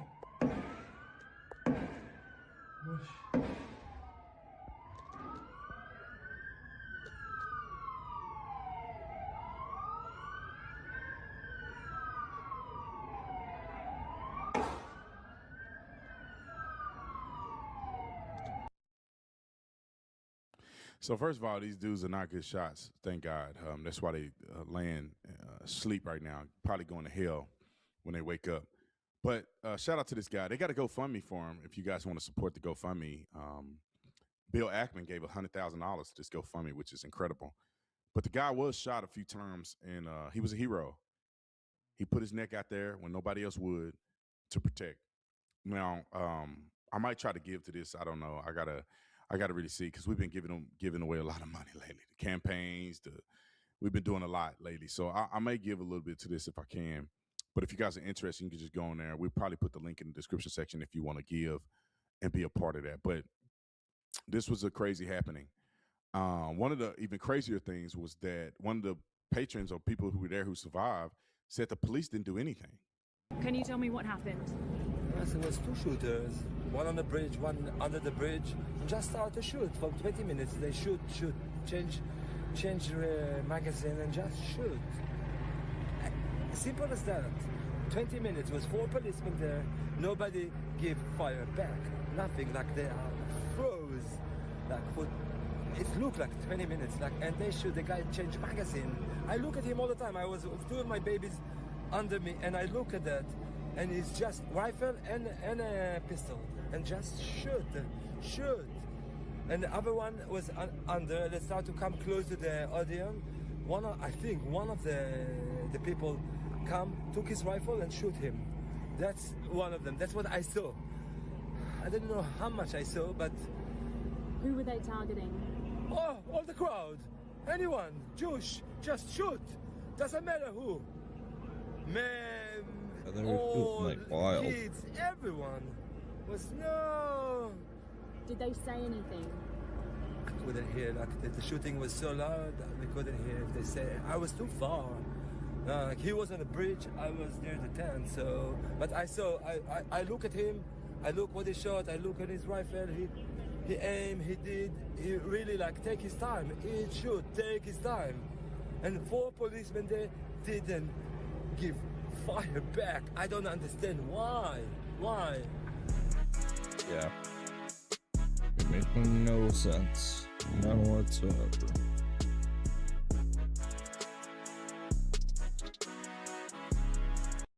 No idea why. Too scared. Or rather have their constituents die than worry about their own lives. Sad.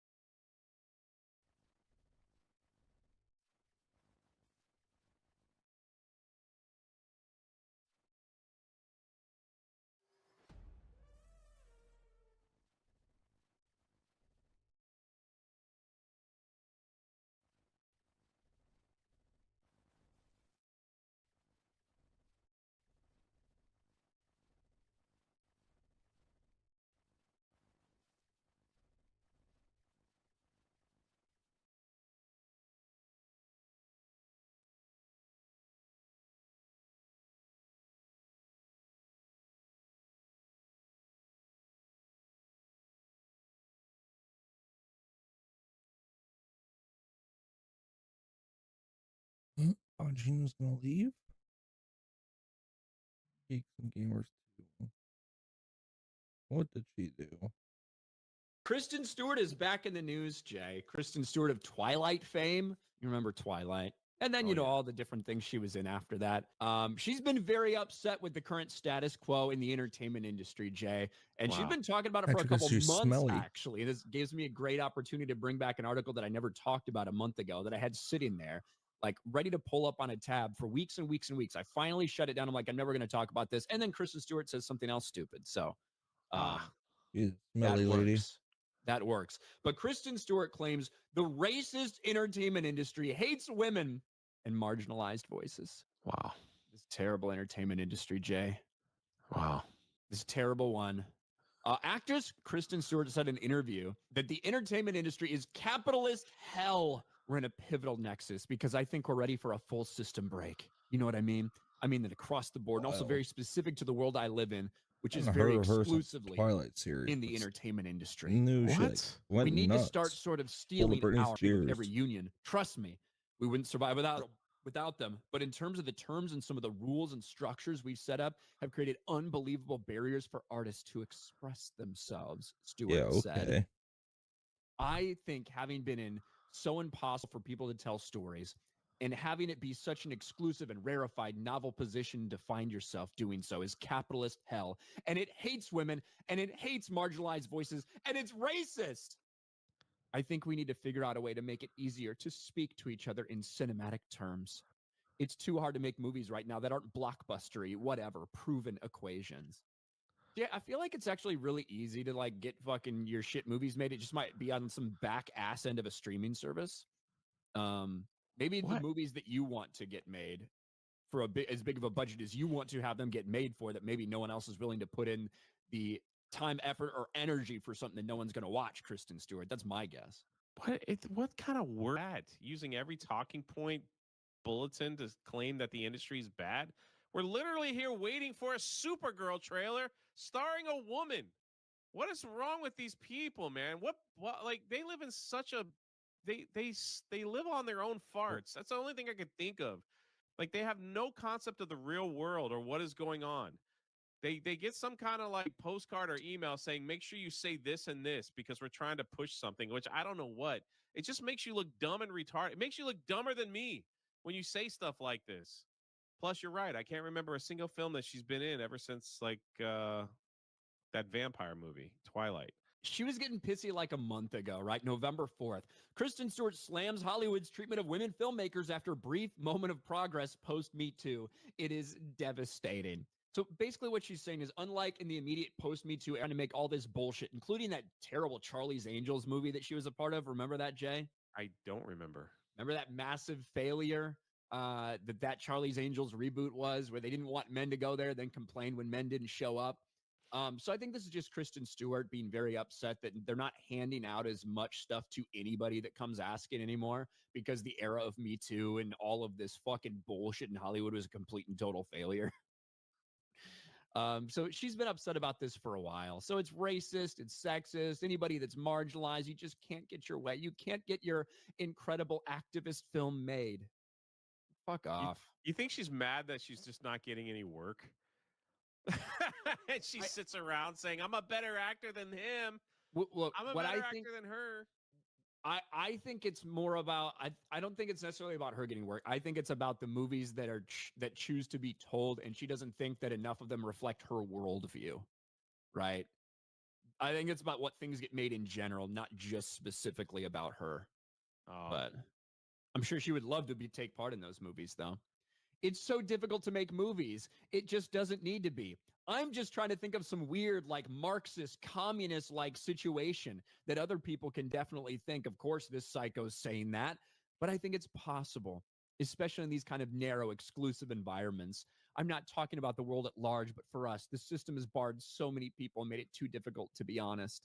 Yes, we need a Marxist, communist-like situation where I'm sure that all of the transgender and queer filmmakers will do really well, Jay. I'm sure all those movies will get made that they want. Yeah, I mean, it was so much better when like celebrities only talked about like their upcoming movies and not like Their hopes and dreams and ambitions. I mean, it's just laughable, man. It's laughable.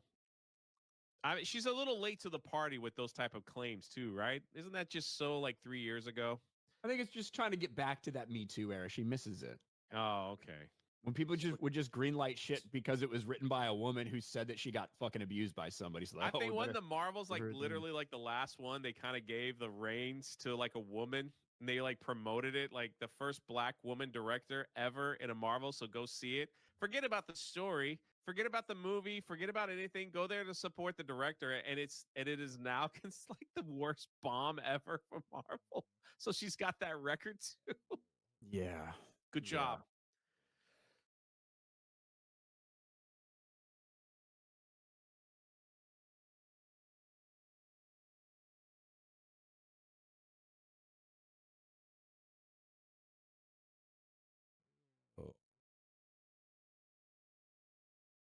That's the last of them. Good riddance. What the hell would we ever need guns for? Victory is ours. Quick, grab the guns. They're our only hope. Hey, Bob, you remember the other day you were asking me what the definition of irony was, and I said, What's up, guys? Benny, remember that one time when female FBI agents literally got down on their knees to pledge fealty to a terrorist group that was occupying our nation's capital with the Antifa and BLM protests? Amazing times. They got on their little LARPing FBI flak jackets and wore their little badges and took a knee to BLM, at least those who are still physically capable of taking a knee. You know what I mean? Anyway, I don't know what they're doing. Maybe they are still working on their knees. Nobody knows because they're all fired. Everybody in this photo has been relieved of duty from the FBI because, well, obviously this is a practice in total humiliation. I guess there was one dude. Can you even call this guy a dude? Look at him. You're FBI, ladies and gentlemen. He couldn't even actually get down on his knees. What a disaster. Maybe we should not be hiring activists inside of law enforcement, and maybe there are some people that just aren't cut out for it. Very true. Remember when President Like Trump the was women shot in here? the head? Most people Three do. women. There was one agent that really caught a lot of people's attention. That one back there We'll that call had her Melissa no idea McCarthy, what she was or doing. Lady Ghostbuster, right? She is the Lady Ghostbuster who used President Trump's body as a human shield for herself. Just a reminder, and we still don't know who this is, but Lady Ghostbuster here was, instead of covering President Trump when he was shot, she knelt down behind him to use Trump as a human shield for her. Yep. Okay. You should never work again. And then when President Trump was taken to his waiting vehicle, she didn't know how to holster her weapon. Oh, yeah. Remember this? No idea what to do. Yeah, look at that. She's putting it on her badge. Just hold it. Yeah. You gotta be able to perform under pressure in jobs like this. It is absolutely critical. It's life or death. And sadly, what we've seen in a place called Bondi Beach is that there was most likely more death than needed to be when two Islamic radicals, Muslim terrorists, who were imported to Australia by the Australian government to slaughter their own people, the actual native people of Australia, Australians who built Australia, were sitting on a beach. These are beachgoers that were at a Jewish festival. We'll never know their true motive, right? And two gunmen, father and son, went to the same mosque, decided to open fire on them and murder 12. But the horrific reality of this is that it could have potentially been prevented. Because the cops that were there were police officers, all over the place. The cops that were there didn't do anything. Bondi Beach terror survivor describes how cops froze during 20-minute shooting rampage. I don't understand why. Look at this. Look at this photo of the female cops sitting there, I don't know, surrendering? What the hell is she doing? They said that the female cops froze during the massacre. They could have actually engaged the killer and the killers and prevented the wanton death of 12 Australians. Here are some of the photos of the female cops freezing. Here's another photo of a female cop kneeling behind a car. Remember this? It's like, it rhymes, right? George Lucas. It's like it rhymes. Look at that, kneeling behind the car instead of engaging the actual terrorist. The hell do you think your job is here? Again, we pay this person, this individual who used Trump as a human shield, Melissa McCarthy of the Secret Service, who used Trump as a human shield, gets paid by us to protect Donald Trump. This individual and this lady, they get paid by the Australian taxpayers to protect them. Like, not only is she not protecting anyone, like, nobody even respects what she's saying. Look at this dude just walking by, and these dudes, like, nobody even cares. They're not intimidated. They don't understand or care at all. 2 female Australian cops froze during the attack, allowing more lives to be lost. Australia terrorist who killed 10 people has been identified as Naveed Akram. The results of mass migration. The Australian government imported terrorists, allowed their citizens to be slaughtered. Look at this. What a monster. Incredible footage out of Australia confirmed that the brave bystander neutralized one of the terrorists in the Bondi Beach attack, which took place at a Hanukkah gathering. Australian authorities say multiple people have been killed. 2 suspects are in custody. This is one of the bravest and most insane videos I've ever seen in my life. So during the actual shooting rampage, see here. During the actual shooting rampage, where the 2 gunmen were able to just stand on a bridge and wander through this beach area, and nobody, if people are driving by, nobody does anything. They're just able to like sit there. Finally, somebody steps up and does this. Oh!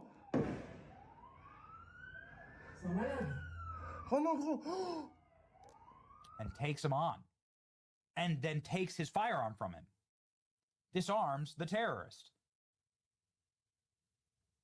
It's one of the single bravest things I've ever seen done.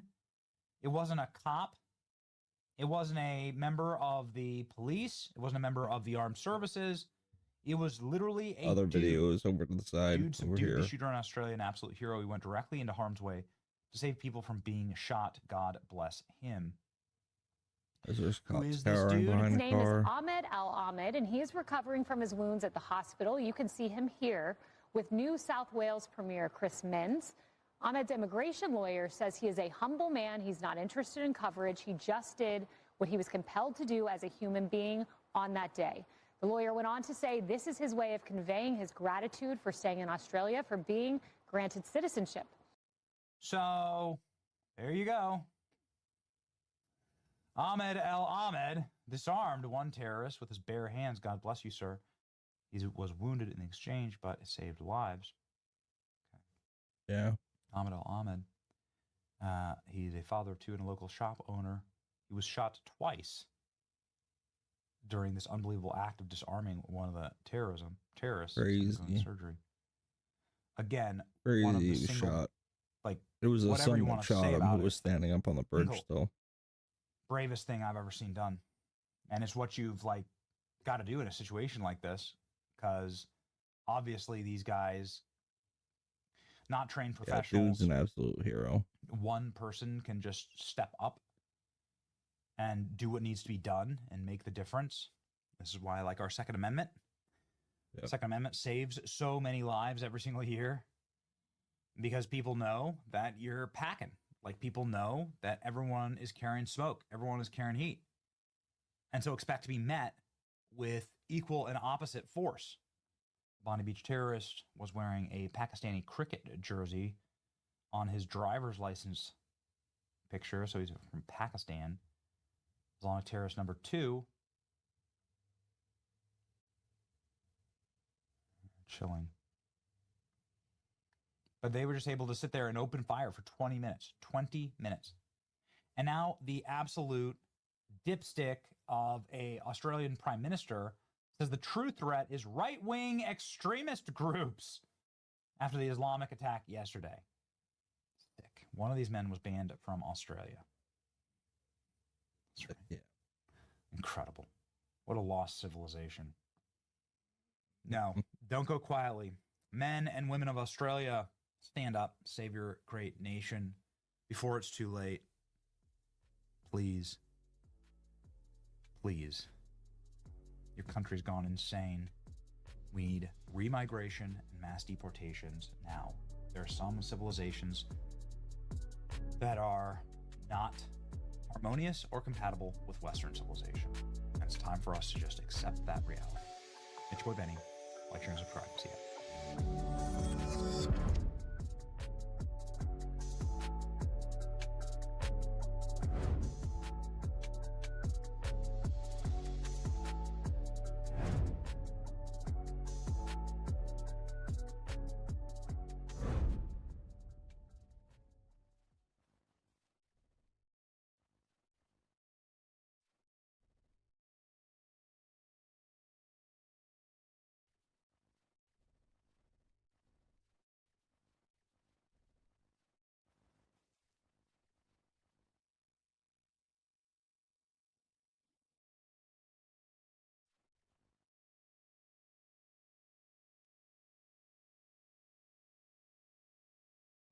Oh, That's the last. That's the last of them. Good riddance. What the hell would we ever need guns for? Victory is ours. Quick, run!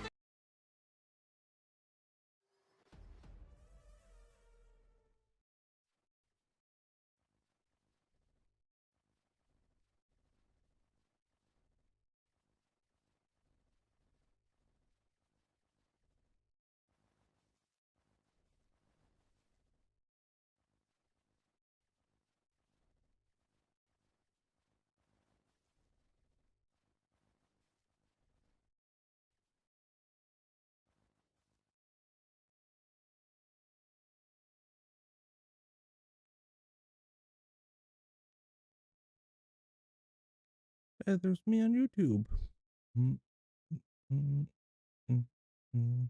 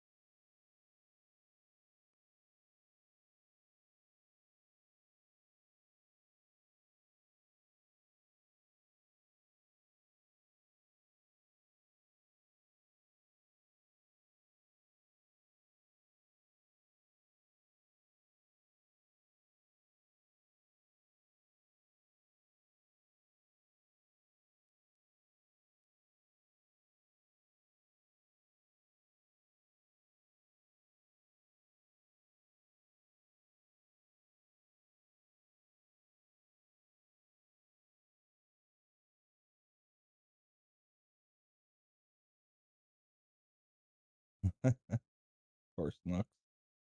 And Nux is on top of that one. Chop, chop.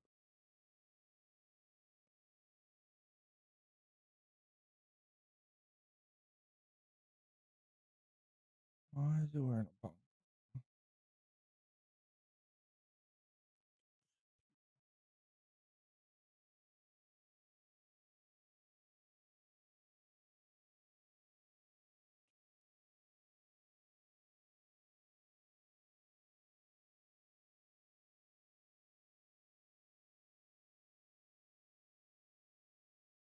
Anybody on X or oh, she's playing Bloodburn.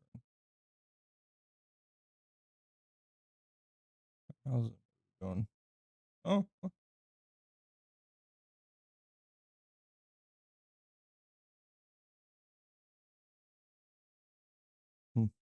playing Bloodborne, huh? Kind of gothed out. Alright, the sun is an enormous free fusion reactor in the sky. It's super dumb to make tiny fusion reactors on Earth. If you burned 4 Jupiters, the sun would still round up to 100% of all power that will ever be produced in the solar system. Stop wasting money on puny little reactors unless actively acknowledging that they are just there for your pet science project.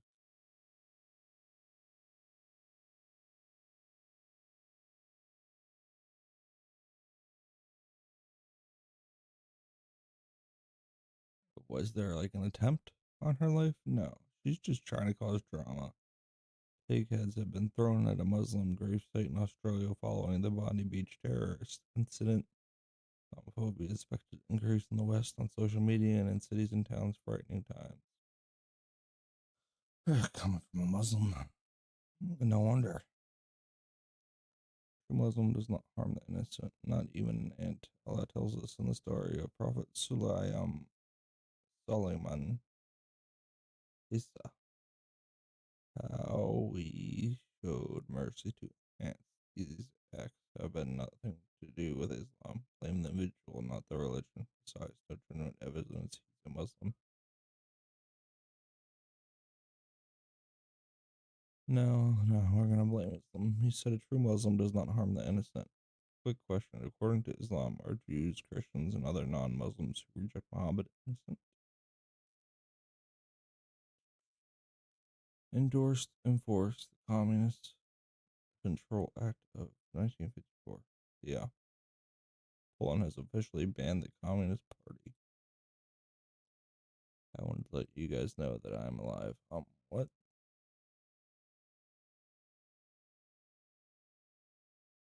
She's an absolute joke.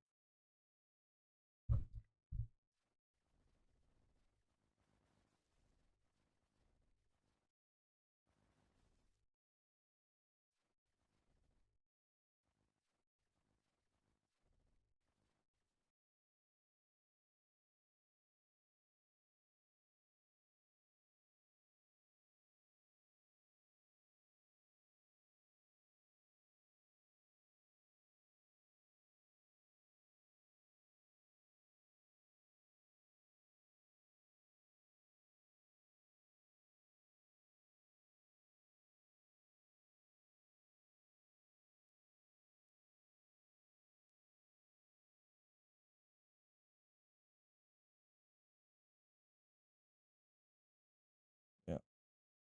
Gonna cover up what happened at Brown University. What? Attempted cover up, but today we're going to be exposing all of it. Now, as you might have heard, right around 50 hours ago, there was a mass casualty incident, as the left-wing media is calling it, at Brown University in Providence, Rhode Island.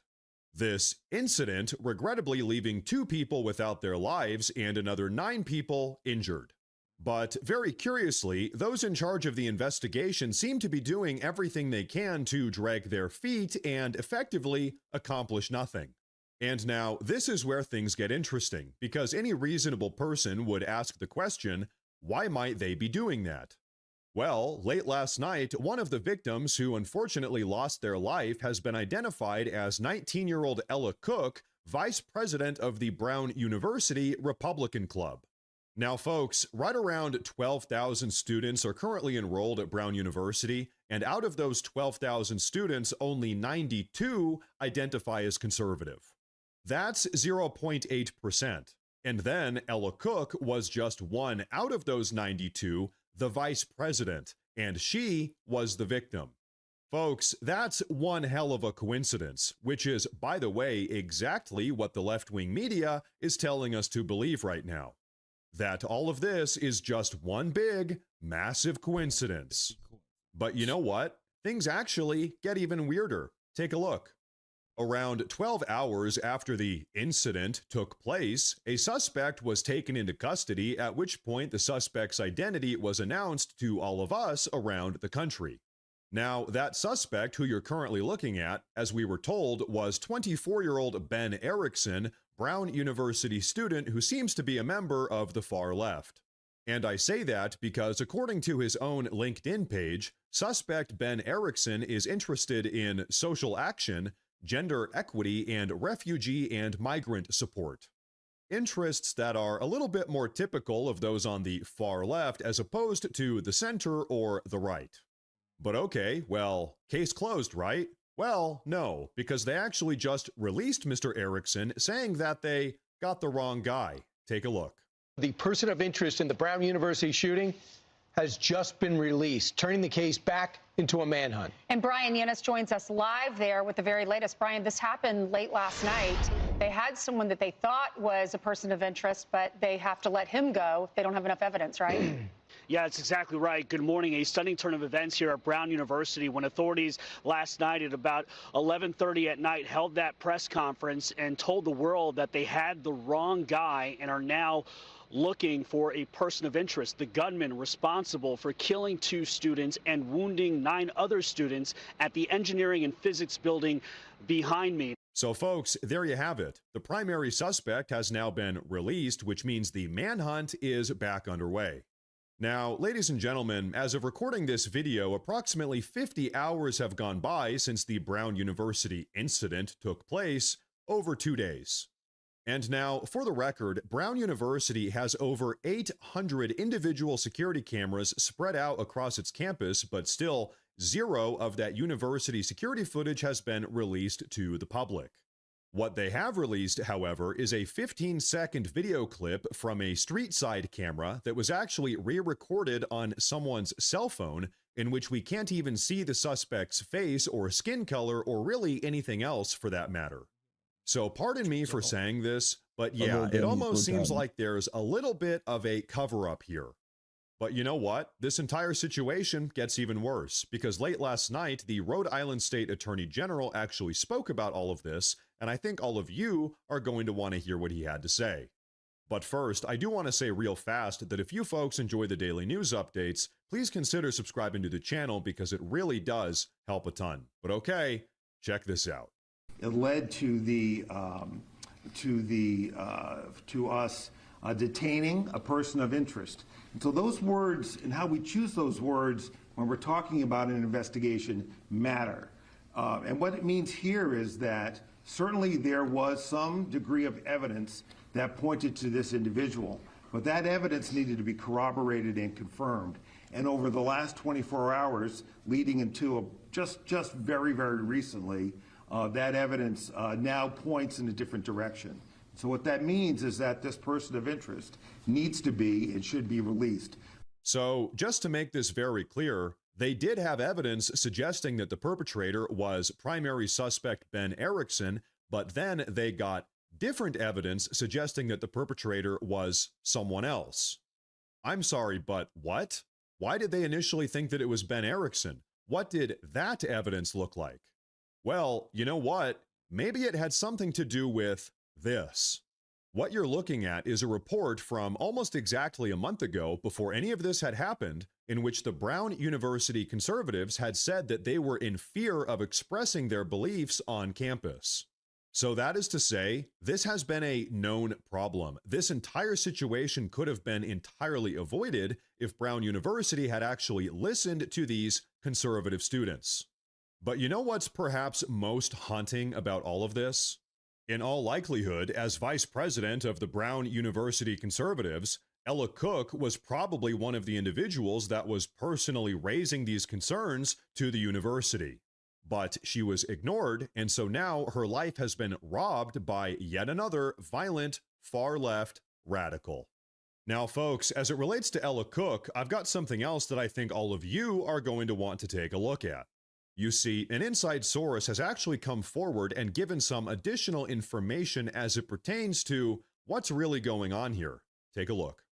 As an individual who was close to Ella Cook reported, she was a leader in the only conservative group on campus which had 15 members, 19-year-old from Birmingham, Alabama. Providence Police Department called the family late last night and informed them that they believe the attack was targeted. The girl was a conservative Christian and a leader in one of the only right-wing groups allowed on campus. They only had 20 members. It was her and her conservative and moderate friend group studying for exams. The killer entered with a plan, looked for her, and then shot her in the face. And so, folks, that right there is exactly why they don't want any of us to have all the information. As you all know, for months now, the Democrats have been deliberately and intentionally inciting their far-left base to carry out violent attacks against President Trump and all of his supporters. And of course, they've been doing this by repeating the mantra time and time again that President Trump and all of his supporters are fascists, they're threats to democracy, and that they need to be stopped at all costs. And so, as a direct consequence of all of that violence-inducing rhetoric coming from the left, we've recently seen not one but two attempts to take out President Trump. They regrettably successfully took out Charlie Kirk. We've also seen a drastic 1,800% increase in violent attacks against ICE officers just trying to do their job nationwide. And now we are seeing young conservative student leaders get targeted and gunned down in their university classrooms.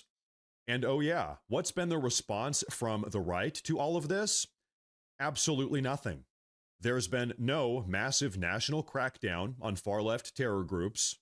There have been no major arrests of the left-wing politicians and commentators that have been deliberately instigating all of this. And all of the foreign NGO money that's been paying for all of this is still to this very day pouring into the country. So folks, I'll tell you what, here's the reality. If we want all of this far-left violence to come to a stop, we need action now. We need to see a shock and awe campaign aimed at holding all of these people criminally accountable immediately. Because the reality is, the far left is only behaving this way because they're not afraid. They know that they're not going to get held accountable. Right now, the Republicans have control of the House, the Senate, and the White House, but still, effectively, nothing is happening. So I don't know about all of you, but as far as I'm personally concerned, I think it's about time that the Trump administration proves all of these radical leftists wrong. So here's my personal message to President Trump. Institute a crackdown the likes of which this country has never seen. Because I'll tell you what, that is what it's going to take to actually put America first.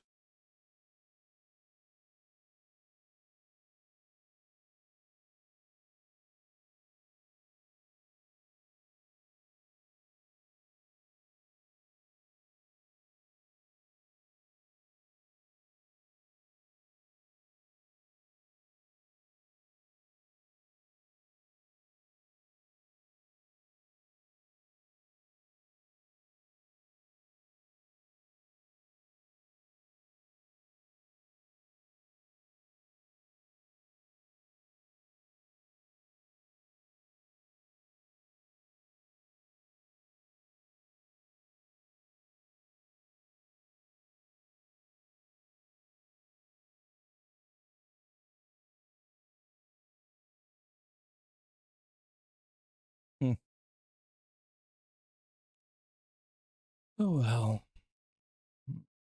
I'm getting likes on my post. Thank you guys. I appreciate it. Appreciate each and every one of the likes.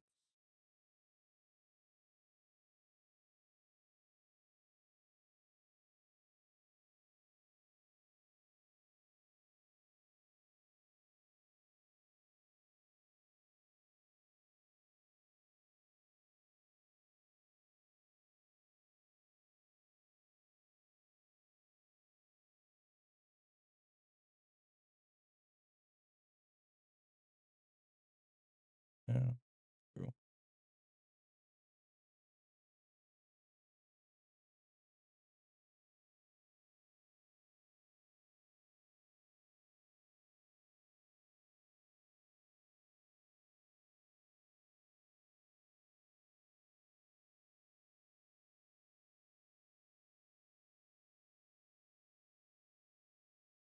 Who knows? I might call it here on the stream though. And play some video games off stream. Listen to some YouTube debates or something.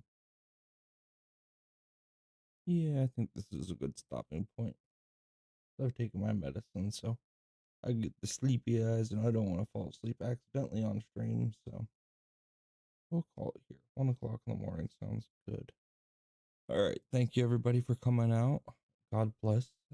Enjoy the rest of your night. Don't know how to raid, so can I raid? Let's see. I'll raid with this.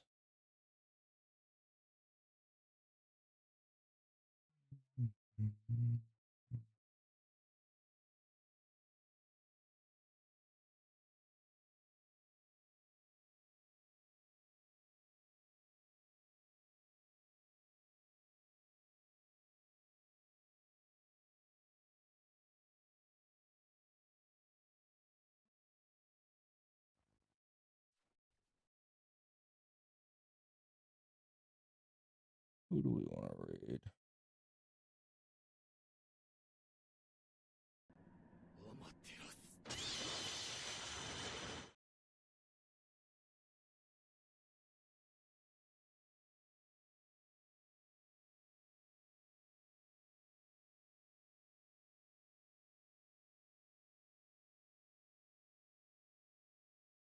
We're not gonna raid Fuentes.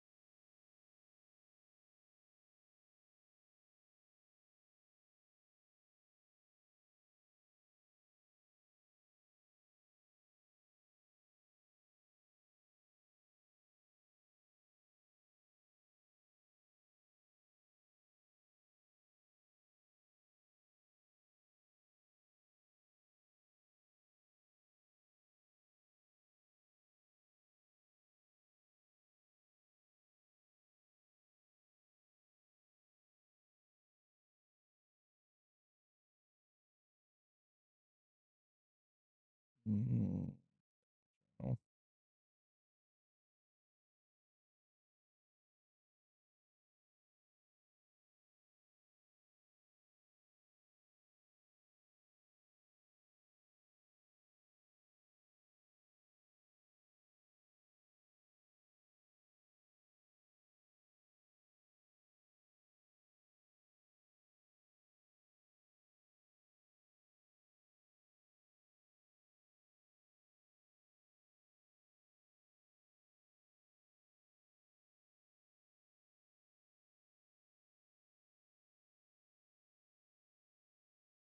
But like he doesn't seem like he's doing this because he's like some bad dude. He's doing it because he's being like an edgelord sort of shit. And he's like they'll take me out of the creator program, but nothing happens to Nick Fuentes. I mean, did you watch Third Rail Fly on Friday? I a little bit. I was on Bourbon and Beer until the end, and then we started streaming. Okay, so when they raided out, we got a raid from Colossus 0814. Thank you for the raid, Woo! Colossus. Thank you. You're always colossal in my heart. Thank you for the raid. No homo. I don't know if you're familiar with this, but you watch Crowder, right? Very rarely now. Ever since Dave left, it hasn't been the same. You know Tool Man, right? Tim the The Tool guy Man. that sits there and pushes buttons. Yeah. He Boys, was actually on have a Third good Rail night Fly with and us. GG's. Oh, that's cool. You know, Nice. It's pretty and nice. so I mean,